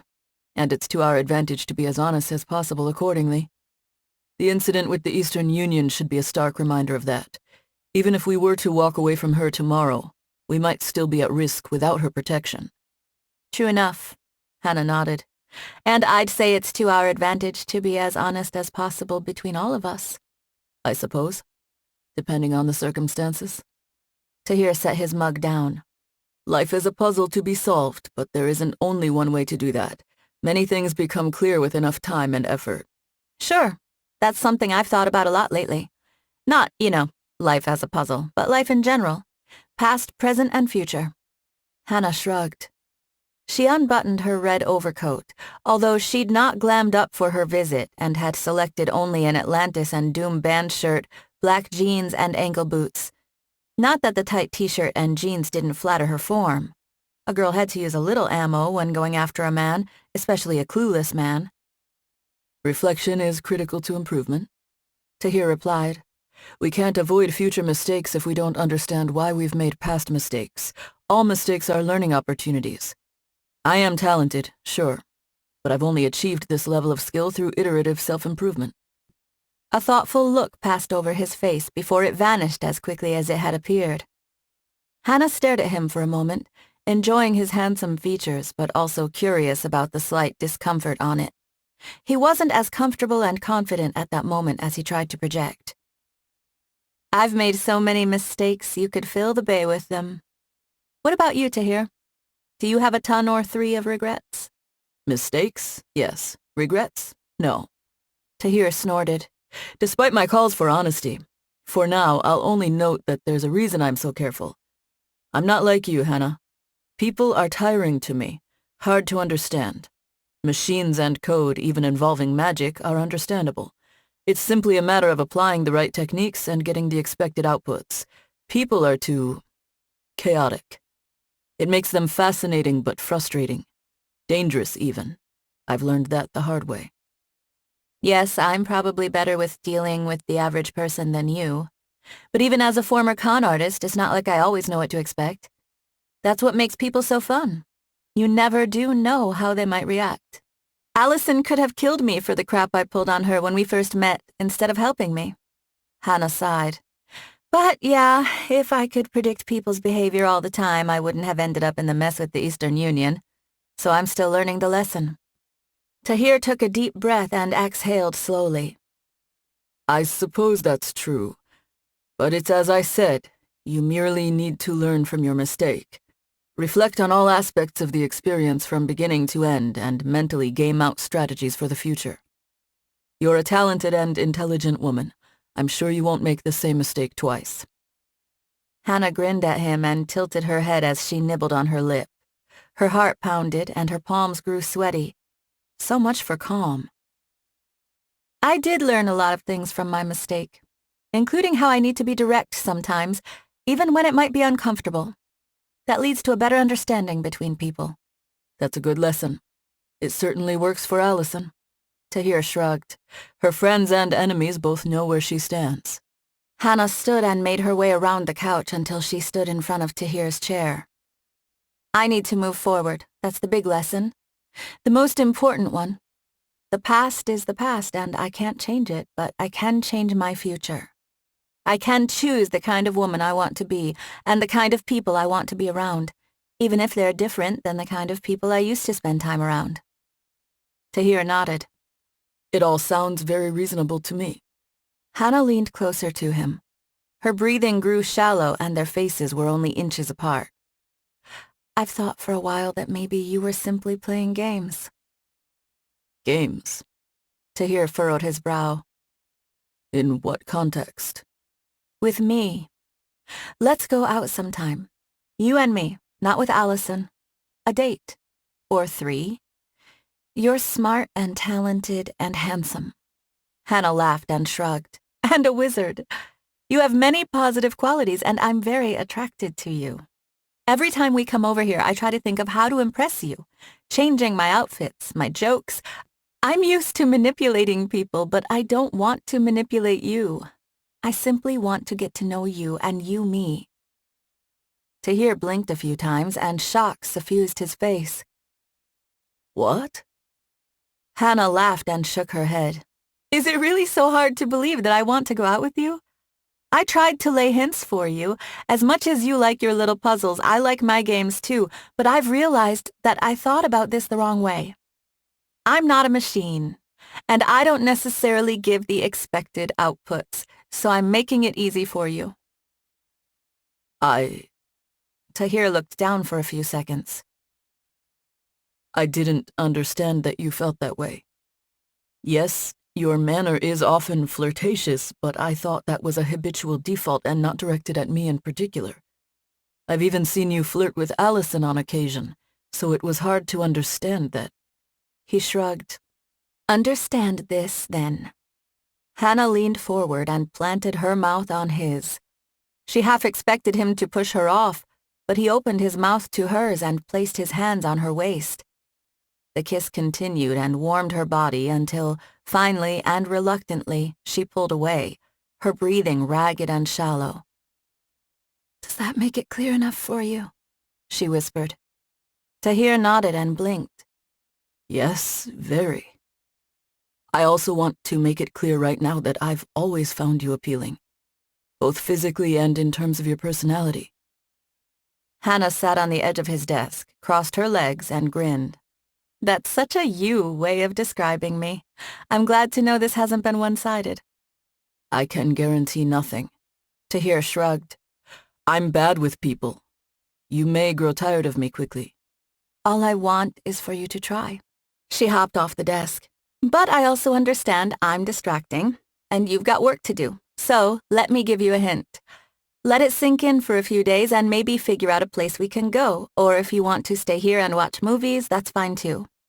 I'd suggest my place, but who wants to have a date when their boss is in the other room? She winked. Tahir chuckled. Indeed. Hana sashayed over toward his door, every part of her still warm and her confidence threatening to explode like a nova. You've made a smart decision, Tahir.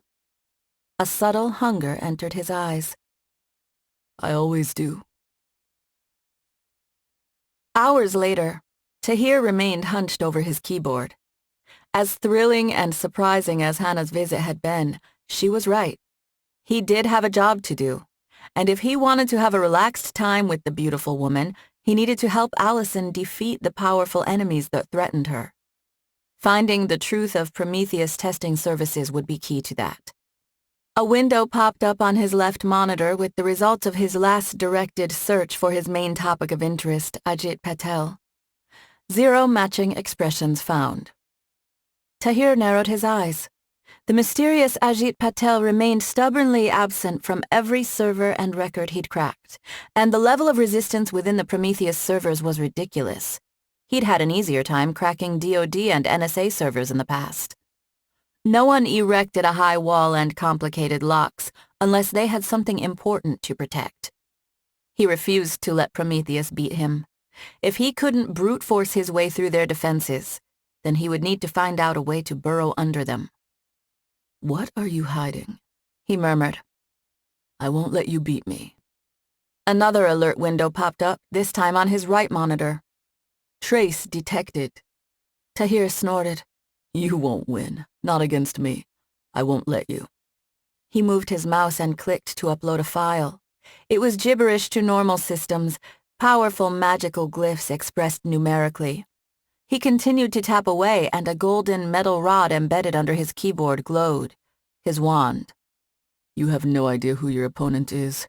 I'm not some fool poking around to prove myself."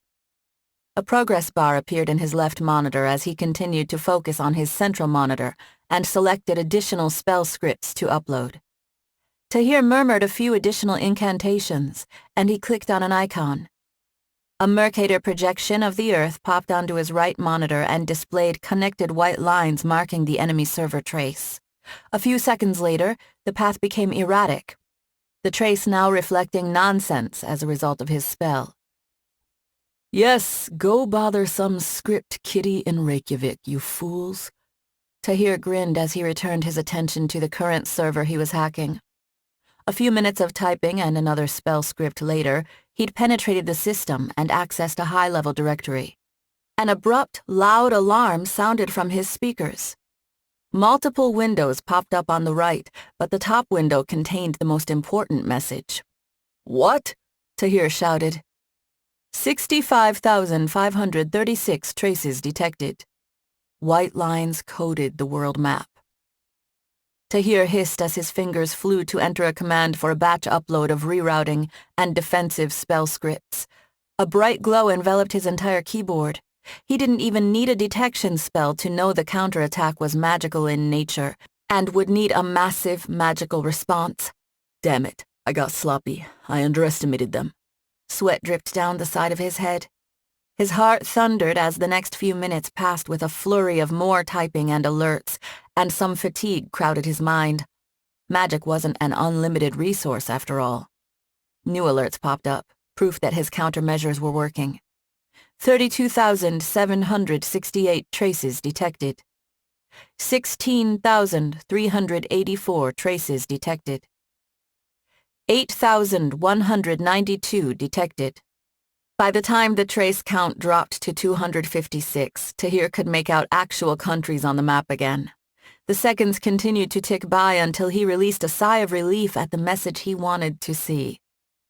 0 traces detected. Tahir took a deep breath and shook his head. "I'm glad Alison and Hana weren't here to see that.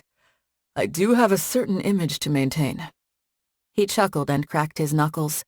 It was like he told the beautiful nine-tailed fox. All mistakes were learning opportunities. The enemy hadn't won this round. 30 minutes passed without any new attacks. He stopped and narrowed his eyes as he found an address reference in a stray Prometheus configuration file to another off-site server, along with a single comment. Sharp Scrub AP Refs. "I'll never feel bad about my poor commenting in my code ever again," Tahir muttered. It was time to dive into a new system and find Ajit Patel. Chapter 20. Alison gritted her teeth as she pushed the bench press bar up and set it on the rack. Her spotter loomed over her with a goofy grin on his face. "What's with the look, Mason?" Alison chuckled. "Am I making a weird face when I bench? I have to push myself to improve." "Nah, you look fine, eh? I just like seeing you being intense. The last woman I dated was allergic to anything close to strenuous exercise." Mason offered her a towel.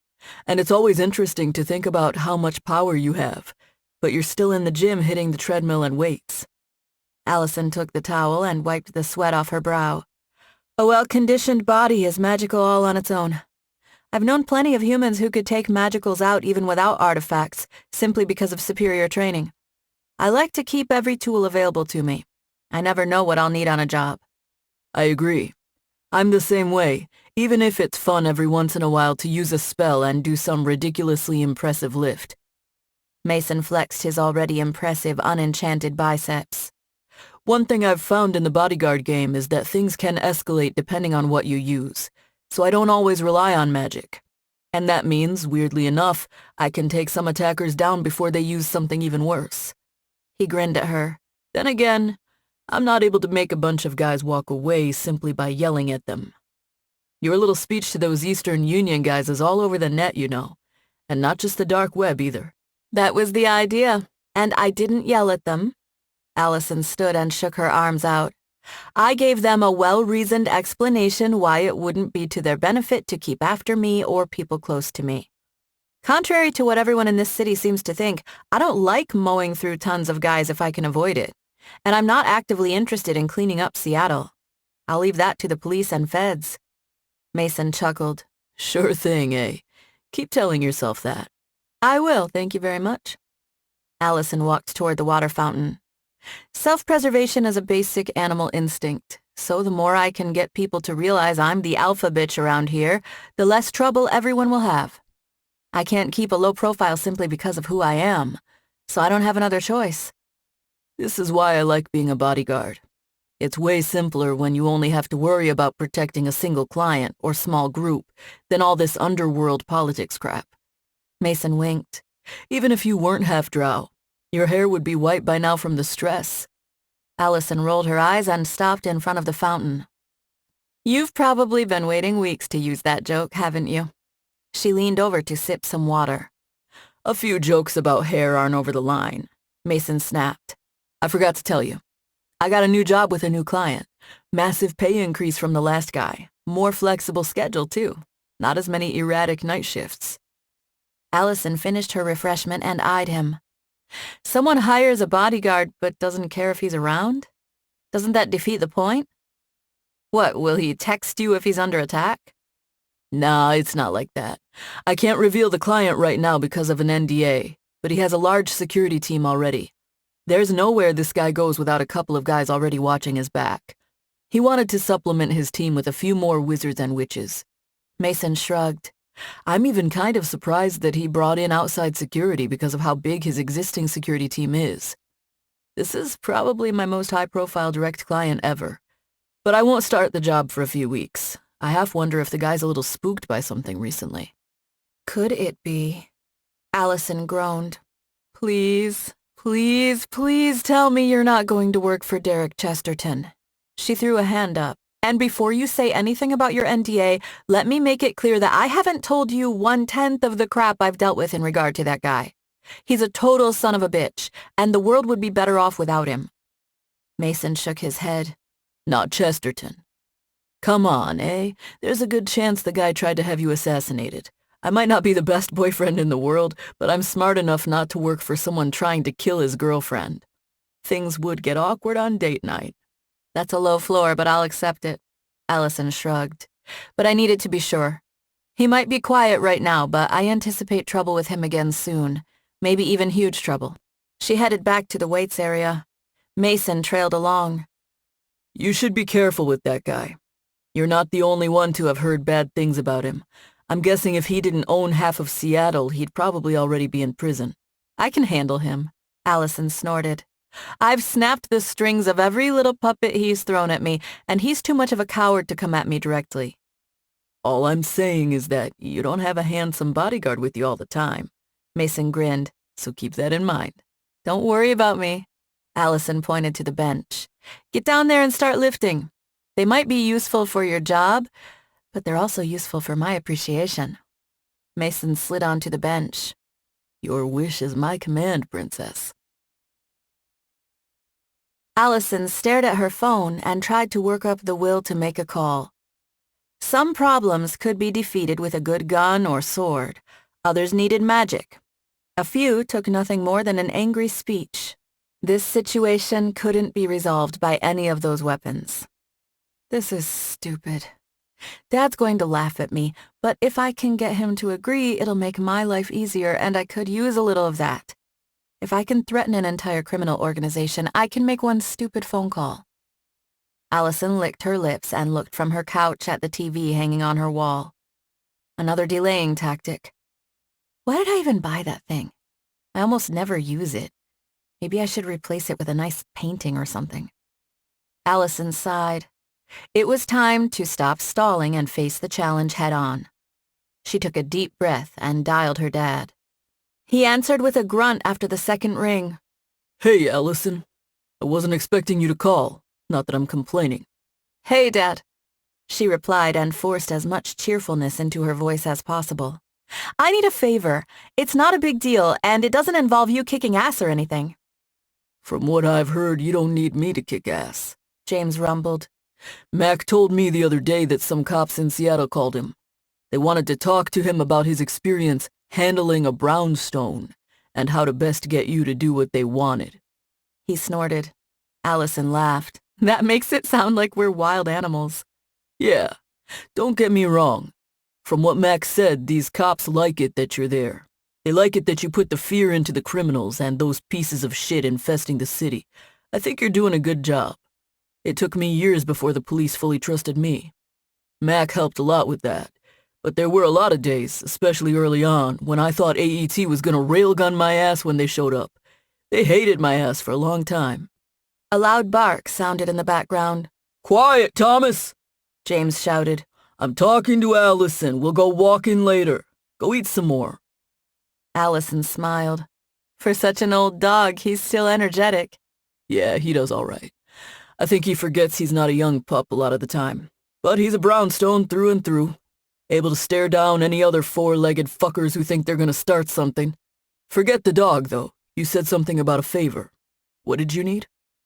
Like I said, it's not a big deal. It's just kind of stupid. Stupid? How?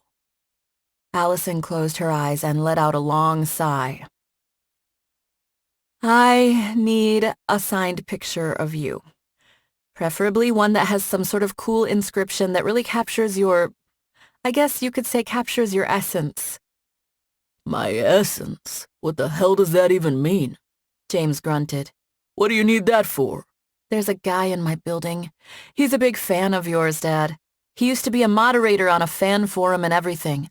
Low and slow ass-kicking, he called it. Heard of it? James grunted. I don't pay attention to those sites. I never have. I'm not gonna be a dick to people, but I didn't ask to become famous, and I don't care about fans. I only want people to not annoy me. His already low voice threatened to descend to infrasound. And who is this guy?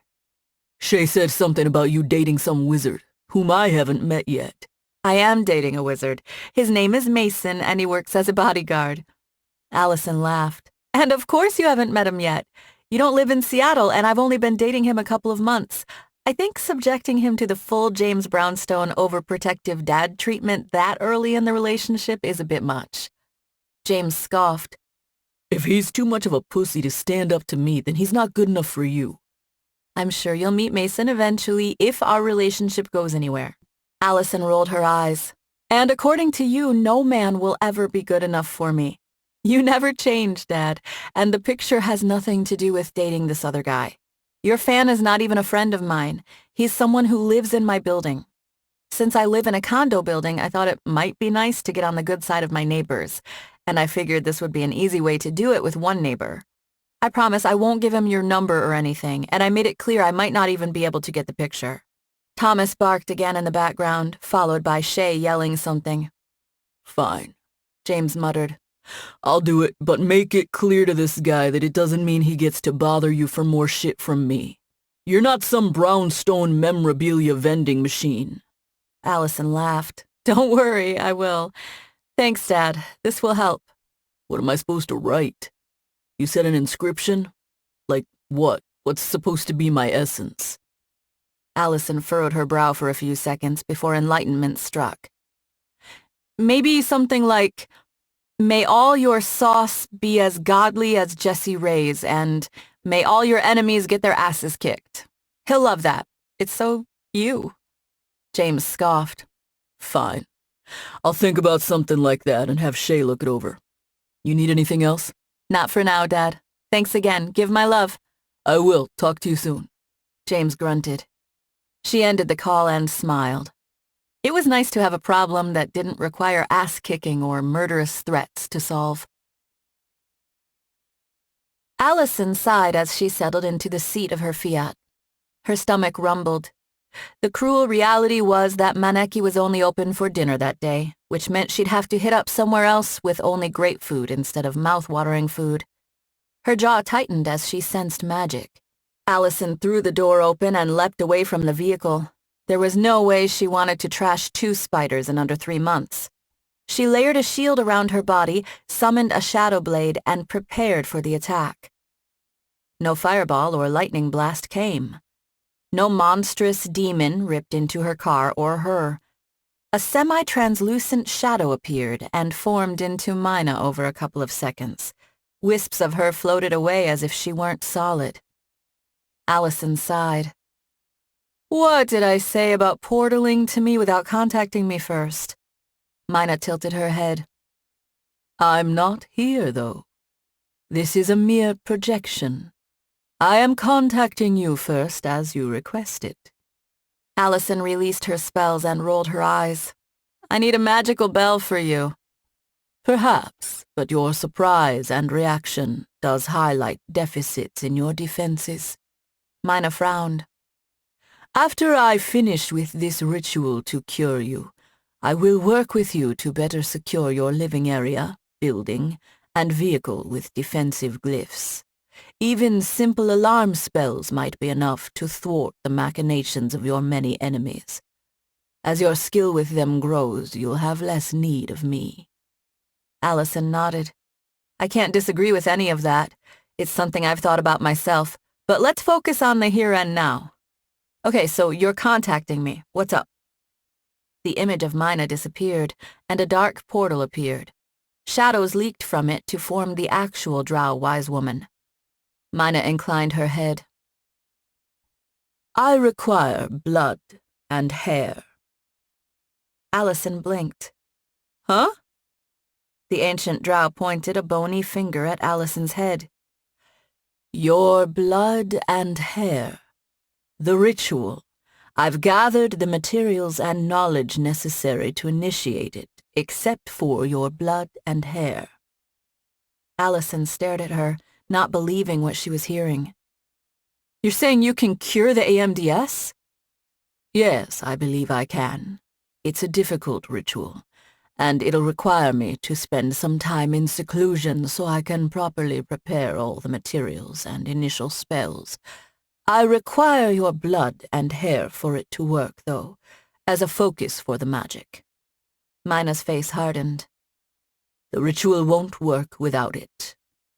And this doesn't require, like, a living sacrifice or anything, right? Alison frowned. No, there will be no death associated with this magic.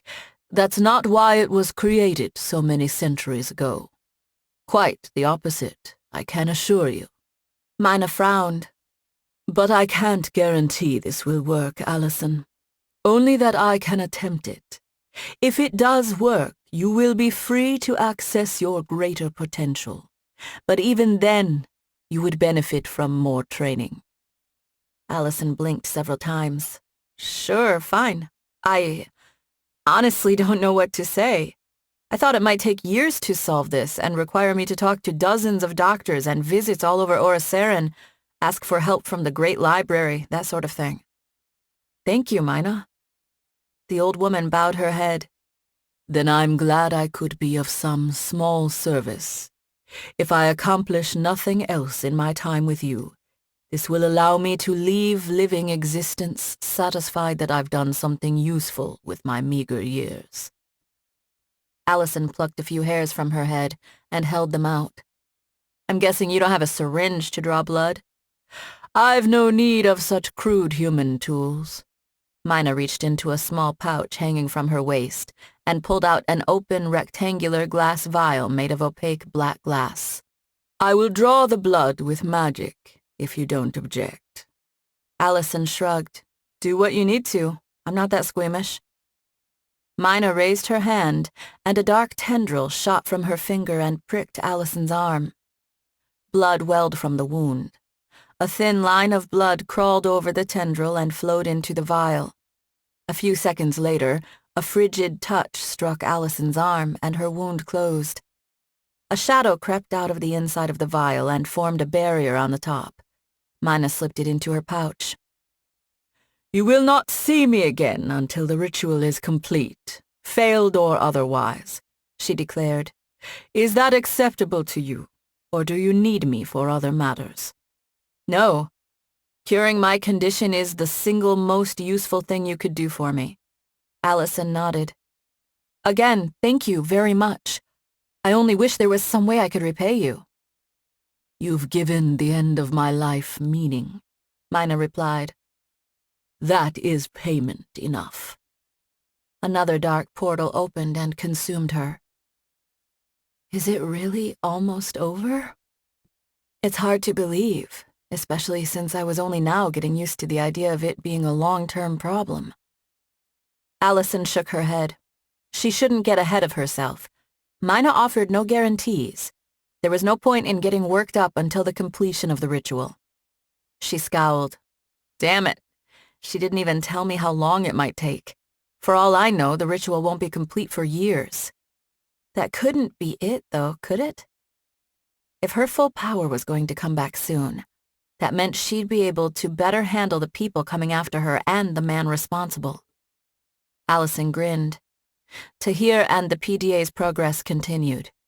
But if the final battle was coming, it was time for a few other players to pull their weight. Chapter 21. Alison folded her hands behind her back as she stared at an elaborate oil painting covering almost an entire wall in yet another of Scott's many receiving rooms. In the painting, a muscular man lay chained to a rock, his face contorted in agony as an eagle ripped into his side. She frowned. Very funny, universe. Thanks for the coincidence. Scott stepped into the room and closed the door behind him. He fluffed his tie, still as glyph-covered as she'd ever seen it, before he offered her a smile. I'm sorry for the wait, Miss Brownstone. Some matters came up requiring my urgent attention. Alison nodded toward the painting. Kind of creepy. You don't recognize the imagery? Scott gestured toward the painting, faint disappointment in his eyes. No, I do. Prometheus, right? The Titan who created humanity. He also stole fire from the gods to give to humans, allowing the beginning of technology and civilization. Alison shrugged. But Zeus didn't like that, so he punished Prometheus, chained him to a rock, and let an eagle peck out his liver each day, only for it to regenerate so the torture could continue for eternity. The poor bastard was supposed to have dealt with that punishment for a long time until, at least according to some legends, Hercules finally freed him. She shuddered. How messed up is that? You gotta love those ancient Greeks. Scott chuckled. Indeed. One wonders with everything we've learned how much truth there might be in the legend. You think Prometheus was real? Alison arched an eyebrow. Atlantis was a myth until it wasn't. Scott walked over to the painting with a tight smile. I'm not saying literal Greek gods and titans existed in that sense with total power over humanity. But consider how both Orosaran and Earth magical authorities behaved before the portals reopened. Perhaps Prometheus was a powerful Orosaran who wanted to give more magical power or technological knowledge to humanity, but the others punished him, and that truth was passed down via myth. It's not like the Orosarans would be eager to confirm such past cruelty. Considering what we've already proven about Orosaran links to Egypt, it's not impossible. I'd have to ask my mom. She's the expert in that kind of thing. Alison shrugged. But interesting, even symbolically. Humanity's strength is knowledge, a building and growing thing that can't be stopped or contained. It's weird when you think about it. All those thousands of years since the Great War, and in a lot of ways, the Oricerans ended up not advancing much. Earth went from stone tools to spaceships. Scott nodded. Indeed, Miss Brownstone. That's why I've thrown my life into advancing technomagic. I understand the restraint of the Oricerans, understand why they're leery given their history. But as a human, my soul calls out to remember the sacrifice of Prometheus, even symbolically. It's my greatest hope that before I die, the true potential of both planets will be brought out. He shook his head. Perhaps Zeus was wise to punish Prometheus because what he feared came to pass. The gods thought mere lightning bolts were impressive, but humanity took to the stars, as you noted, and gained weapons to make the gods weep. He chuckled. And we even managed not to destroy ourselves in the process. He stared at the painting for a few seconds before he shook his head. But you didn't come here to discuss Greek myth or paintings, did you? Alison shook her head.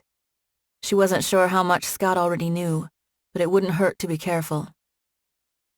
Derek Chesterton, she began. He's up to much worse stuff than trying to assassinate you and destroy your company. Scott's brow lifted. Worse is a subjective judgment, I suppose, especially when it ends with my death. Would you care to clarify? I've been looking into some things, some medical experiments. Alison furrowed her brow. Dangerous medical experiments, maybe even biological weapons. And I think Chesterton's funding them. Scott frowned. Biological weapons? Derek's an arrogant fool, but I don't see how that can benefit him. His ruthlessness has always been more directed. Unless, he shook his head. I don't know. I thought I had a thorough understanding of the situation, but perhaps your presence here has unsettled him more than I realized. Alison shrugged. I'm pretty sure he was doing this kind of thing before I moved to Seattle.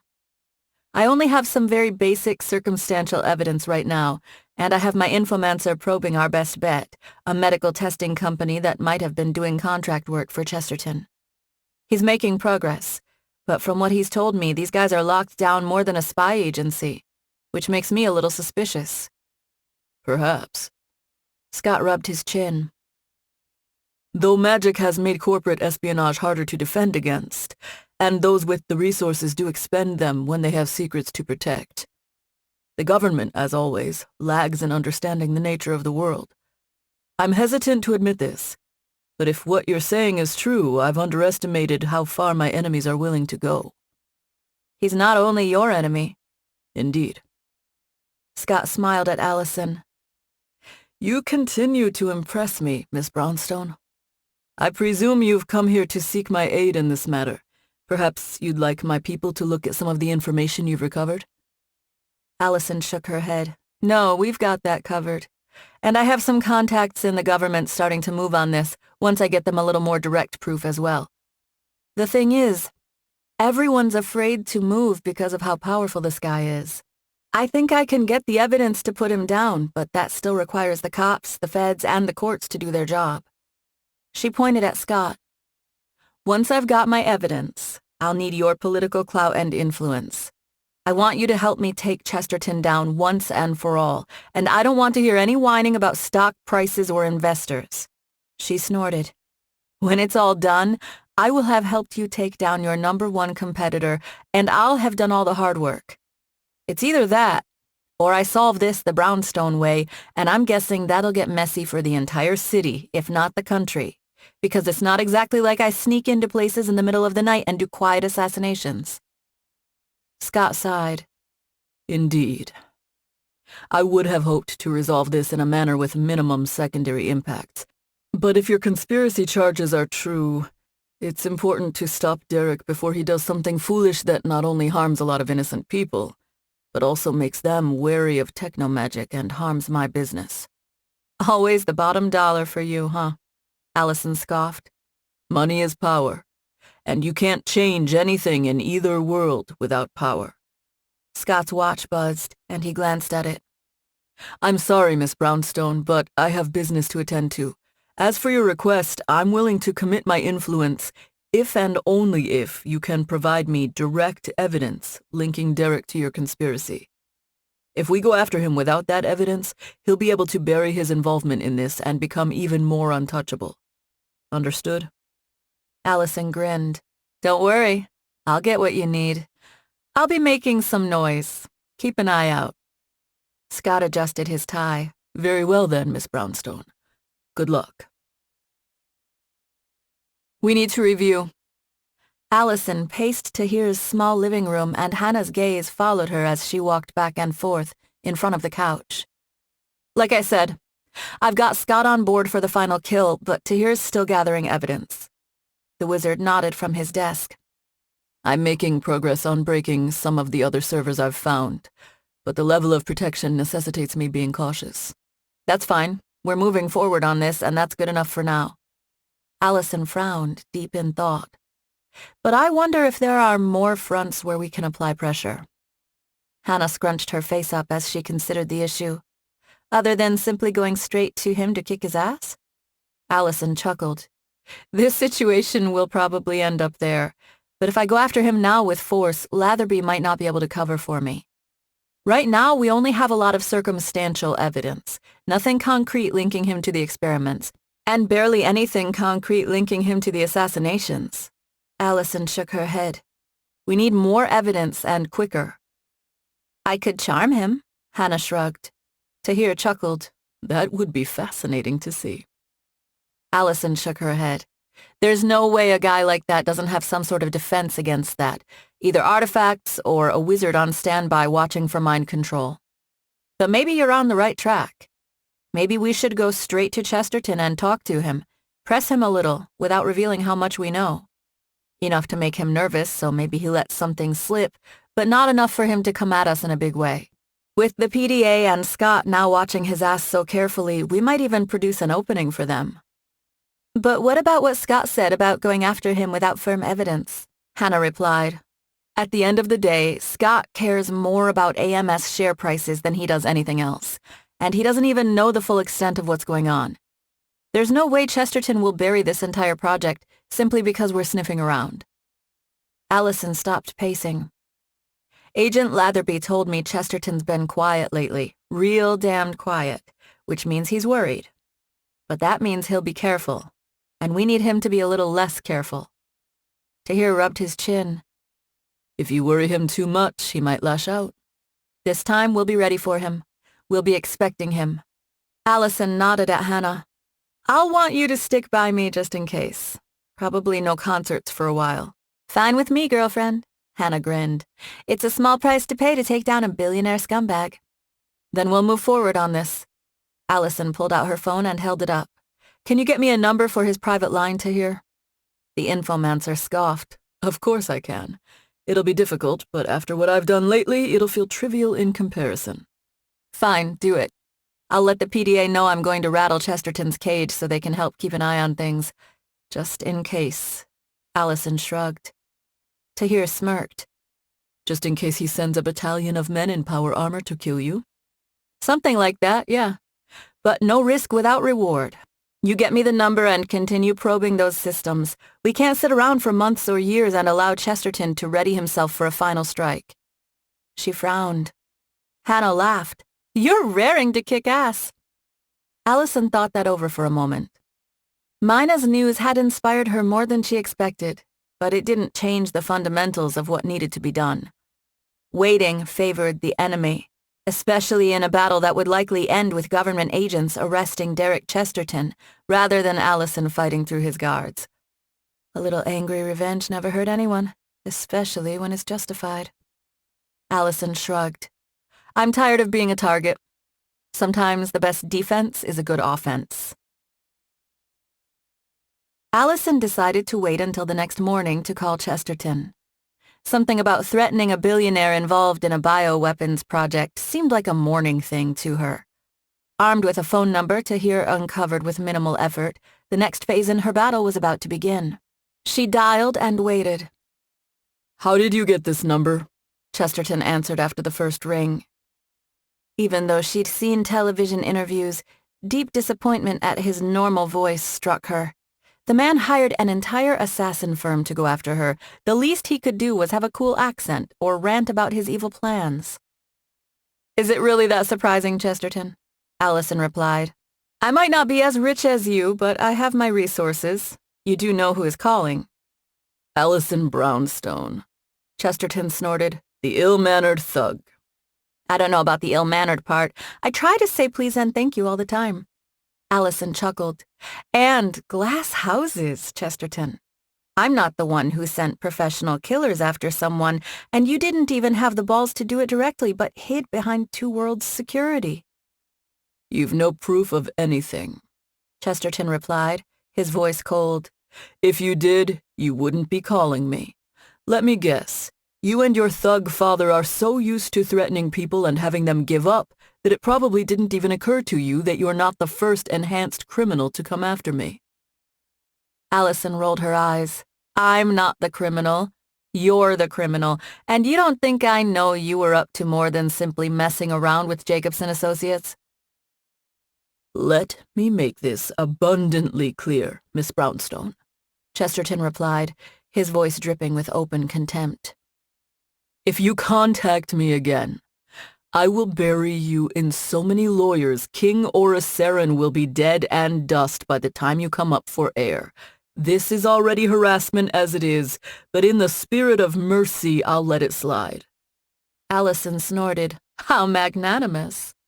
Chesterton chuckled. And I'll provide an additional hypothetical of potential interest to even a lackwit thug like yourself. Hypotheticals are always interesting, even if they're from ruthless, evil assholes. If there was a businessman who was only dedicated to advancing his company, and he was targeted by an arrogant assassin who believes herself beyond the law, then no one could blame them if they took proactive measures to protect themselves. Chesterton explained. It'd be foolish if they didn't. We live in a dangerous world, after all. Alison narrowed her eyes. I'm not an assassin. I fought Jacobson to defend a client, and then I took them down after that because they came after me. I'm the one defending herself, and I know all about your dirty little secrets. Chesterton scoffed. You know nothing. Seattle was an orderly place before. It no longer is, and I intend to survive that transition. Good day, Miss Brownstone. Don't call me again. Chesterton ended the call. Alison stared at her phone and shook her head. I'm not sure if that went well. Chapter 22. Tahir had just finished pouring a cup of coffee when his left and right monitors filled with alert windows. Multiple alarms sounded from his computer. An intrusion alert even sounded from his phone. What the hell? He muttered. He dropped the mug and the coffee spilled over his kitchen counter before he rushed to his desk. Frantically, he clicked around to take in all the warnings and silence the alarms. Multiple traces and several active system intrusion attempts were in progress. There was no way this was a single attacker. A whole team was coming after him, probably both magical and non-magical. A few quick uploads started the process of active defense, but Tahir accepted the obvious. It was already too late. The barbarians were already inside the castle. That many simultaneous attacks meant the enemy knew exactly where he was. The sheer volume of attacks was already overwhelming.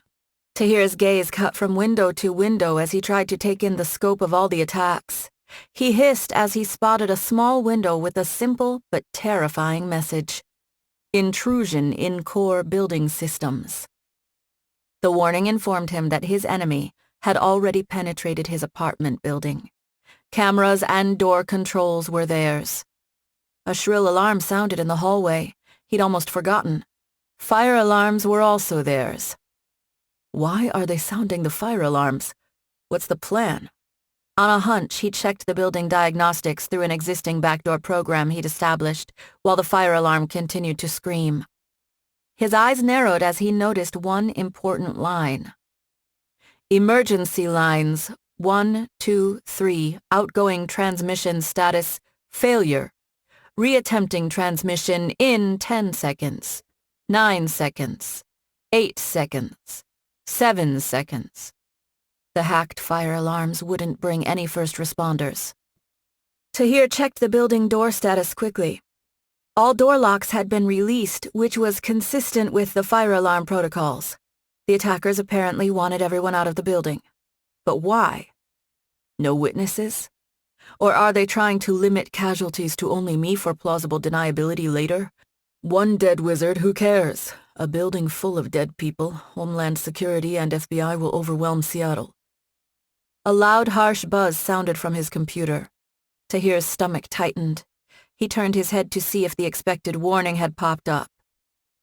Possible extended range aerial perimeter alert. Most likely estimates. Aircraft, 87%. Unusually large bird, 50%. Dragon, 23%. Flying humanoid, 12%. Normal-sized bird, 6%. Tahir took a deep breath and moved to click the alert. It was an algorithm. Even if he'd programmed it and supervised its training, it wasn't perfect. False positives were always a possibility. An image of a distant, dark shape appeared on the screen. He magnified the shape with a few clicks and frowned. No mistake. A low-flying dropship was heading directly toward his building. It skimmed the trees in a way that had to draw at least some attention. What's the point of getting rid of everyone else if you're going to go and do that? Do you hope people will simply assume you're AET? A few seconds later, the vehicle shimmered and disappeared. Considering the poor state of technological active camouflage, he assumed a wizard, or maybe more than one, provided the invisibility. Tahir laughed. At least they're going all out. I'm almost honored. He rattled off a quick command to execute a script he never thought he'd need to run. It held the rather banal name of Last Resort. Please confirm Last Resort. YN. Tahir pounded the Y key. He'd have to recover as much as he could from backups later, assuming they weren't compromised. He flipped his keyboard over, and his hand hovered near the wand for a few seconds before he ripped it out. A yank opened a drawer, and he grabbed a small silver disc with a button from inside. His fingers flew over his phone as he sent a text to Alison. Under attack. Incoming dropship. Running. Sorry, sloppy. Once transmission of the text was confirmed, he dropped the phone to the floor, pressed a button on the silver disc, and dropped it on the phone. Blue-white arcs shot from the disc, and the phone died as smoke poured out of it. Tahir threw his door open and ran toward the stairwell, his heart pounding. With his systems and primary phone dead, his transmitter to Alison would be useless. The magic was tied too closely to them. She could be anywhere from minutes away to in another country. He'd need to depend on himself as he always had. The wizard took the stairs 2 at a time and kept going until he hit the parking garage. A Camaro peeled out, someone who lived on the first floor. Its tires squealed as it raced toward the open door. Tahir rushed over to his Toyota and flourished his wand with a quick incantation. The trunk popped open to reveal a briefcase and a backpack. He opened the briefcase. A half-dozen micro-drones, each the size of his hand, sat parked inside, along with a backup phone. He grabbed the phone and tapped out a few quick commands. The drones whirred to life and rose from the trunk. After a few more commands, they cruised out of the garage and soared into the air, their video feeds now sent to his secondary phone. Tahir shifted one of the drones to thermal and smiled as he spotted the yellow-red heat signature of the invisible dropship's engines. Not thorough enough, fools. He sent a few more commands, and 4 of the drones screamed toward the dropship. His phone screen updated with system information. Explosive charges armed on drones Alpha, Beta, Gamma, Delta. Closing on target. Estimated contact in 5 seconds. Tahir sent one drone as a chase camera, while he held the other hovering over his apartment building. The drones weren't fast in and of themselves, but the rapidly closing dropship made it an easy approach. One pair of drones split off and charged one engine, and another pair charged the other. The impact detonated the explosives inside and produced a fireball that engulfed the back of the ship. It wasn't enough to obliterate the aircraft, but more than enough to leave the engines sputtering and smoking. The ship banked hard, and its vertical thrusters kicked in. Whatever strike team was aboard would survive, but they'd have to clear a lot of ground before they could come after him. Every minute he could stall increased the chance that the police or Alison would arrive. I can call her on the backup phone. Movement near the remaining apartment drones caught his attention as a large black van screeched to a halt outside. A couple of seconds later, Tahir's phone died, along with all the fire alarms. A massive EMP. Tahir sighed and unzipped the backpack. An EMP-hardened laptop lay inside, along with similarly protected AR glasses and a haptic glove. He pulled on the haptic glove before he slid his wand into a groove until the glove clicked. After pushing the AR glasses on, he rushed toward the exit, making a few quick motions and muttering some voice commands to activate a feed to a drone hidden on the roof. The EMP would have taken most of his backup drones, but this one was large enough to be hardened. The video feed from the drone winked to life. Darkness lingered for several seconds until the drone flew into the sky, free of its container and with a clear view of the black van. The van door slid open, and 4 men with rifles stepped out, frowns on their faces. Running while one eye saw the world in front of him and the other saw a video feed, strained Tahir's balance and concentration. He primed the few small rockets available on the drone and waited until he arrived at the exit to the garage to fire with the flick of his glove. The rockets hurtled away from the drone. The men jerked their guns up and opened fire, but they were too slow. The rockets exploded and launched their scorched bodies into the air. Their bullets got their revenge, and Tahir's stomach lurched as he had a first-person view of the drone falling toward the ground. His video feed died, an overlaid error message near the top. Transmission feed from drone Iota disrupted. Thanks for the update, Tahir muttered as he emerged from the garage and deactivated the status display on his AR glasses. He rushed toward the street as a crowd of people pointed toward the smoking van and dead men less than 30 yards away. He couldn't hear any sirens in the distance. Several people shook their phones and frowned. They've fried your phones with the EMP, don't you get it? The average person fleeing the building probably assumed the automated system would summon the authorities. By the time they realized something worse was going on, even if only from his rocket attack on the van, it was too late to make a phone call. When Tahir had moved into the apartment, he didn't care much that there was a tree-filled park across the street, but now it offered him his best chance for survival. The wizard rushed across the street and made a few more quick motions with his haptic glove as he all but shouted an anti-tracking spell. I'll admit you're worthy foes, but right now, all you've done is inconvenience me and lose 4 men. Don't take me lightly. Chapter 23. Sweat beaded down his face as Tahir ducked into a small copse of pines. He suddenly found he regretted not living in rural Maine. He'd read once about how a man disappeared into the woods there decades before and lived half his life without anyone ever knowing he was there, despite the fact he stole from nearby houses and campgrounds. He'd let himself get sloppy. Security by obscurity wasn't security at all. If he survived, he'd have to be a little more careful, and he intended to survive. A few minutes. That's all it'd take. He'd launched a rocket barrage and set off several explosive drones. Chaos had a way of getting noticed, even in Seattle, and when chaos happened, the police or Alison weren't far behind.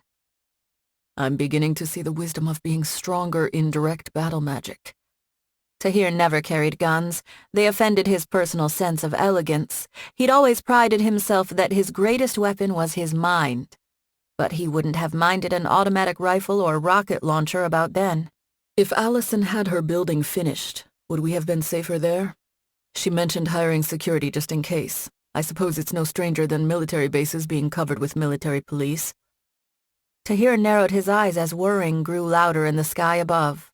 A dozen small drones circled the park, none with the markings or lights that suggested they belonged to news organizations, the city, or the police. Not all the floating sentinels might belong to the enemy, but that was too many for such a small area to ignore the potential. With line of sight and his glove and wand, he could hack the drones, but that'd only signal his enemy that he was there. They might only be searching and have no clue if he was even in the park. The spiraling flight paths of the drones suggested they'd still not spotted him. But that wouldn't last, not with that many drones, even if their operators were lackwits. If he waited too long, they'd have his exact position.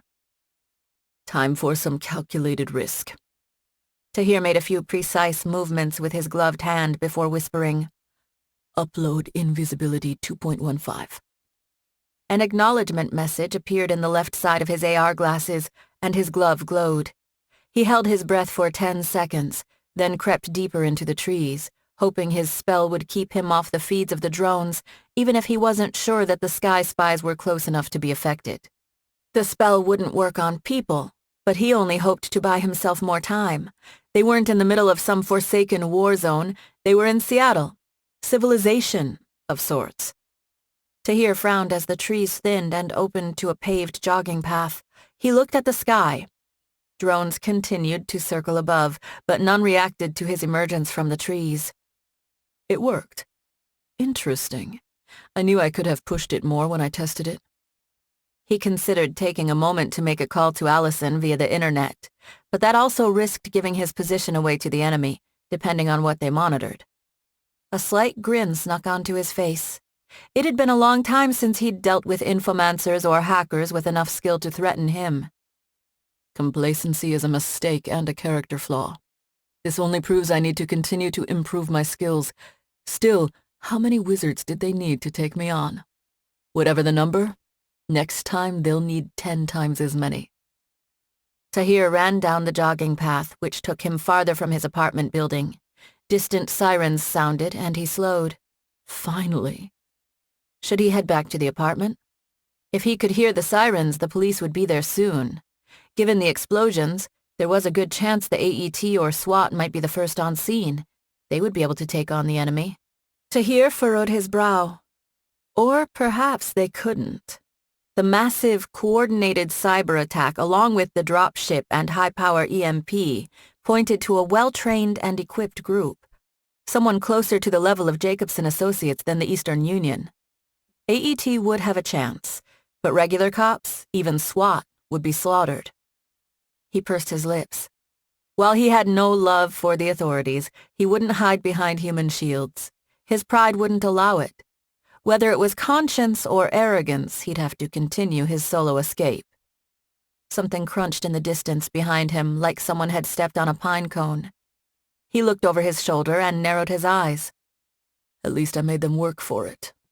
3 men in black body armor with rifles emerged from the trees. After a moment of hesitation, they ran toward Tahir. The wizard sprinted down the path and considered whether he should start working out with Alison and Hana.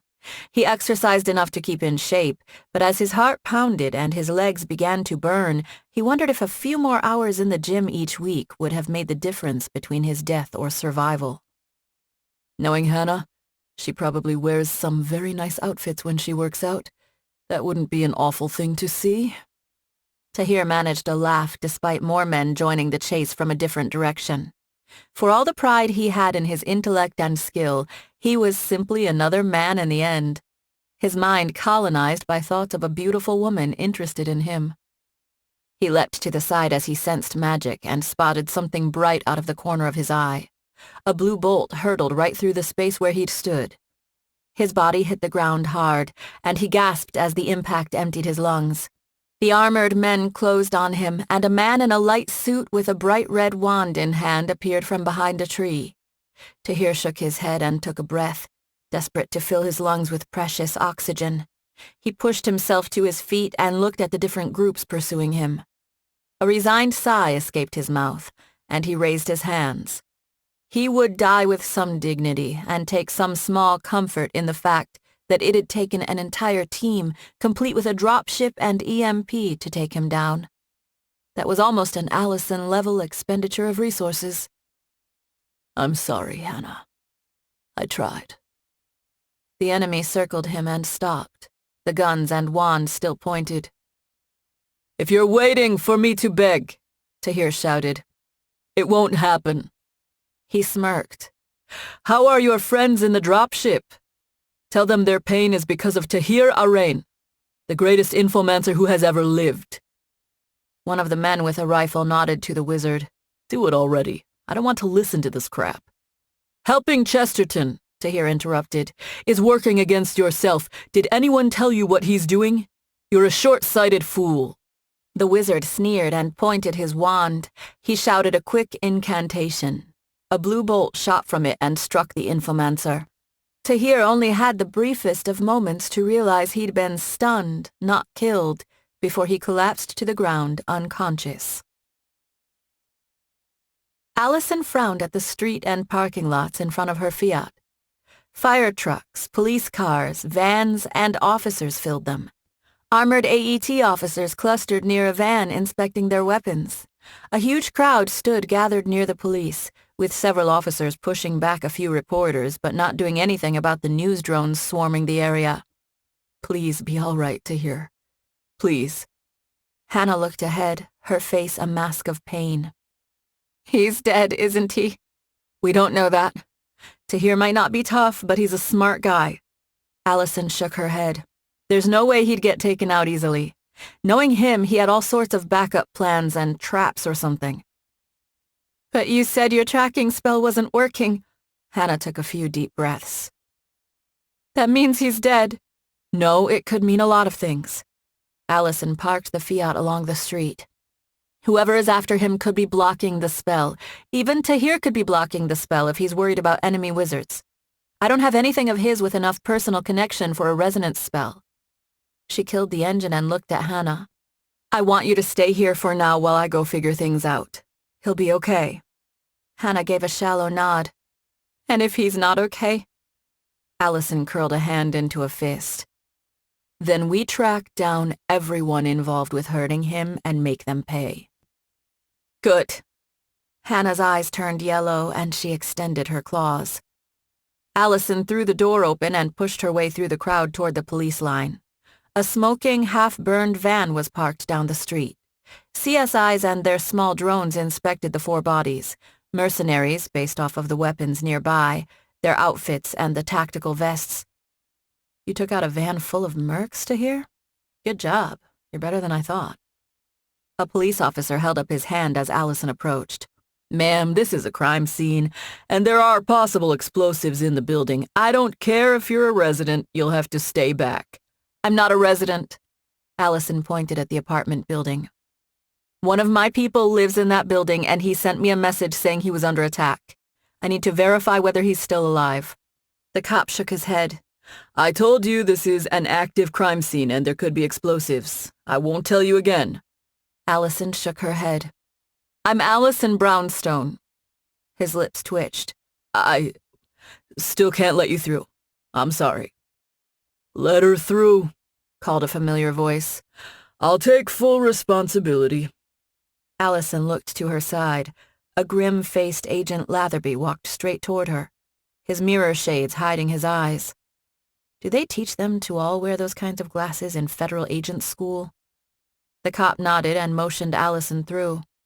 She hurried toward Latherby. I'm surprised PDA got here so quickly. The PDA agent nodded toward the van. A few dead mercs is one thing, but the reports of a temporarily disappearing dropship made us think magic was involved, and the scale of this incident requires a coordinated multi-agency response. Alison blinked. Disappearing dropship. She frowned. Tahir sent me a message and mentioned a dropship. There was a temporarily invisible dropship until someone slammed some explosive drones into it, Agent Latherby explained. Your man, I assume, was responsible for the drones. It was a semi-invisible smoking dropship until it crashed. The mercs inside managed to flee the scene and blew the whole thing up to cover their tracks. So now we've got half the Seattle PD over there and the other half over here. At first, Homeland Security freaked out, thinking it was some sort of coordinated New Vale attack. It's not them, it's Chesterton. Alison snorted. And now Chesterton can attack random apartment buildings and get away with it. We have to investigate, Miss Brownstone. But I can assure you this incident is an escalation that no one finds acceptable. Especially if Chesterton is the one behind it. Because someone else randomly decides to send those kinds of forces against one of my people? You have to admit you have a lot of enemies. Agent Latherby pointed to the van and dead bodies.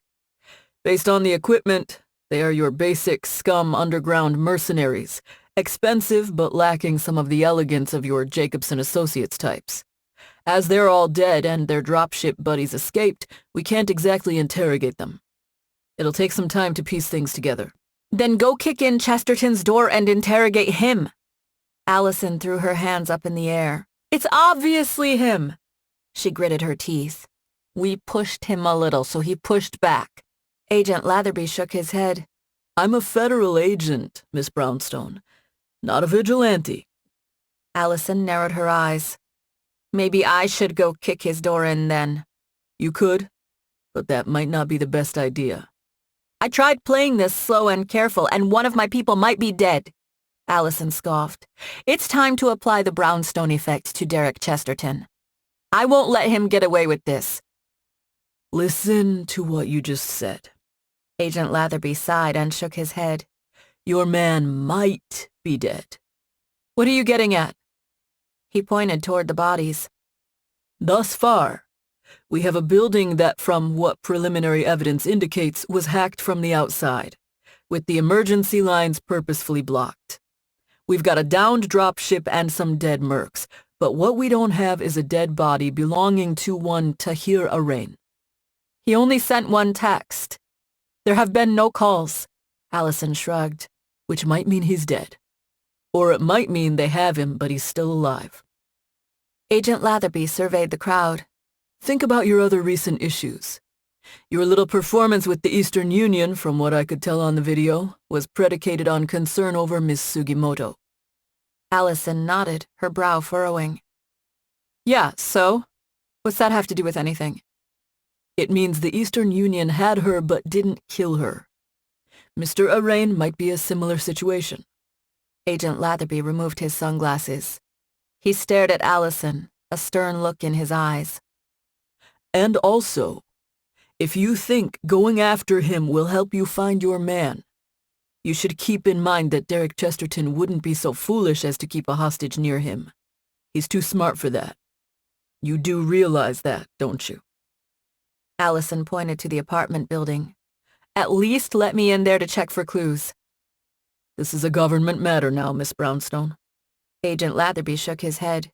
As much as I respect you, we can't have you tampering with evidence. You expect me to sit on my ass and do nothing? There's no way that's happening. He gave her a tight smile. I'll only note that in hostage situations, hostages often die during bungled and ill-planned rescues.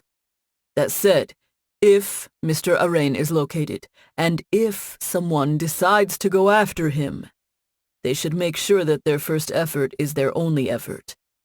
In addition, if someone were to track Mr. Arain down somehow and mount a successful rescue, perhaps because someone is unencumbered by the red tape of law enforcement, I'm sure that the criminals involved won't exactly come crying to the police over it.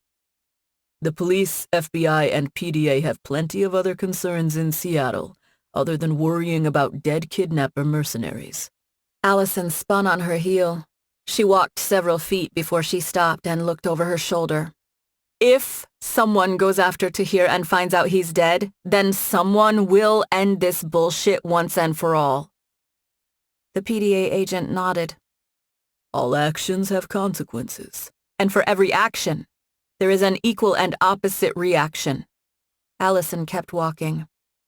You can't fight physics, Agent Latherby. Chapter 24. Silence smothered the inside of the Fiat as the women drove back to the condo.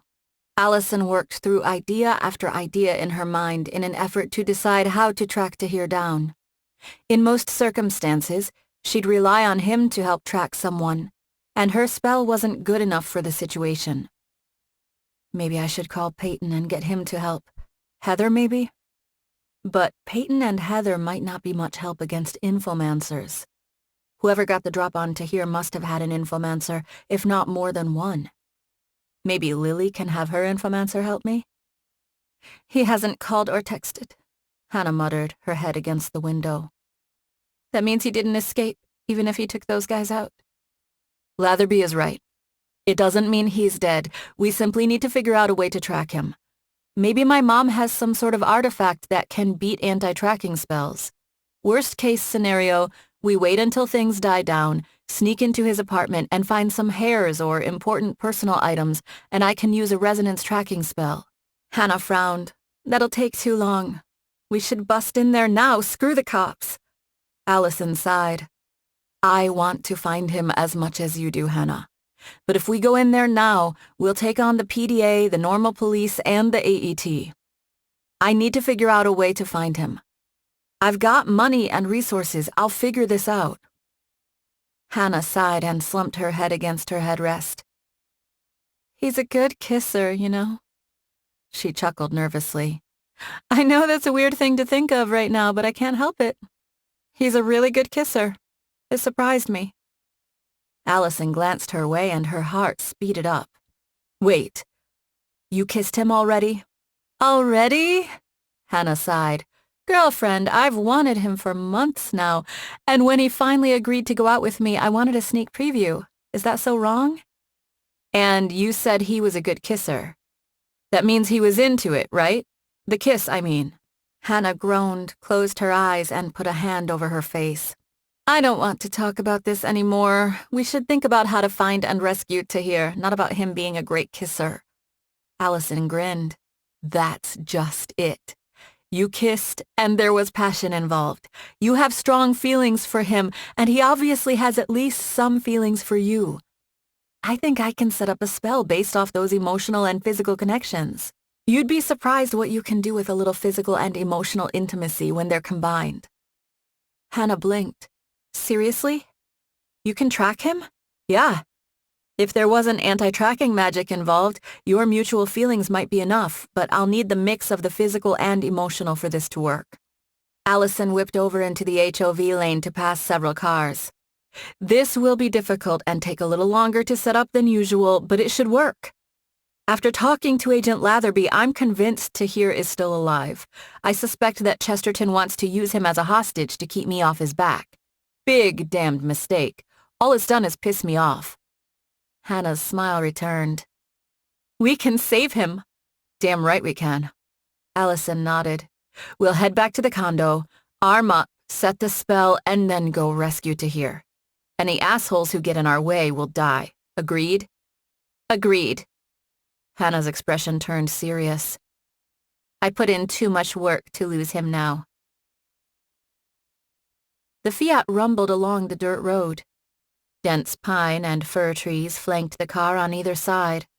They were well south of Seattle, outside Spanaway.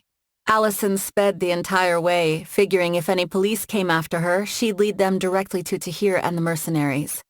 I really, really need to get a helicopter for the company. She focused her attention directly ahead. There could be a trap or enemy ambush at any moment.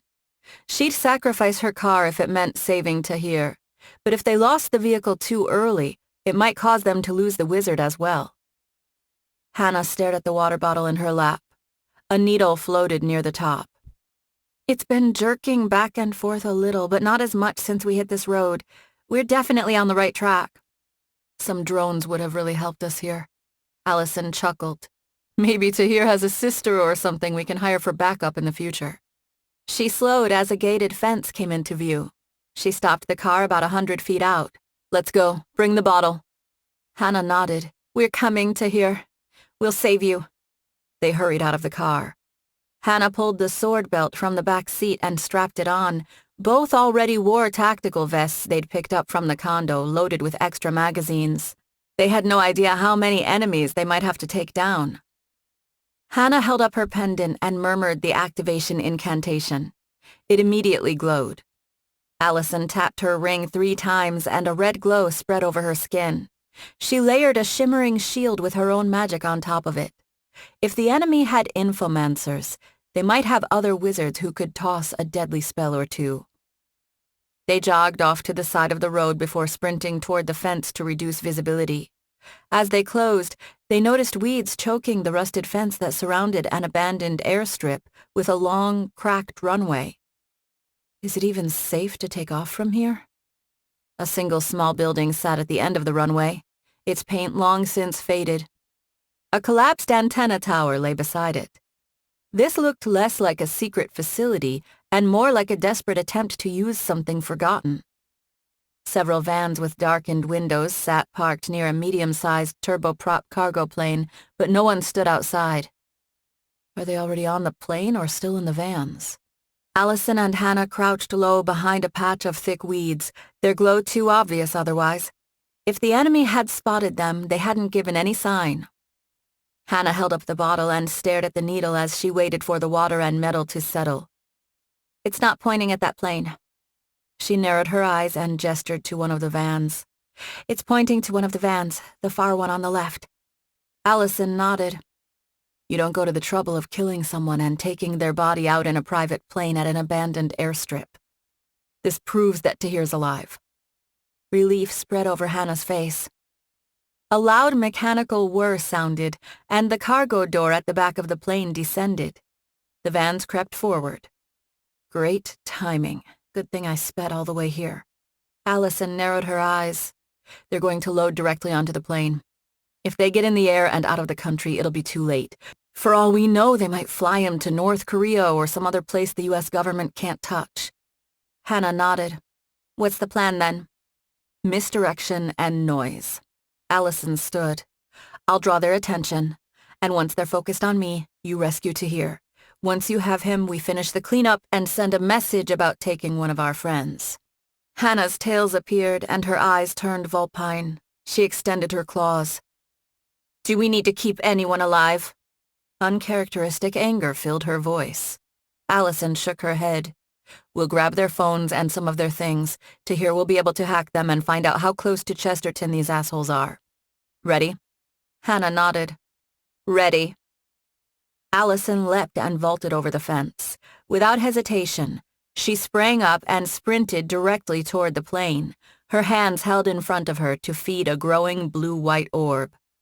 There was something she needed to take care of to ensure they didn't escape in the air. As long as she kept them in the vans, they could save Tahir. The cargo door clunked down against the asphalt and the vans accelerated. "Haven't you seen me yet? I'm pretty damned noticeable, you assholes." Alison gritted her teeth as she funneled more magic into her orb and thrust her arms forward.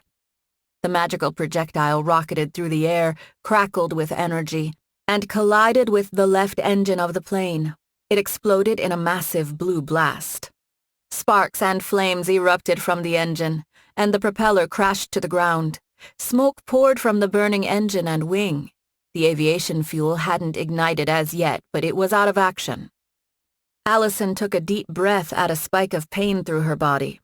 "I hope you're hurrying up with that ritual, Mina."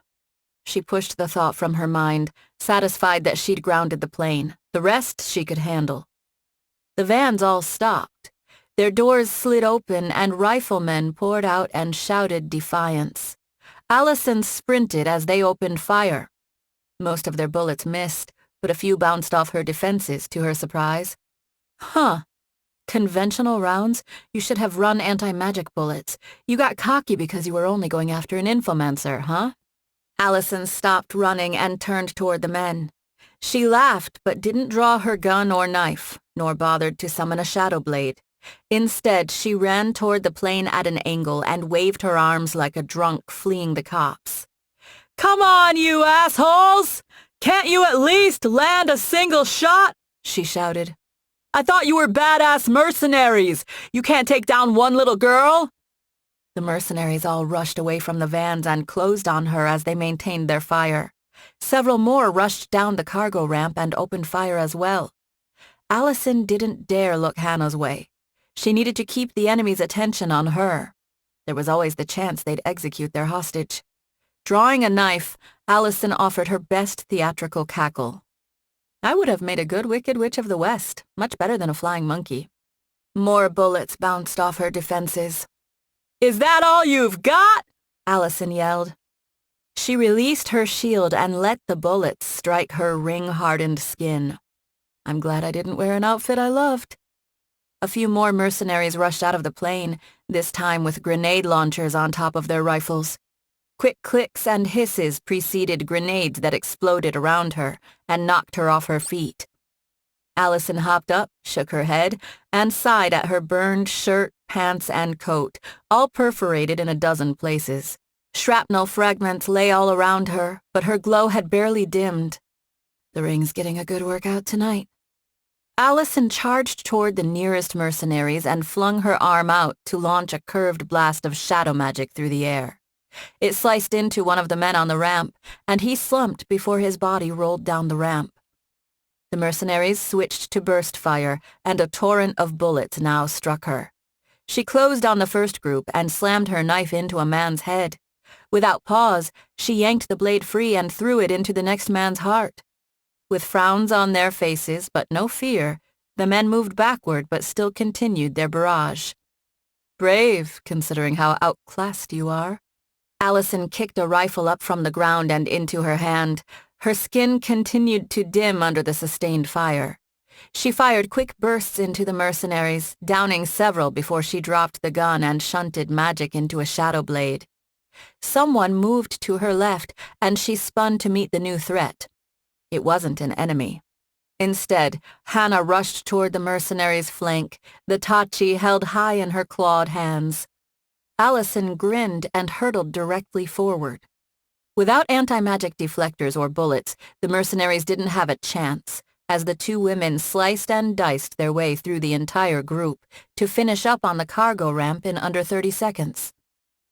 Her breathing ragged, Hana sheathed her sword. Tahir's in the van with my gun, bruised, but not seriously hurt. Alison frowned as her skin tingled, and an overwhelming magical pressure poured over her from the cargo bay. Do you feel that? Or, I guess in your case, smell that? Hana wrinkled her nose. Magic. Lots of it. Wow. That's more than I smell from you when you go all out. A rainbow of jagged bolts shot through the cargo bay. A loud rumble shook the plane. Alison layered both her light and shadow magic into shields and tackled Hana off the side of the ramp as the entire plane exploded, and a green shockwave enveloped them. The force of the blast scorched the side of the closest van and knocked it over. The women tumbled through the air. They crashed into the roof of the farthest van and dented it as their weapons clattered against the hard asphalt. Alison groaned. Burns covered her body, her shields were depleted, and her skin was now its normal color. She rolled away from Hana, who was scorched on her limbs, but thankfully didn't resemble a rotisserie chicken. Damn, girlfriend, Hana moaned. You just saved my life again. Are you two okay? Tahir called from below. Alison rolled onto her stomach and grimaced as the cold, sharp metal of the van rubbed her burned flesh. Tahir stood a few yards away, Hana's Glock in hand, and his brow furrowed in worry. He had a few bruises on his face, but Hana was right. He was in far better shape than either of them. She held up a hand and waved before she yanked a healing potion from her pocket and downed the contents. Hana retrieved one gingerly as well. The burns healed slowly and most of the pain faded. Some weakness and throbbing remained from overextending her magic, but not as much as she would have expected. I guess getting blown up all at once strains me less than taking 500 different shots. Good to know. Alison took a deep breath and shook her hands out before she jumped down. Hana leapt down and ran to pull Tahir into an embrace. You're okay, right? I know I ran off earlier, but I needed to help Alison. He smiled and patted her back. They stunned me and then tied me up and blindfolded me. Nothing much changed before you found me.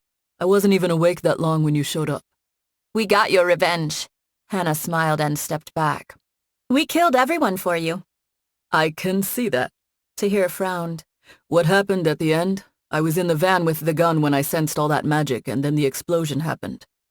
His gaze cut to Alison. While I'm extremely pleased that you saw to my recovery and took out the men who kidnapped me, don't you think that was a bit excessive? He pointed toward the burning wreckage of the plane.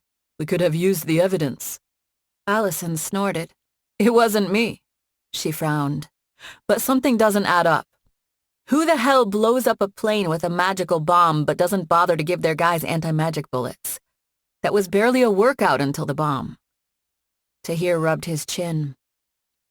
Someone, perhaps, who finds their men expendable and is more interested in finishing off a vexing and continuous powerful magical threat. Hana walked over to grab the sword and Alison's knife from the ground. You're saying the whole thing was a trap? I doubt that it was an explicit trap. It was directed to stop me. And I think the bomb was a mere opportunity. The timing of their attack as it correlates to my progress in tracking down Ajit Patel is too much to ignore.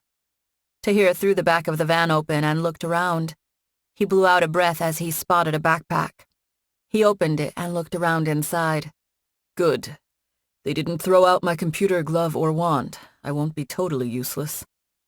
Alison nodded. I think we pushed too hard. I shouldn't have called Chesterton until you'd made it farther in your investigation.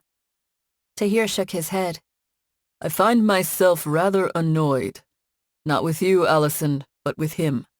This is also partially my fault. Obviously, I didn't cover my tracks enough. I believed I had, but he would have never been able to send mercenaries to my exact location if that were the case. I almost escaped. Next time, I'll be better prepared. Alison surveyed the area. The blast had incinerated many of the mercenaries down to their skeletons, but several bodies remained mostly intact, if crispy. Let's grab what might be useful off them and get the hell out of here before the police get here. Hana nodded and threw open the driver's side door of the closest van and leaned inside to rifle through the glove box and console. Alison walked toward one of the dead mercenaries. Alison, Tahir called. She looked over her shoulder. Yeah? Thank you. I've never had someone go so far to help me before. It's an odd feeling. Alison knelt by the dead mercenary and checked pouches on his vest and his pockets. You got caught up in this because you work for me. But more to the point, you're also my friend. I never leave my friends behind. She found and pulled out a phone. Good start, one phone. Got a tablet, Hana yelled from the van. Alison stood. Good. The more we know, the less defense we have to play, and I'm so damned tired of playing defense. Chapter 25. Alison glanced around at the cars surrounding the Fiat. Her bright red sports car stood out in a Costco parking lot packed with trucks and family SUVs. I wonder if I'll ever be able to walk into a Costco and buy a huge box of healing potions. She checked her mirrors and the rearview camera for the 10th time in as many minutes, but there was no one suspicious in the parking lot, besides the three of them anyway. If Chesterton's infomancers were searching the city, they'd eventually find her, but at this point, she'd prefer the bastards come straight at her. Alison leaned back in her seat. Her parents had dealt with people wanting them dead, and both related the same basic strategy. Minimize collateral damage and keep on the move until they could finish off the person at the top. Her dad had even once grabbed a pile of barbecue to feed himself while he drove around half of Southern California eluding hitmen, not sure how long it'd take. Sushi won't keep as well. Damn it, I need to end this crap sooner rather than later. If I kick in Chesterton's door, he might not even be there. Tahir could probably find where the guy is hiding. Or I could wait until Chesterton's next public appearance and take him out then. Tahir typed away on his laptop in the back seat, his gaze locked on his screen. Hana thumbed idly through news on her phone. There wasn't much else to do until they had a better handle on the situation. Alison started the car. There was no reason to linger in a Costco parking lot. I need to come up with a better plan than sitting in a parking lot. Maybe we should go back to the condo, Hana suggested. Alison sighed. What if they attack the condo? Mine is right. I need better defenses, and they're using magic, so that means we'll need to be more careful. I don't want my neighbors to get caught in the crossfire. I depended on my name to keep people from attacking me at home, but I'm not so sure that's enough anymore. Tahir snorted from the back, but didn't look up from his computer. Your condo is fine, at least for you. Chesterton has too much to lose from a massacre. His actions already prove it. The attackers who came after me at my apartment went to the trouble of activating the fire alarms to clear the building. And they used invisibility on the dropship. If he has his hirelings openly attack an upscale building, AET and the PDA will descend on his home within hours, if not the National Guard. In addition, given that we just saw a powerful magical bomb, if simple assassination was the goal, they could have used that on my building or your building without bothering with trying to capture me. He shook his head. I suspect I was meant to be simple leverage, nothing more. As much as you have your limitations, he has his as well. You've defeated all his hired killers, and he must realize that he can't simply solve this problem with brute force. You even survived his bomb. Asshole, Hana muttered. I hate his fucking ass so much. Alison backed out of the parking lot. Then Hannah's right. We should simply go back to the condo. I can't drive around to parking lots for days. The PDA might eventually find a clue, but they're still the government, and that means they're slow. You should go back to the condo, yes. And Hana should as well, Tahir replied. But I'm unsure what sort of magic they performed on me. And their having access to me means I'll need to spend some time setting up proper countermeasures so they can't easily hack your systems. There are a lot of ways to weaken you that don't involve blowing up your building. We can't have them spying on you and knowing your plans. I'm not overly concerned, but I think now is a time for an excess of caution, given everything that has happened. At least for a few days. Do you want me to take you back to your place? Alison joined the flow of traffic on the street. Tahir shook his head. I'd think it wouldn't benefit either of us if I was forced to answer too many of the police's questions. I don't even think you should let the police know immediately that I've been recovered. Given how reluctant the authorities are to move against Chesterton, he undoubtedly has at least some police on his payroll. At least enough to leak important information to him. Good point. Damn it. It's always easier when it's underworld pieces of garbage rather than alleged captains of industry. Hana snorted. Obviously, we'll have to eventually deal with the police, Tahir continued. But until we resolve the immediate situation, it might be better if I hide in a hotel. It'll be easy for me to book a room under a false identity. Alison frowned. I don't like the idea we have to hide people.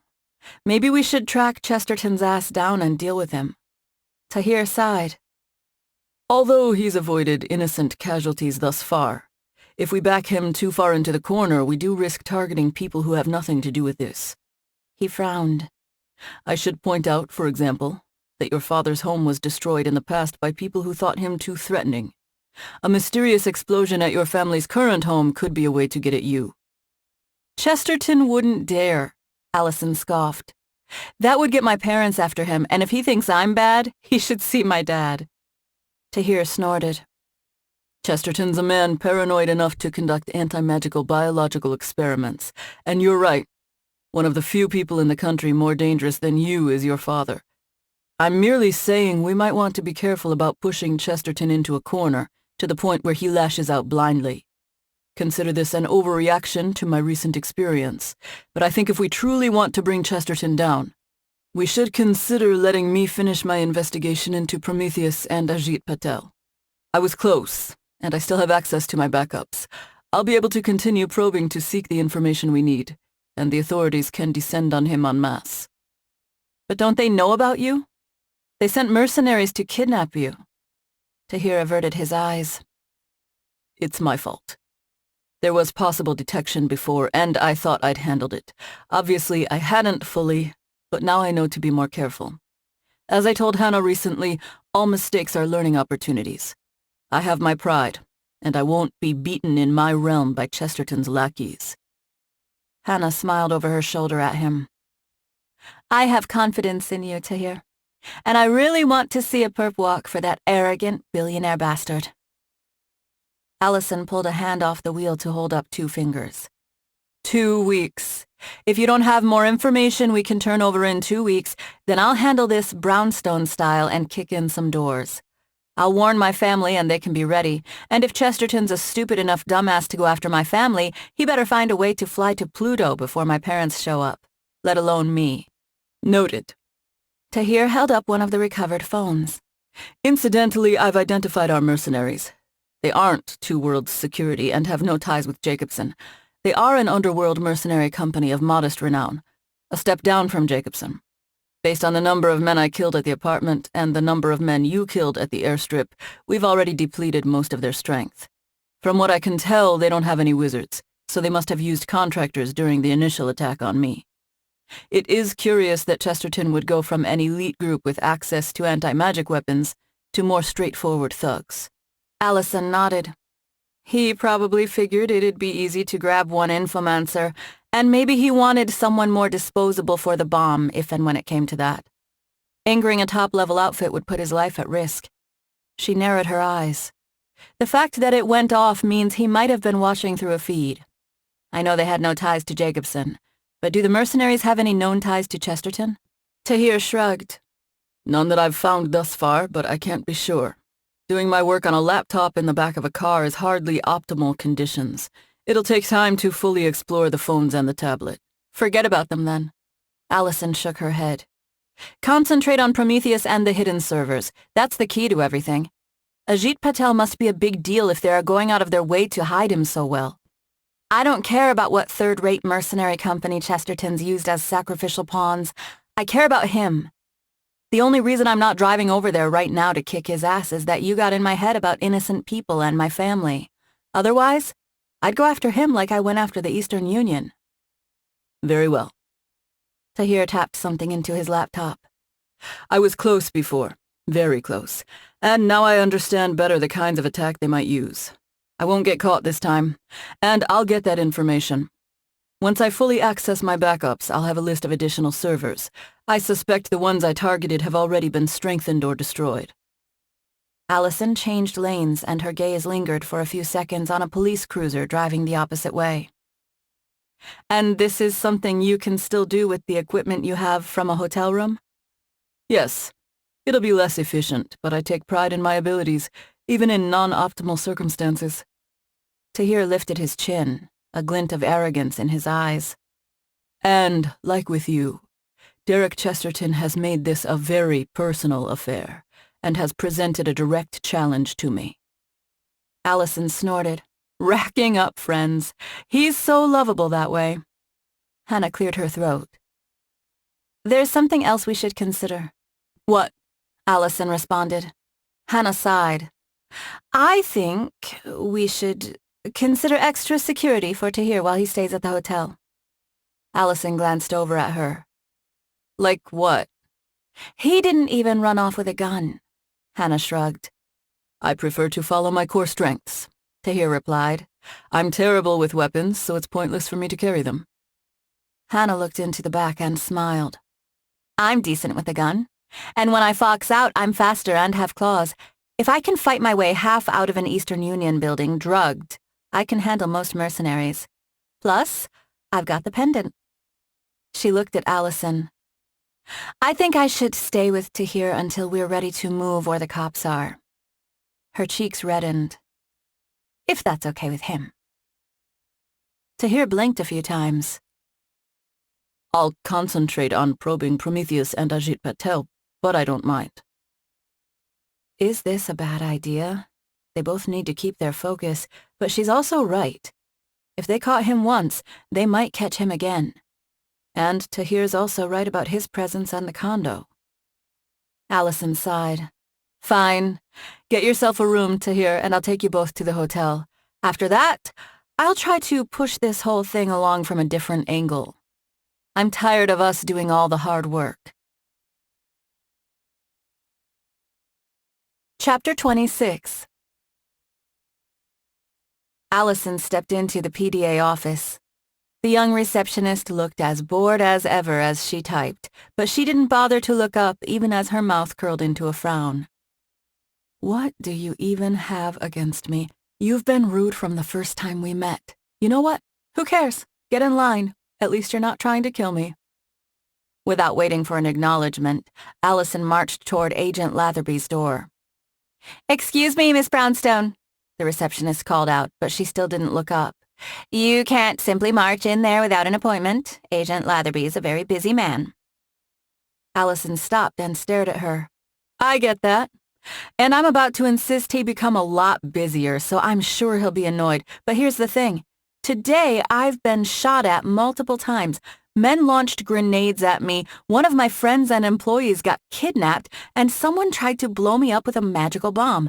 Oh, that magical bomb totaled a plane and bordered on strategic-level magic. But who cares, right? She shrugged. It seems like something the PDA should care about. But if you want to stop me, sure, go ahead and try. Otherwise, I'll go talk to Latherby and he's going to listen to me, damn it." The receptionist rolled her eyes and muttered something underneath her breath. The door to Agent Latherby's office opened. "It's fine, Helen." He looked at Alison. "Come in and stop making a scene, Miss Brownstone. She's only doing her job." Alison continued toward the office. "Latherby, this is simply me bitching. You don't want to see me making a scene, trust me. It involves a lot more explosions." The agent retreated to his desk as she closed the door behind her.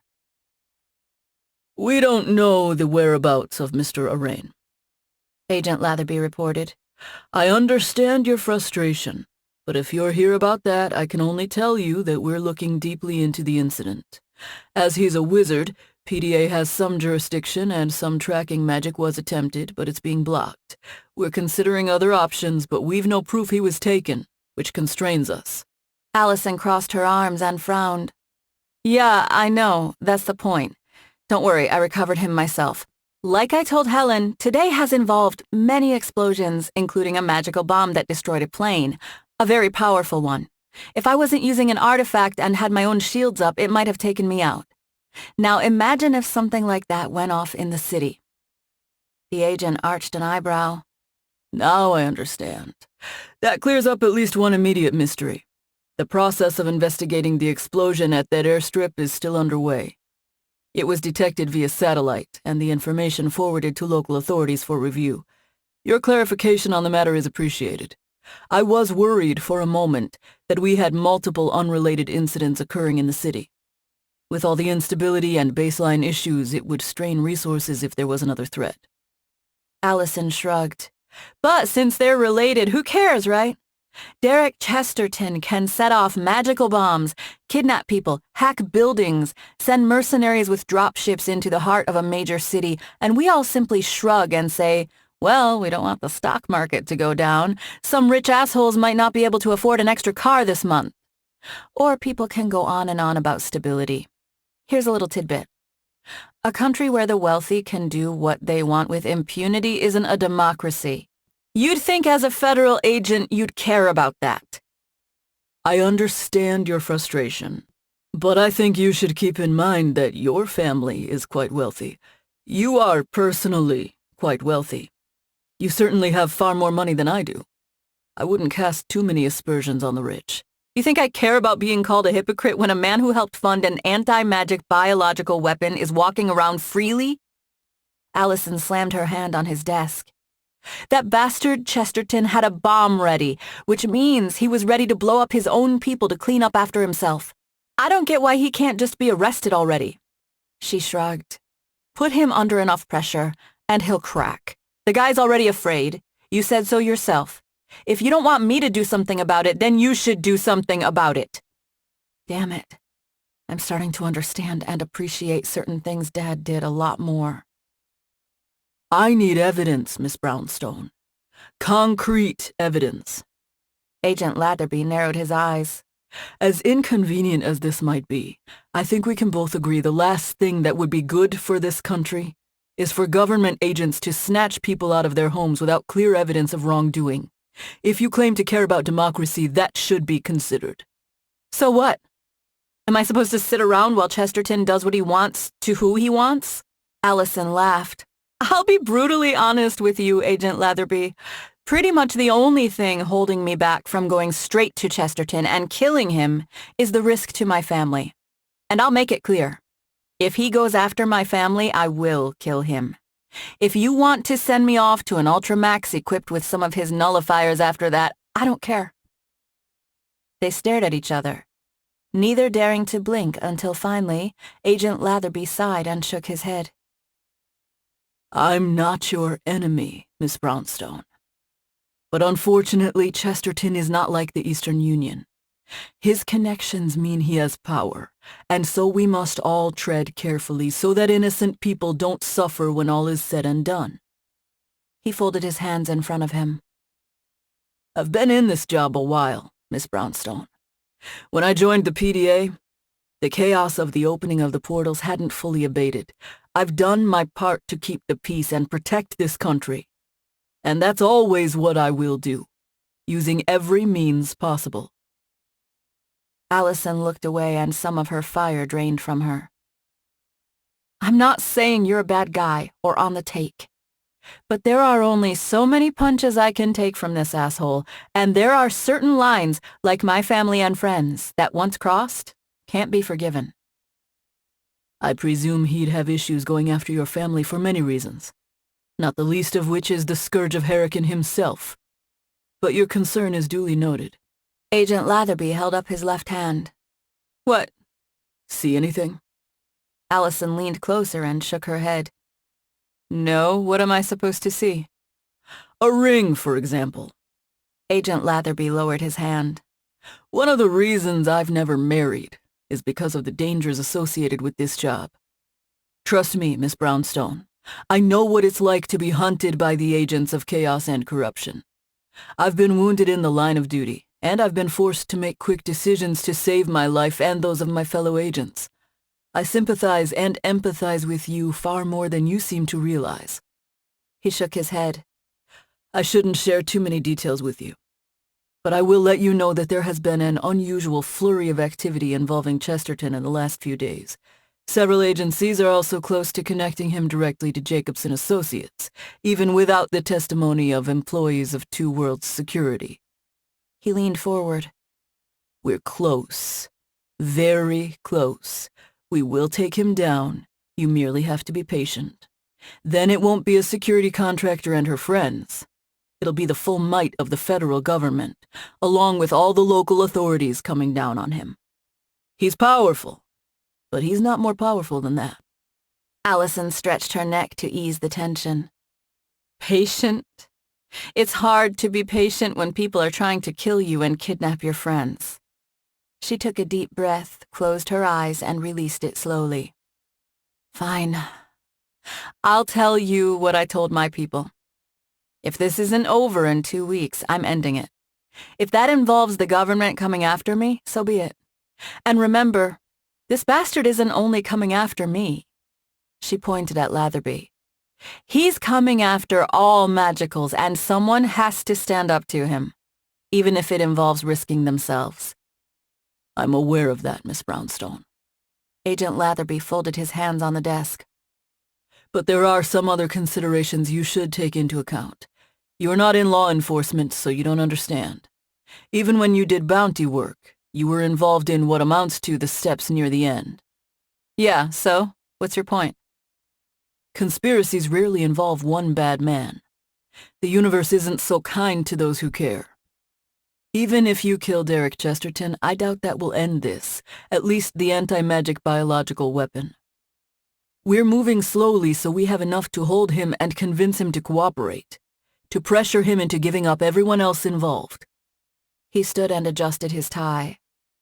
"As you're so fond of pointing out to me, Miss Brownstone, you're not the only one at risk. We can't proceed like you're the only one at risk, no matter how emotionally unpalatable that is to your Brownstone sense of agency." Alison sighed and took a deep breath, her fists clenched. "I'm not telling you not to defend yourself," Agent Latherby continued, "but I am suggesting you give us time to do our jobs, not for your sake, but for every potential victim's sake, and for the sake of the magical populations of both Earth and Orosaren." "I am giving you time." Alison turned and opened the door. "I'm giving you 2 weeks unless he comes at me or my people again. Then we'll have to reevaluate the schedule. But I understand what you're saying. And I'm glad." She sighed. "What?" Alison managed a slight smile. "I didn't know what to think of you when we first met, but I'm glad you're one of the good guys." "Good guy? Perhaps. It depends on one's perspective." Agent Latherby chuckled. "I'm a federal agent. Haven't you ever heard that joke about the government?" "What joke?" "What are the 9 most frightening words in the English language?" Alison shrugged. "No idea." "I'm from the government, and I'm here to help." Alison snickered. "You know what? You're all right, Latherby." She waved and stepped into the main office. Miss Brownstone, Agent Latherby called. don't do anything you'll end up regretting. She threw up a dismissive hand. You're about 10 years too late to give me that advice. Chapter 27. 3 days later, Alison knocked on the unassuming door of an equally unassuming motel room.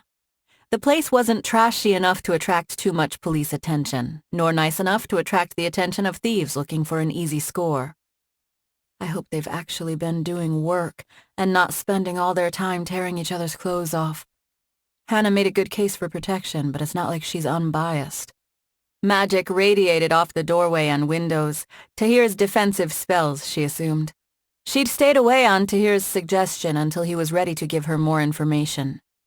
A dark eye peeked through the blinds, and a moment later, Hana opened the door. You never responded to my text. We didn't know if you were coming. Hana nodded to Tahir. Alison stepped inside and looked around the hotel room. Glowing glyphs decorated several of the walls. Tahir sat cross-legged on a bed, his laptop in front of him and his glove connected to a port on the laptop and glowing. The room's protected against eavesdropping, scrying, and tracking magic. Crude spells compared to the more subtle ones I had inside my walls at my old place, but fast to implement and easy to maintain. It's kind of obvious magic's in use, though, Alison replied. Tahir shrugged. Plenty of wizards use hotels. I'm not that worried about anyone sensing the magic. Hana's text said, and I quote, "Come right away, girlfriend. Important." And important was followed by 12 exclamation points. Alison moved to a chair in the corner. I could use some good news. Please give me some.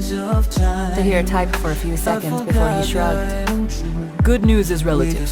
I have important news. Hana sighed and sat on the edge of the bed next to him, her face lined in worry. Brace yourself. Alison frowned. Now what? I was able to locate some files related to Prometheus testing services. The information wasn't on any of the main servers, but on another server I found an address when I was probing the hidden server that I thought referenced Ajit Patel. Tahir took a deep breath. The files had additional details and mentioned resources related to the project, including more field tests with other code names. You came up a few times, Dark Princess. He cleared his throat. It discusses the team lead. The reason we can't find the Ajit Patel on the other servers is because it's a code name. He snorted. The guy's not even Indian. The actual team lead is a man named Lawrence Northwell. I've been able to locate some information on him, and he does seem to have an extensive background in molecular biology and virology. Alison shrugged. That's all a good thing, right? It's more information. We can hand this all over to the PDA, and they arrest this Northwell bastard and get him to roll on Chesterton. Hana and Tahir exchanged glances. Okay, Alison frowned. What is it that you're not telling me? I don't care if Chesterton's name isn't on the file. We have a trail to this Northwell. We can move from there. Tahir furrowed his brow. The problem is where I found the files. They weren't on a Prometheus system, nor were they on servers that were controlled by any entity associated with Derek Chesterton. It took me more effort because of my crude tools and less extensive background spells set up, but when I investigated the server with the file more thoroughly, I found ultimately that it was under the control of what proved to be a shell company, which was also owned by another shell. I'll spare you the nested details, but the trail ends at a familiar place. Advanced Magitech Systems. Alison shot out of her chair. That's impossible. She rubbed the back of her neck. You're saying Scott's involved? But that doesn't make any sense. She paced as much as the small room would allow her. It's a shell company, right? So someone in his organization is working for Chesterton, obviously. Tahir shook his head. And Chesterton's foolish enough to stick his files on an ultimately AMS-controlled server? Chesterton might be a businessman and ruthless, but he started as a technomagic engineer. He has a technical background. But all the other evidence points to Chesterton. Alison froze in place and her stomach churned. Hana sighed and flopped back on the bed, defeat on her face. Does it? Tahir raised an eyebrow. Let's review the evidence. We know the virus was artificially created because of the original memo I found after following the trail from the Jacobson systems. The memo was on a server I couldn't directly associate with Chesterton. Jacobson was hired by Chesterton indirectly, but they obviously weren't involved in the creation of the virus. But what about Prometheus testing services and what the witch overheard? Tahir shrugged. She heard an offhand reference to Chesterton. But Prometheus has been hired by every major technomagic company in the country, including AMS. Alison groaned and scrubbed a hand over her face. Chesterton hired men to kill me. Yes, he did. But assassins didn't come after you until you interfered with the attempt on Carlisle's life. Tahir frowned.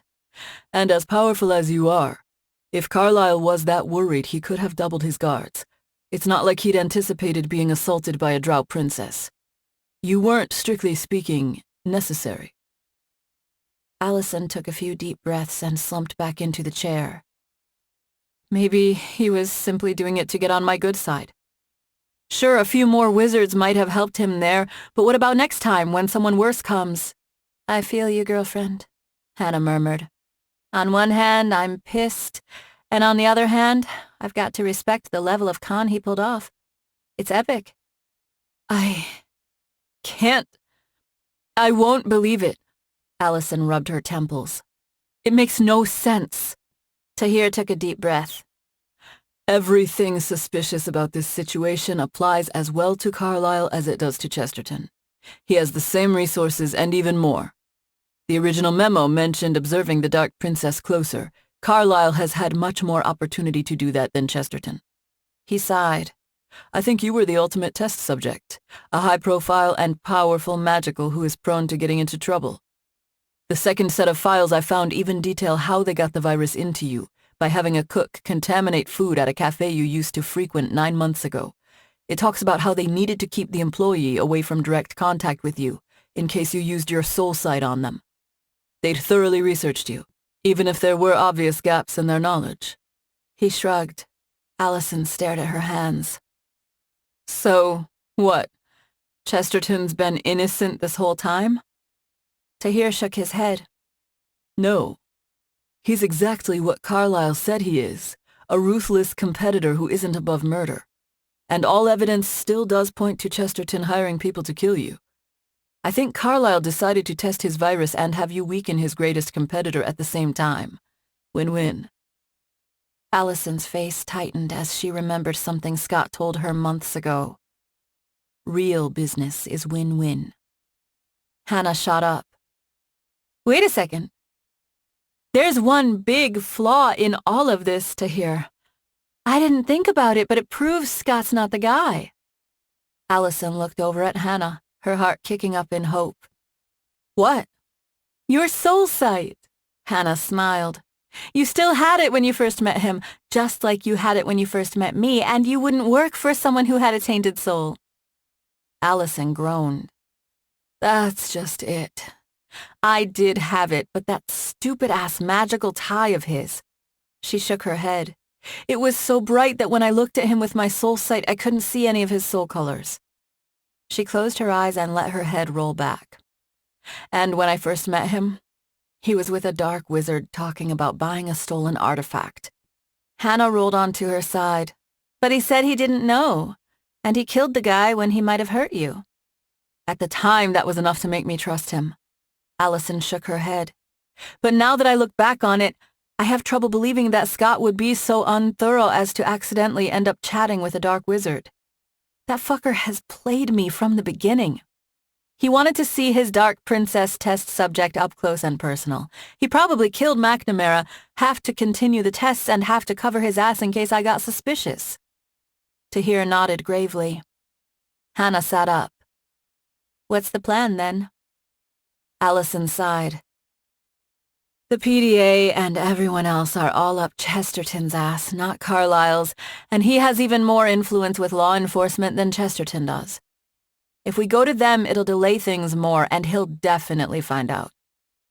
No, I've got one shot.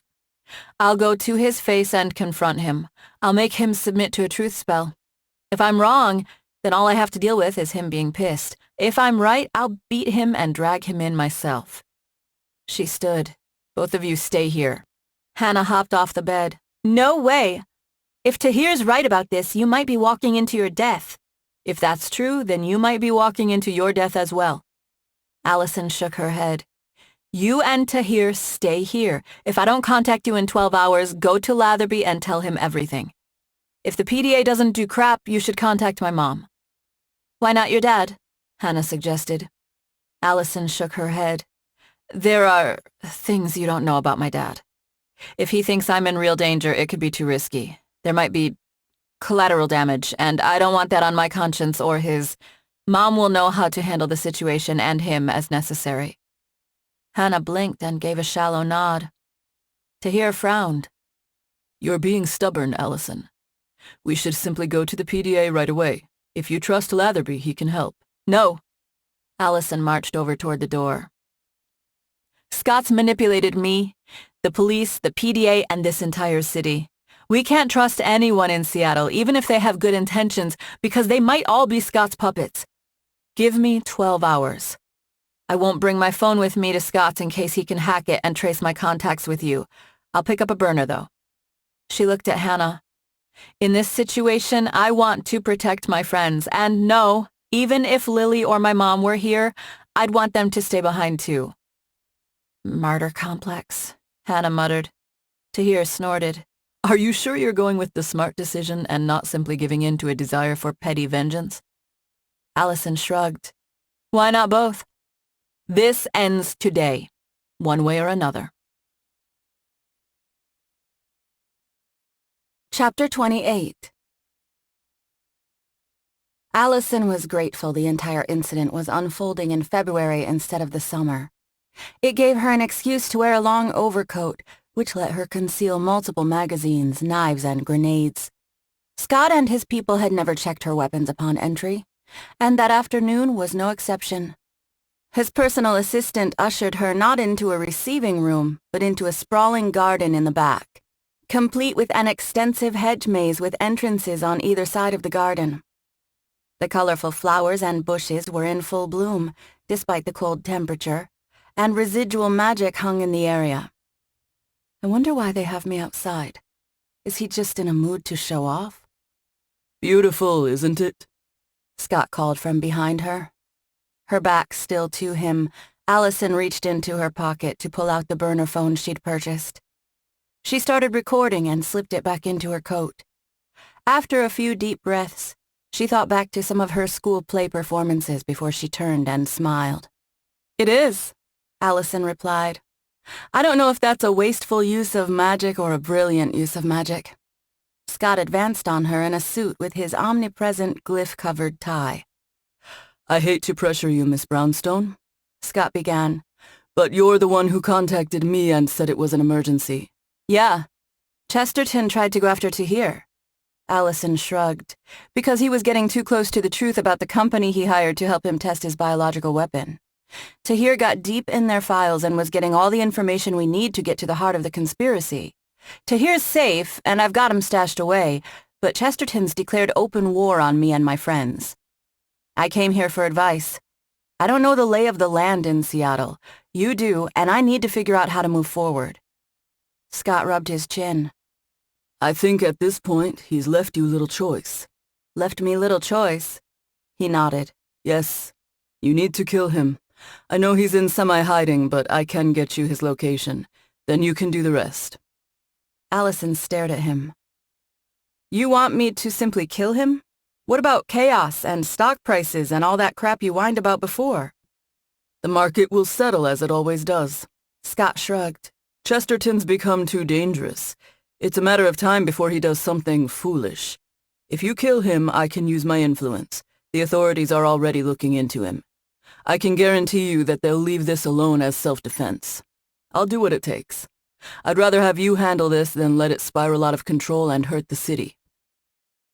I'm no assassin, Alison replied. She folded her arms and frowned. Last time we talked, you didn't even want to use your influence to help me without more evidence, and now you're telling me you'll cover for me if I kill him? Why the big change? Scott shrugged. The situation on the ground has changed. I was aware of some of the chaos that occurred the other day, but what was behind it had escaped my understanding. Derek's obviously out of control. Your probing of Prometheus testing has forced him into a corner. The fact he'd developed an anti-magic virus to begin with shows how out of control he is. We need to end this now before he further weaponizes it. I guess we know who is the cornered person panicking now, don't we? Alison turned and locked eyes with Scott. How do you know all that? Scott frowned. What are you talking about, Miss Brownstone? You're the one who has come and asked for help multiple times recently. Yeah, but I was very careful to keep certain details out. I never mentioned it was a virus, never mentioned it being anti-magical. Alison shook her head. I certainly never mentioned the company name. Now, that makes me wonder, how do you know all that? I'm well connected. I learn things. Many things. Scott sighed. Don't let paranoia from recent events lead you down the wrong path. I know you find my financial focus unpleasant, but that doesn't change the fact that we both share a common enemy, one who is preparing a dangerous anti-magical biological weapon. The funny thing is, though, Tahir found files about the project on non-Prometheus servers, including one controlled by a company that is owned by you. Sure, there are lots of smoke and mirrors in the way, but that's the truth. Alison pointed at him. Take the tie off. Scott frowned. Excuse me? Take the tie off. Alison shrugged. And I'll use a truth spell. If you're on my side, that's not too much to ask. He snorted. I'm not subjecting myself to your paranoid interrogations. Alison gave him a hungry grin. I'm not leaving until you take the tie off and submit to the spell. Yeah, your little virus works, but not as well as you hoped, does it? I mean, you've seen what I can do even though I'm infected. You tricked me into pissing off your homicidal competitor so you can see the results firsthand. Scott's face darkened. Be careful, Alison. You're beginning to worry me. Good. I'm tired of being your dark princess. Alison tapped her crystal ring 3 times and layered light and shadow magic into a deep shield. It's over, Scott. All of this. She gestured around the garden. I don't give a shit about shareholders or disrupting the status quo. You're a criminal and a terrorist as far as I'm concerned, and I'm here to stop you. I've come here not to listen to your excuses, but to let you surrender before I go all Brownstone on you. He scoffed. Such arrogance. Whatever it is that you think you know, you have no proof. Some file? Pathetic. Just like Derek, and it's hardly like he's an innocent victim. He did send someone to kill me for purely petty business reasons, and he did send men after you because he thought you were a threat. I simply made sure the right people whispered in his ear to ensure he'd put more effort into it. Waves of magic pulsed through the area, enough that Alison's body tingled. She drew her gun and aimed it at him. You're coming with me. I'm only not killing you because a certain someone told me that in situations like this, we need to squeeze all the conspiracy info out. Scott stared down at his fingernails. You really are used to always getting your way, aren't you? Alison shrugged. I'm the one aiming a gun. Do you have anti-magic bullets in that gun? Scott raised an eyebrow. I doubt it. And this tie has a lot of useful functions. Come on, Miss Brownstone. A lot of magical people have tried to kill or threaten me. Do you think I haven't learned to take some precautions? He motioned to the mansion. It's already been cleared of all non-essential, non-security staff. Oh, and I'm sure you like playing junior detective with your little recording. But I should inform you I'm jamming all transmissions. We'll have a nice private conversation, and we'll come to an accord. Alison glared at him. Do you think I didn't feel the magic before? What do you think will happen when I tell all your witches and wizards about what you're doing? What witches and wizards? Scott shrugged. You forget. I run a techno-magic company. There's not a single man or woman left on this property who is a natural-born magical. All are normal humans using artifacts or techno-magic. Well, aren't we thorough? Alison holstered her gun. If blatant intimidation wouldn't work, she'd have to adapt tactics. Maybe she could appeal to his sense of reason. There's one thing that confuses me, though. Scott chuckled. Only one? Yeah. Alison shrugged. Why any of this? You obviously don't hate magic. You run a techno-magic company, so why would you make an anti-magic virus? Is this some petty greed thing? Supply and demand? Scott scoffed. I'm not a myopic fool like Chesterton. He nodded toward her. People like you Brownstones are the problem. I don't know exactly what your father is, but I don't believe for a second that he's a normal human using a mere artifact, and you are the Dark Princess. Both of you are proof of the necessity of my efforts, even weakened. Your power is ridiculous, and you aren't even the most powerful magical on Earth, let alone Orosaren. He shook his head. Techno-magic can level the playing field, but it's not enough. Not when more and more magicals flood the Earth. He sighed. I know you think I'm a monster, but think about it rationally and objectively. Think about the dark wizards you've hunted, and all the dangerous men and women your father took down through the years. It's quaint but true, Miss Brownstone. Power corrupts. And what about your power? You're a billionaire. Money's power. Alison shrugged. Contingent power. Yes, I can hire people to kill others, but I don't possess that power myself. I can't open a portal and teleport myself from place to place or heal my grievous wounds with ease.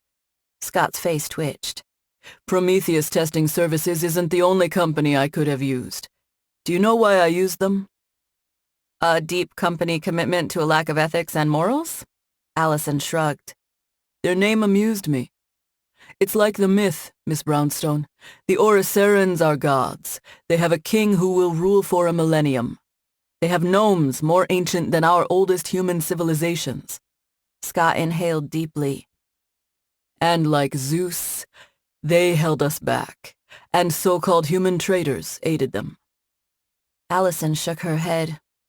You're the Zeus in this scenario, Scott, not Prometheus. No. If magic had been allowed to flourish alongside technology, humanity would already rule the stars. Scott snorted.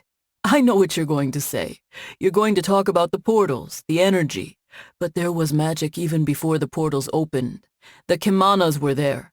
Proper scientific application could have found other ways. But no.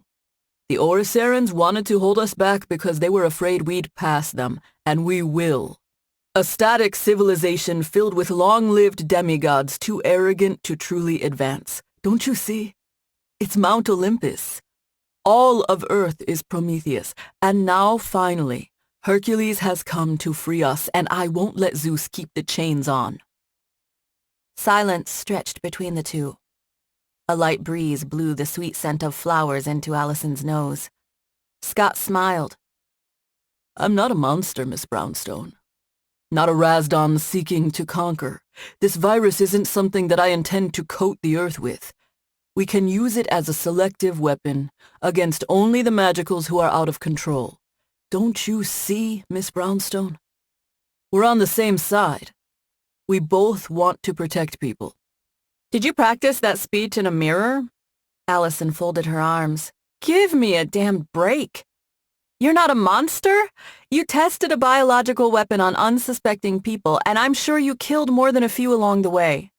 Once Tahir, let alone the government, starts digging into things, I'm sure they'll find all sorts of skeletons. Derek Chesterton might be a bastard who tried to have me killed, but I doubt he has any illusions his bullshit is justified by some high-minded crap about protecting humanity. She barked out a laugh. You tested it on me, and are worried about my dad, yet you act like I can trust you. Sacrifices are always necessary. Scott shook his head. You, of all people, should appreciate that. Consider what Lana did years ago to your family when her will was challenged. Let's be honest. Idealism is the opiate of fools who refuse to see reality as it is. It's mere tradition that has kept the magicals in check, and even then, barely. I make no apologies for protecting the powerless. Alison frowned. Even if it means more sacrifices have to be made? History is littered with sacrifice. Scott shrugged. I read an interesting research paper the other day that suggested that the myth of the Minotaur and the sacrifices of the Athenians was based on actual sacrifices made to an Oricerian creature. Bullshit. There's no way they would have let some Oricerian over here to eat people. Perhaps. How do we know? Because they say so? They lied to us and helped manipulate our history for thousands of years. They can't be trusted. Scott clucked his tongue. Your own mother lied to you, Alison, and that was after the truth of Oricerian came out. Alison glowered at him. Shut your mouth about my mother. She had her reasons. Everyone has their reasons. Besides, you should be reasonable. You can't win. I already had a good idea of why you were coming here. A sad expression slid over his face. Because you're the one who sent the men after Tahir because he was getting too close. You hoped I would fixate on Chesterton. Scott gave her a patronizing smile. Miss Brownstone. Alison. We can still work together. Alison blinked. Are you high on dust? You won't be able to find a cure without my help. That's the next step. Infect and control. You can go and finish Derek off. I admit to manipulating him, but he still sent killers after you for his own reasons. Scott shrugged. With him eliminated, it'll free up more of my resources to focus on expanding techno-magic while assuring that dangerous magicals are kept in check. You could help with that, Alison. You could help make sure that Prometheus isn't chained to the rock again. Alison sneered. And be your drow on a leash? Why would you need me if you have your precious virus? Being a businessman has taught me that it's good to have options. Alison lowered her arm and extended a shadow blade. I have 3 words for you. Can you guess what they are? Scott's face contorted in irritation. I find you're often unpredictable, so no. It's simple. 3 words. Go to hell. He sighed and tapped at his watch. Unfortunate. Such a waste. Men in gray body armor covered in glyphs emerged from both sides of the hedge maze, all holding rifles and wearing anti-magic deflectors. Alison scoffed. Do these guards know that you're creating biological weapons? Scott nodded. I'm good at filtering for loyalty. These men will fight and die for me. Alison funneled energy toward her legs and glanced back and forth. One last chance, Scott. That's what this was for you, Miss Brownstone. Your last chance. Scott adjusted his tie. Kill her. Chapter 29. Alison jumped and released the energy in her legs. She soared toward one group of guards as bullets whistled past her and a few were deflected by her layered defenses. Undeterred, she slammed into one guard and knocked him into a few others. In the midst of their confusion, Alison swung her shadow blade and sliced a rifle in half and quickly pivoted to cut another. If she couldn't kill them easily because of their anti-magic deflectors, disarming them was good enough. A lot of people didn't understand the limited range of the deflectors. She leapt backward and yanked a grenade from her coat with her free hand. With a flick of her wrist, she tossed the primed grenade and launched herself backward with a pulse of magic. A stray bullet, slowed but not stopped by her shields, grazed her arm as the grenade went off, and the men screamed. Definitely anti-magic bullets, damn it. Alison spun and flung a curved shadow blast toward the other hedge maze opening, and the men gathered there. The magical attack struck one of the men. He staggered back and the crystal of his deflector darkened. Another bullet ripped into her side, and Alison gritted her teeth as she tossed a few grenades toward the men. She rolled into the other hedge maze with her wounds on fire and a faint throb throughout her entire body. Alison took a few deep breaths. Come on, Scott! That all you— A massive blast flung her high into the air, and the pain in her body intensified. A dozen more men stood in the distance, closer to the mansion, their rifles held high, and with full coverage tactical battle helmets on. Her grenades wouldn't finish the new batch off so easily. The guards opened fire, and several bullets struck her as she collapsed with a grunt. She hissed and rolled onto her back.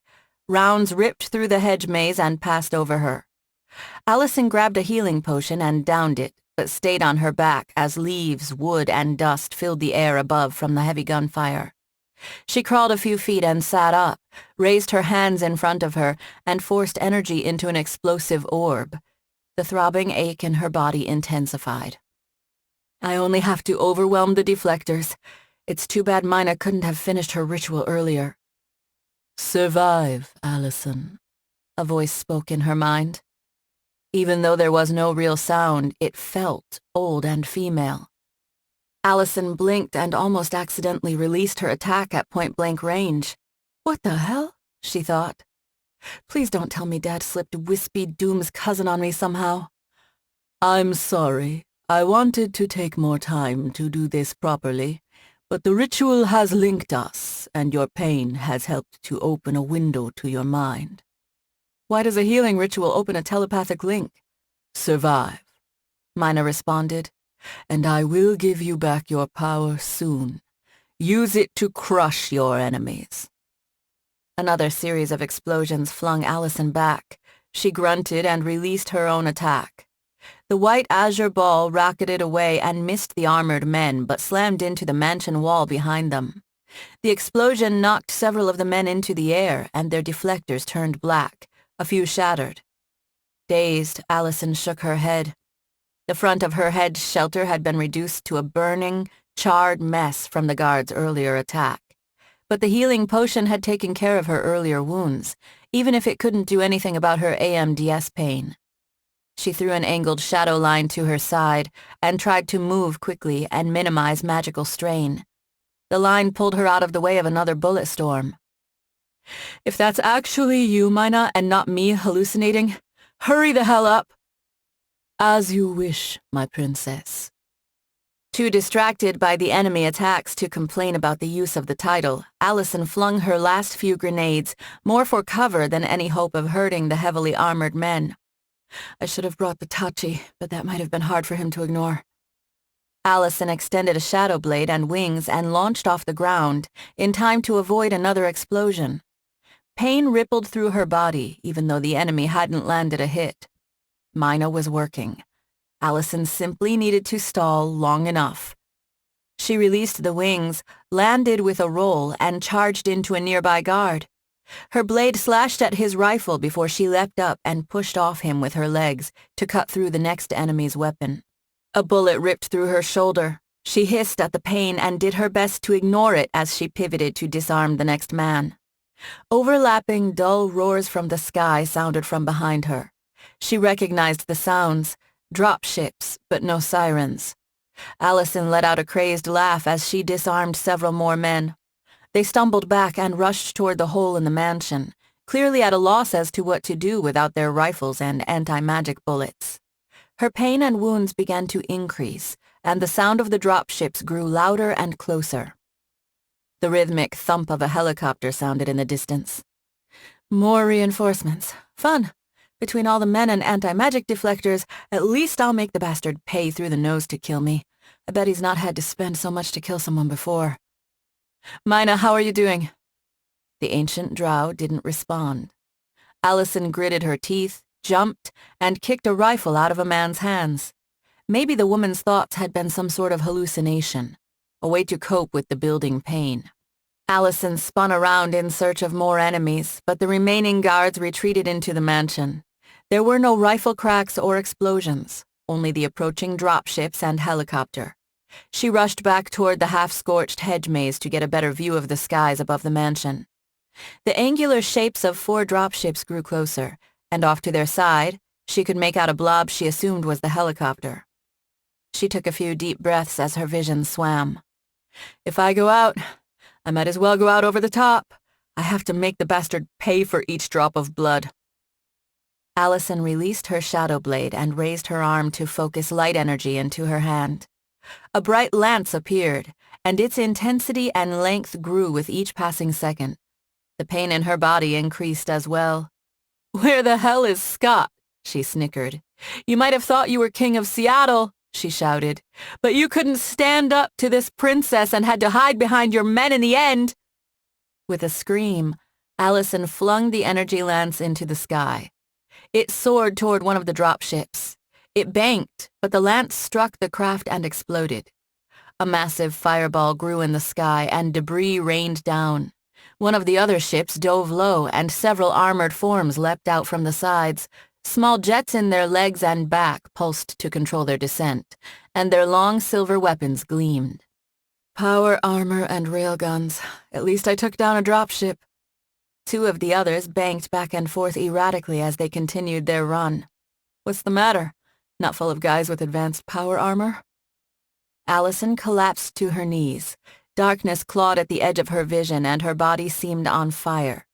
She'd delayed the power armor reinforcements, but the other dropship still approached, along with the helicopter. Who knew how many men were inside? She couldn't manage another lance. Her summoned shields failed, and she looked at her hands. Only the dimmest of red light clung to her skin. "Mina, I'm at my limit here. Can you help a girl out?" No response. Alison sighed and shook her head. She yanked out her 9mm and pointed at the two remaining dropships. The craft's vertical thrusters kicked in, and their back doors lowered. Dozens of uniformed men poured out with rifles. "Huh. No deflectors? No armor? Even you have your limits, huh, Scott?" Each loud thump of the oncoming helicopter sent a spike of pain into Alison's head. She focused on it. She might as well take in the other tool of her doom. The dark and long helicopter looked like it could fit a decent number of men in the back. The side door was open, and a heavy machine gun pointed from the side with a pale form in dark clothing behind it, but Alison couldn't make out much more detail at a distance. Scott's new arrivals paused, spun toward the helicopter, and raised their weapons. What are they doing? The side-mounted machine gun came to life and launched a river of bullets toward the men. The high-speed projectiles ripped through several before they ran for the cover of their dropships and returned fire.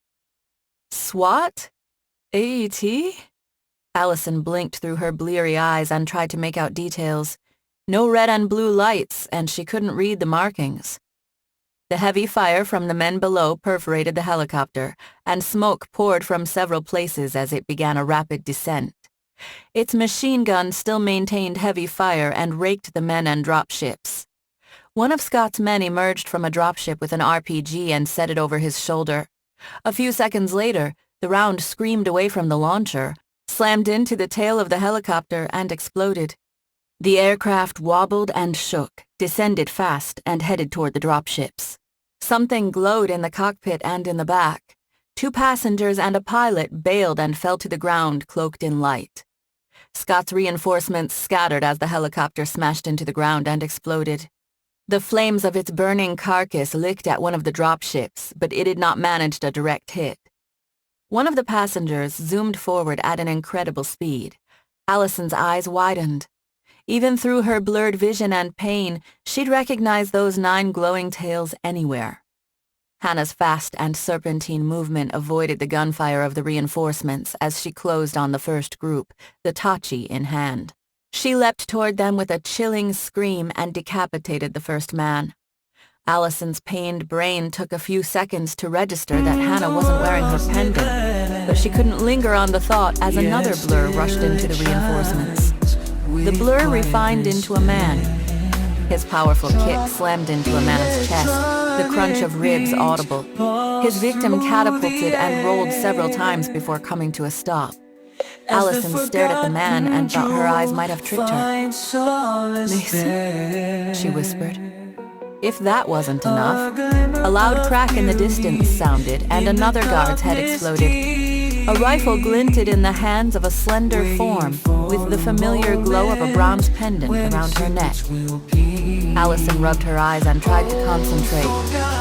No way.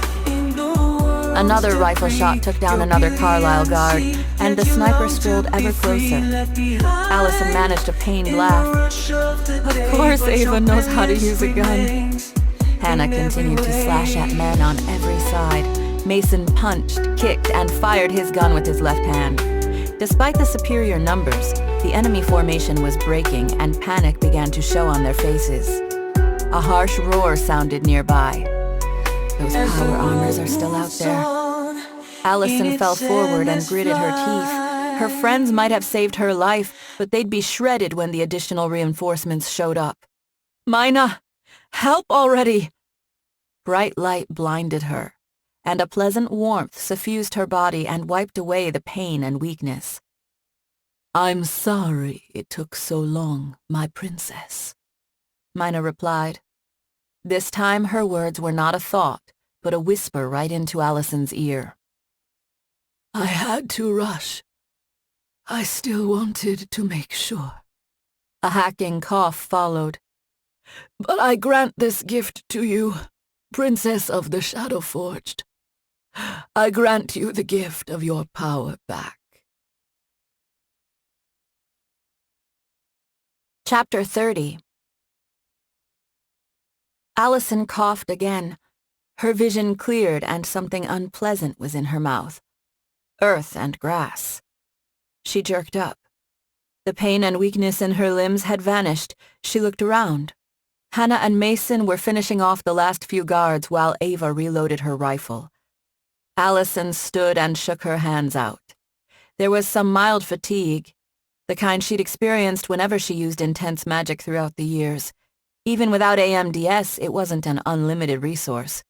But she felt no pain and no throbbing, not even a hint. Hana let out a keening cry as she ran the last man through. The Fox, Mason, and Ava all ran toward Alison. She layered new shields over herself and extended double shadow blades. No strain at all. Mason slowed, a look of concern on his face. "You okay, eh? I saw you collapse, but I had to finish off those bastards." Hana rested the flat of her blade on her shoulder. "Sorry it took so long." Ava shouldered her rifle. "Incidentally, Miss Brownstone, you'll have to pay to replace the helicopter that was destroyed. Perhaps extra, considering some of the strings I had to pull." Alison laughed. "Sure thing." She shook her head. "It's gone." Ava nodded toward the helicopter. "Yes, it's a total loss." "No, the AMDS. Mina cured it somehow. Just now, I can feel it. There's mild fatigue from heavy magic use, but no pain." Alison blew out a breath. It's like I'd forgotten how it could feel. But why? What?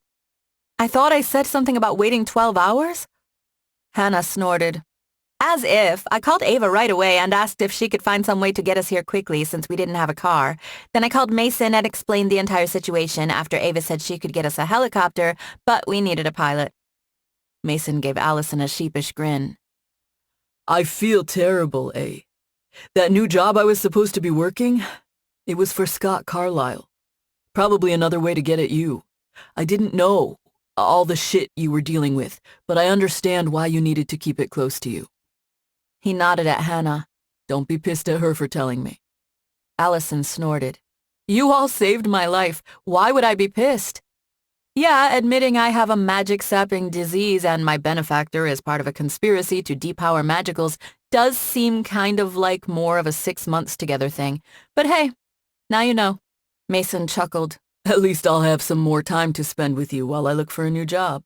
Hana grinned. Anyway, Tahir's trying to get the police and PDA to show up, but everyone's confused because we're trying to get them to raid Carlisle and not Chesterton. Alison grimaced. Carlisle, that's right. The bastard ran. She frowned. And I don't hear the power armors anymore. Ava frowned and adjusted her glasses. "Power armors?" Yeah, 4 of them from before. I nailed their dropship. Alison frowned. 1 second. She extended shadow wings and pooled some energy in her legs for a few seconds to launch into the sky. The 4 power armors were nowhere in sight. She dropped back to the ground and released her wings. They must have gone inside to guard Carlisle. Hana pointed the sword at the hole in the mansion. Then let's go kick his ass. No. Alison shook her head. This isn't me being stubborn. This is me pointing out that your defensive artifacts might not stand up to a railgun. Probably not. Thanks to Mina, my full power is back, and it's time for me to end this. She pointed at one of the drop ships. Maybe wait in there while I find Scott. Ava pursed her lips. The authorities might be delayed, but they are still coming. Perhaps it's best to wait. Alison snorted. Screw that. I'm tired of waiting. I'll be back soon. Mason and Hana exchanged looks before they both nodded. Hana gave Alison a thumbs up. "You go, girlfriend. Kick his ass for all of us." "I will." Alison rushed through the hole and into the mansion. While the sprawling building had a seemingly endless supply of receiving rooms, she'd been in it enough to know the general layout. It wasn't exactly a maze. She sprinted down the hallways and toward the living room. She skidded to a stop. Scott stood encased in the center of the living room in the middle of a massive exoskeleton that would have made a Kilauea look small. Yellow light shimmered around him, and numerous pulsating glyphs covered the exoskeleton. The frame held no obvious weapons, and his shirt was unbuttoned and his tie gone. The 4 power armors lay on the ground unmoving.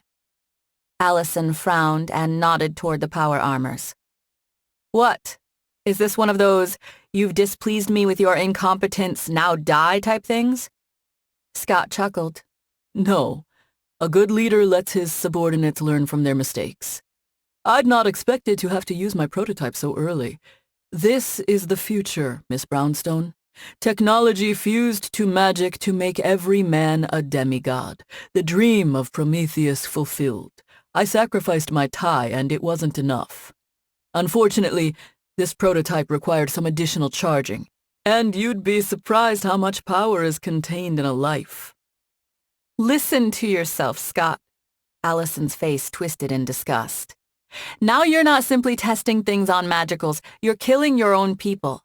And look," she gestured to herself, "I'm still alive. You've lost." He shook his head.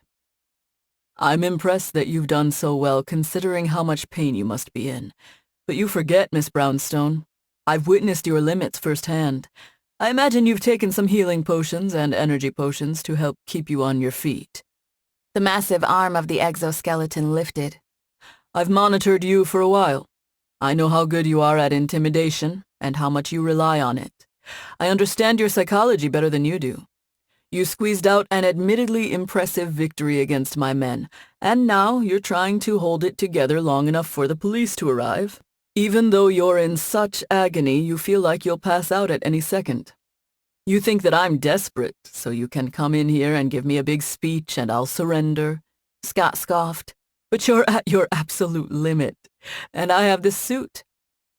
I'm sorry we couldn't come to an agreement." He smiled. "But you'll die here. The police and PDA will come to believe you were consumed by paranoia over Chesterton. Goodbye, Miss Brownstone." Scott lifted his arm. Yellow lines of energy crackled over it, and several of the glyphs grew brighter. Alison layered more shields over herself and held her ground as much to prove something to herself more than to Scott Carlyle. "The problem with men like you," Alison replied, "is that you always think you're one step ahead." "What's the problem with understanding the truth?" A yellow bolt blasted from the exoskeleton and slammed into her. She hissed and rocketed backward to slam into a wall. Alison fell onto one knee and shook her head as she released her shadow blade. "That hurt." She stood and pointed her shadow blade at him. "Genuinely hurt.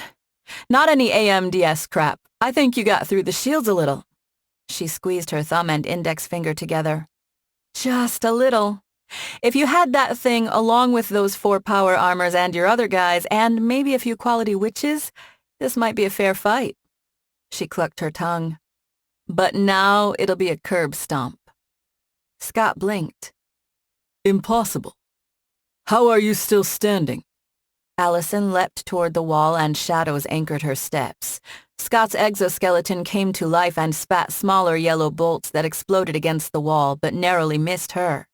She pushed off, now behind him, and summoned 2 shadow blades and sliced at him. The blades bounced off, but the yellow field flashed.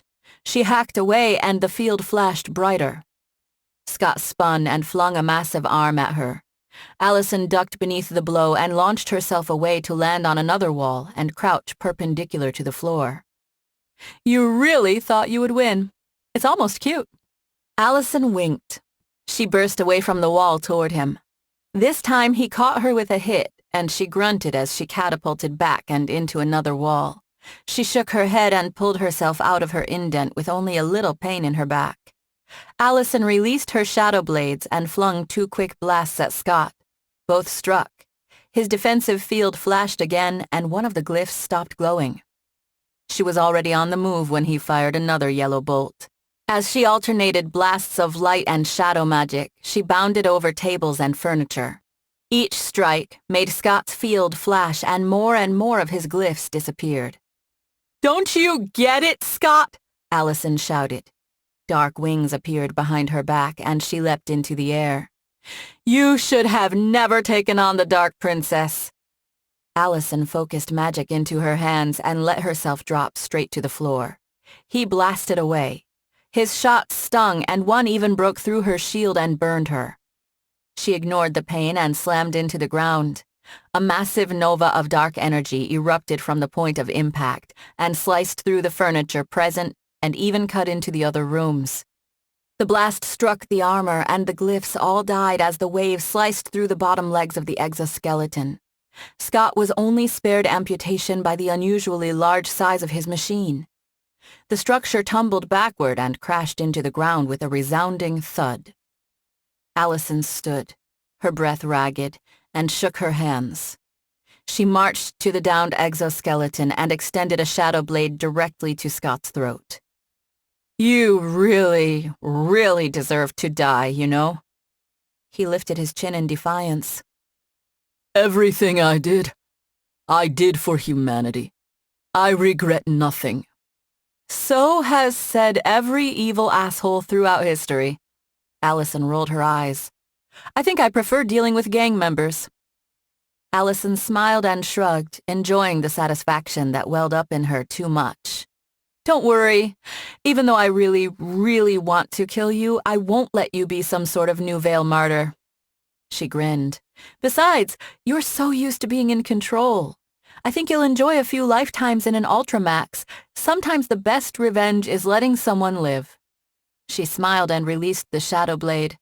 "For now, though, I'll also settle for this." She slammed her fist into his face. His eyes rolled up in his head, and he slumped to the side, unconscious. "Money isn't everything, Carlyle." Chapter 31.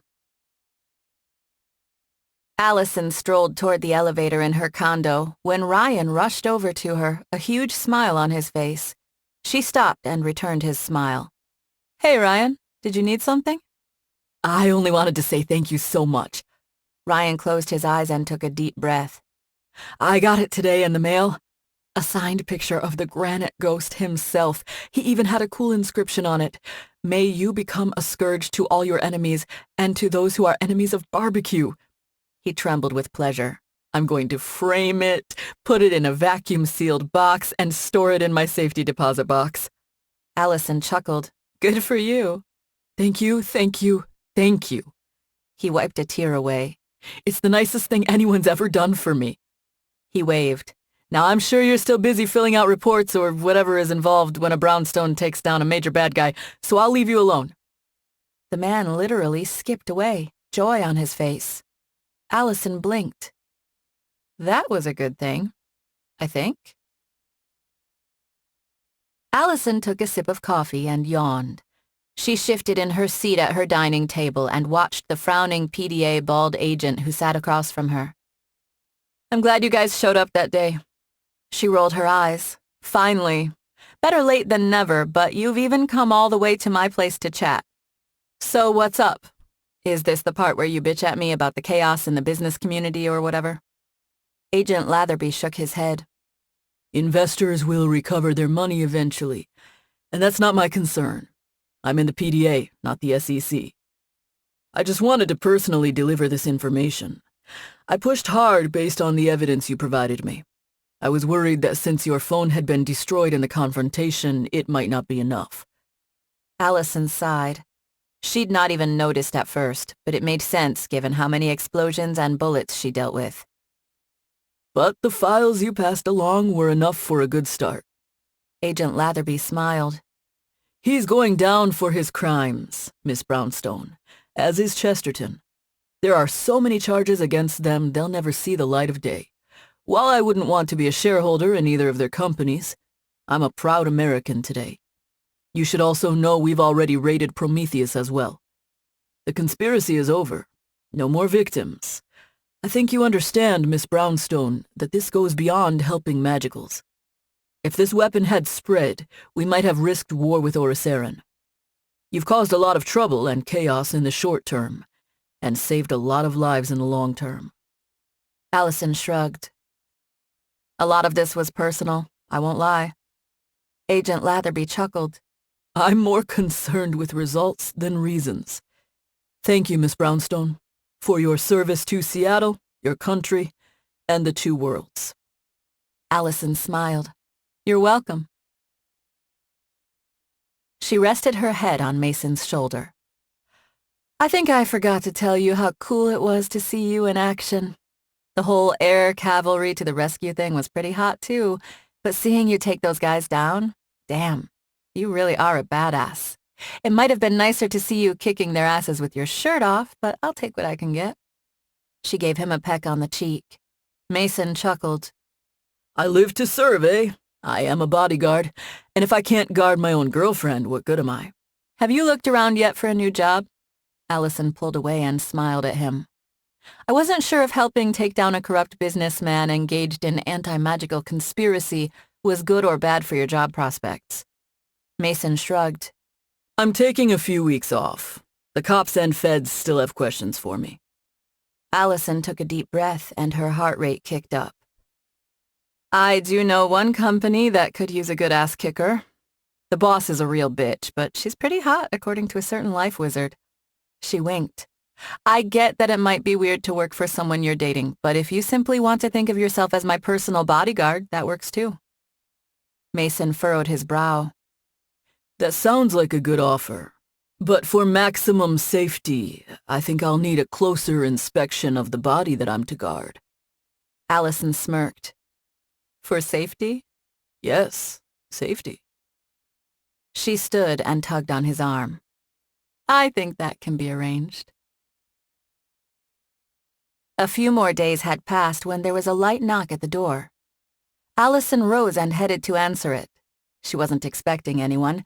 No one had called, and Hana was out helping Tahir move into his new place. Alison opened the door, surprised to see Mina.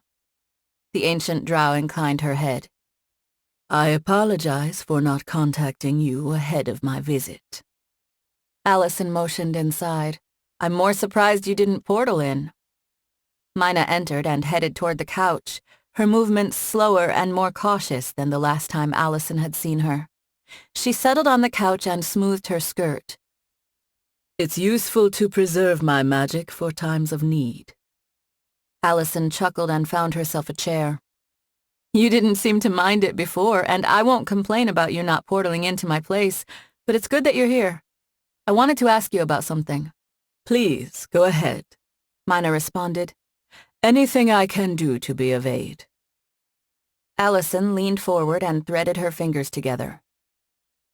So the government will be sorting out all this crap with Scott for a while, but they already have Lawrence Northwell in custody. The AMDS research is over, but it might take a long time to find an actual cure through regular means. I wondered if you could help with that. I get that you can't necessarily simply cure people back to back, but maybe we can do a ritual for a month or something and start to cure people. Mina looked down with a slight frown on her face. I wish I could comply with your request. I truly do. But that's not possible. Why not? Alison frowned. It couldn't be a one-of-a-kind thing. She sat up. Oh, does it only work on you if you're drow or partially drow? Mina's face softened and she looked up. Yes, that's a strong consideration.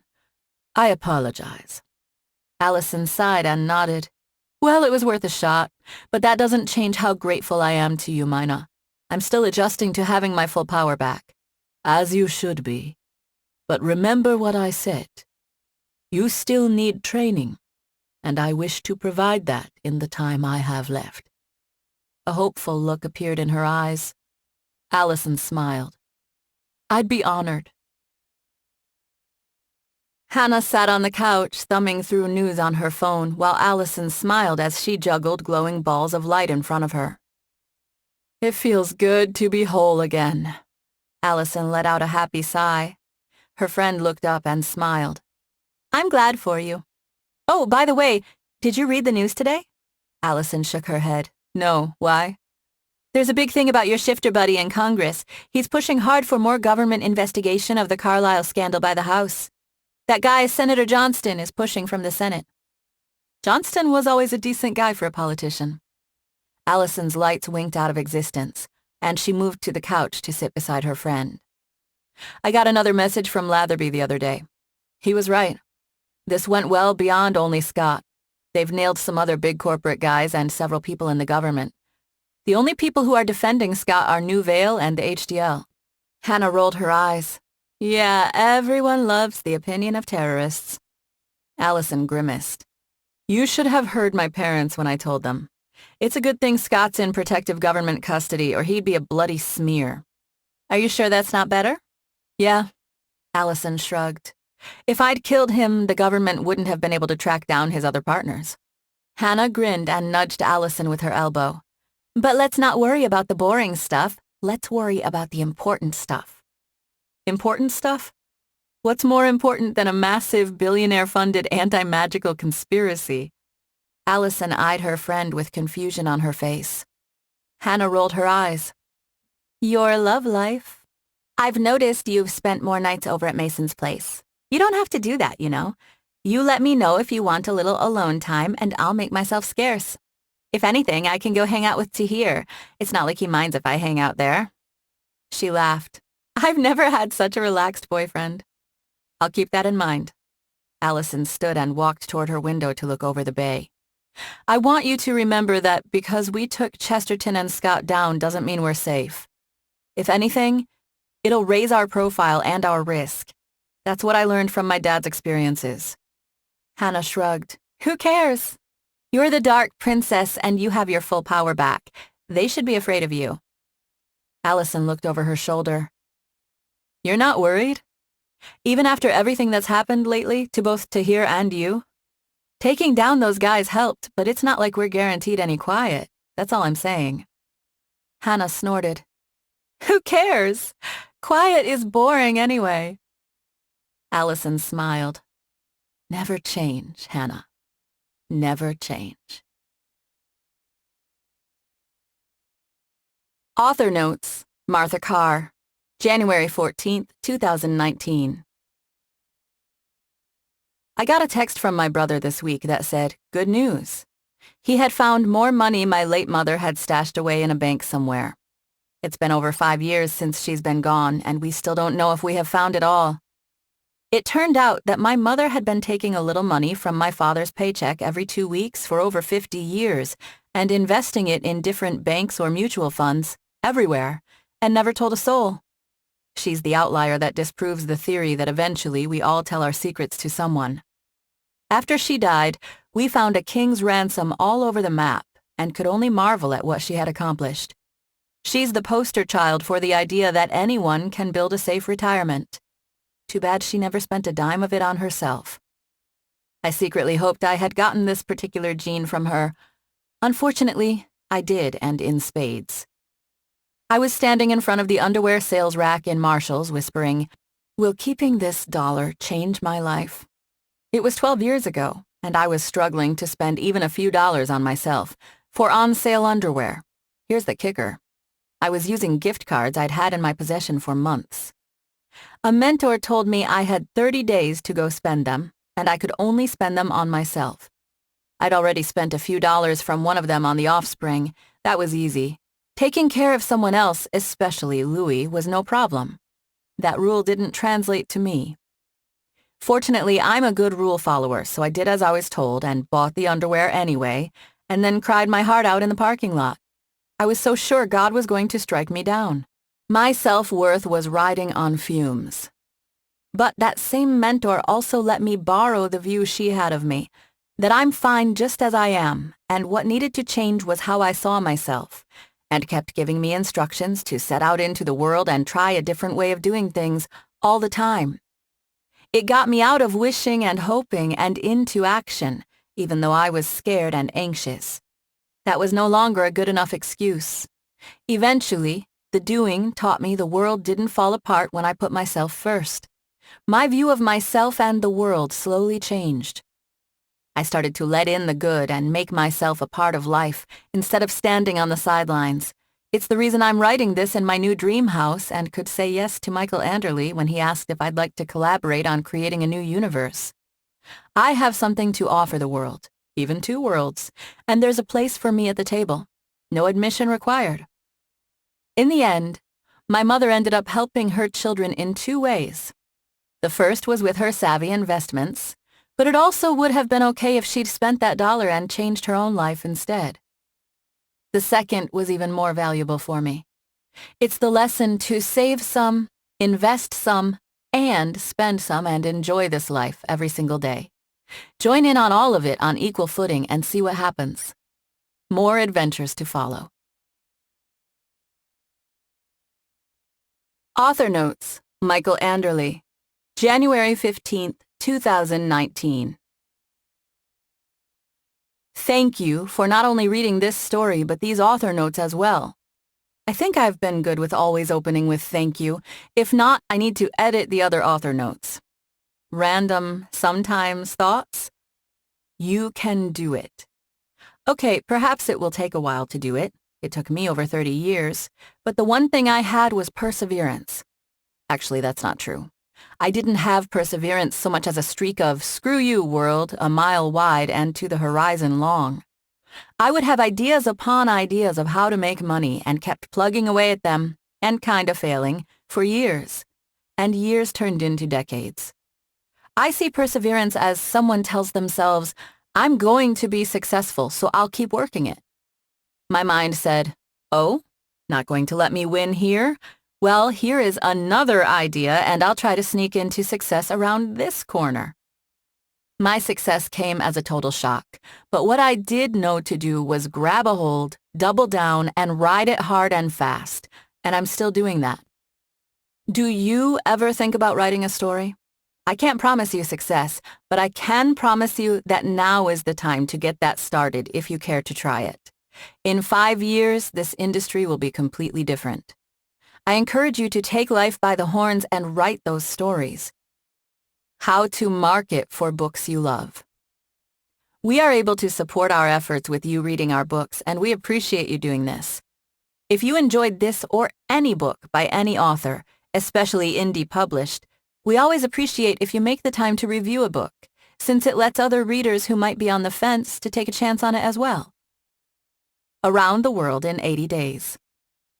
One of the interesting, at least to me, aspects of my life is the ability to work from anywhere and at any time.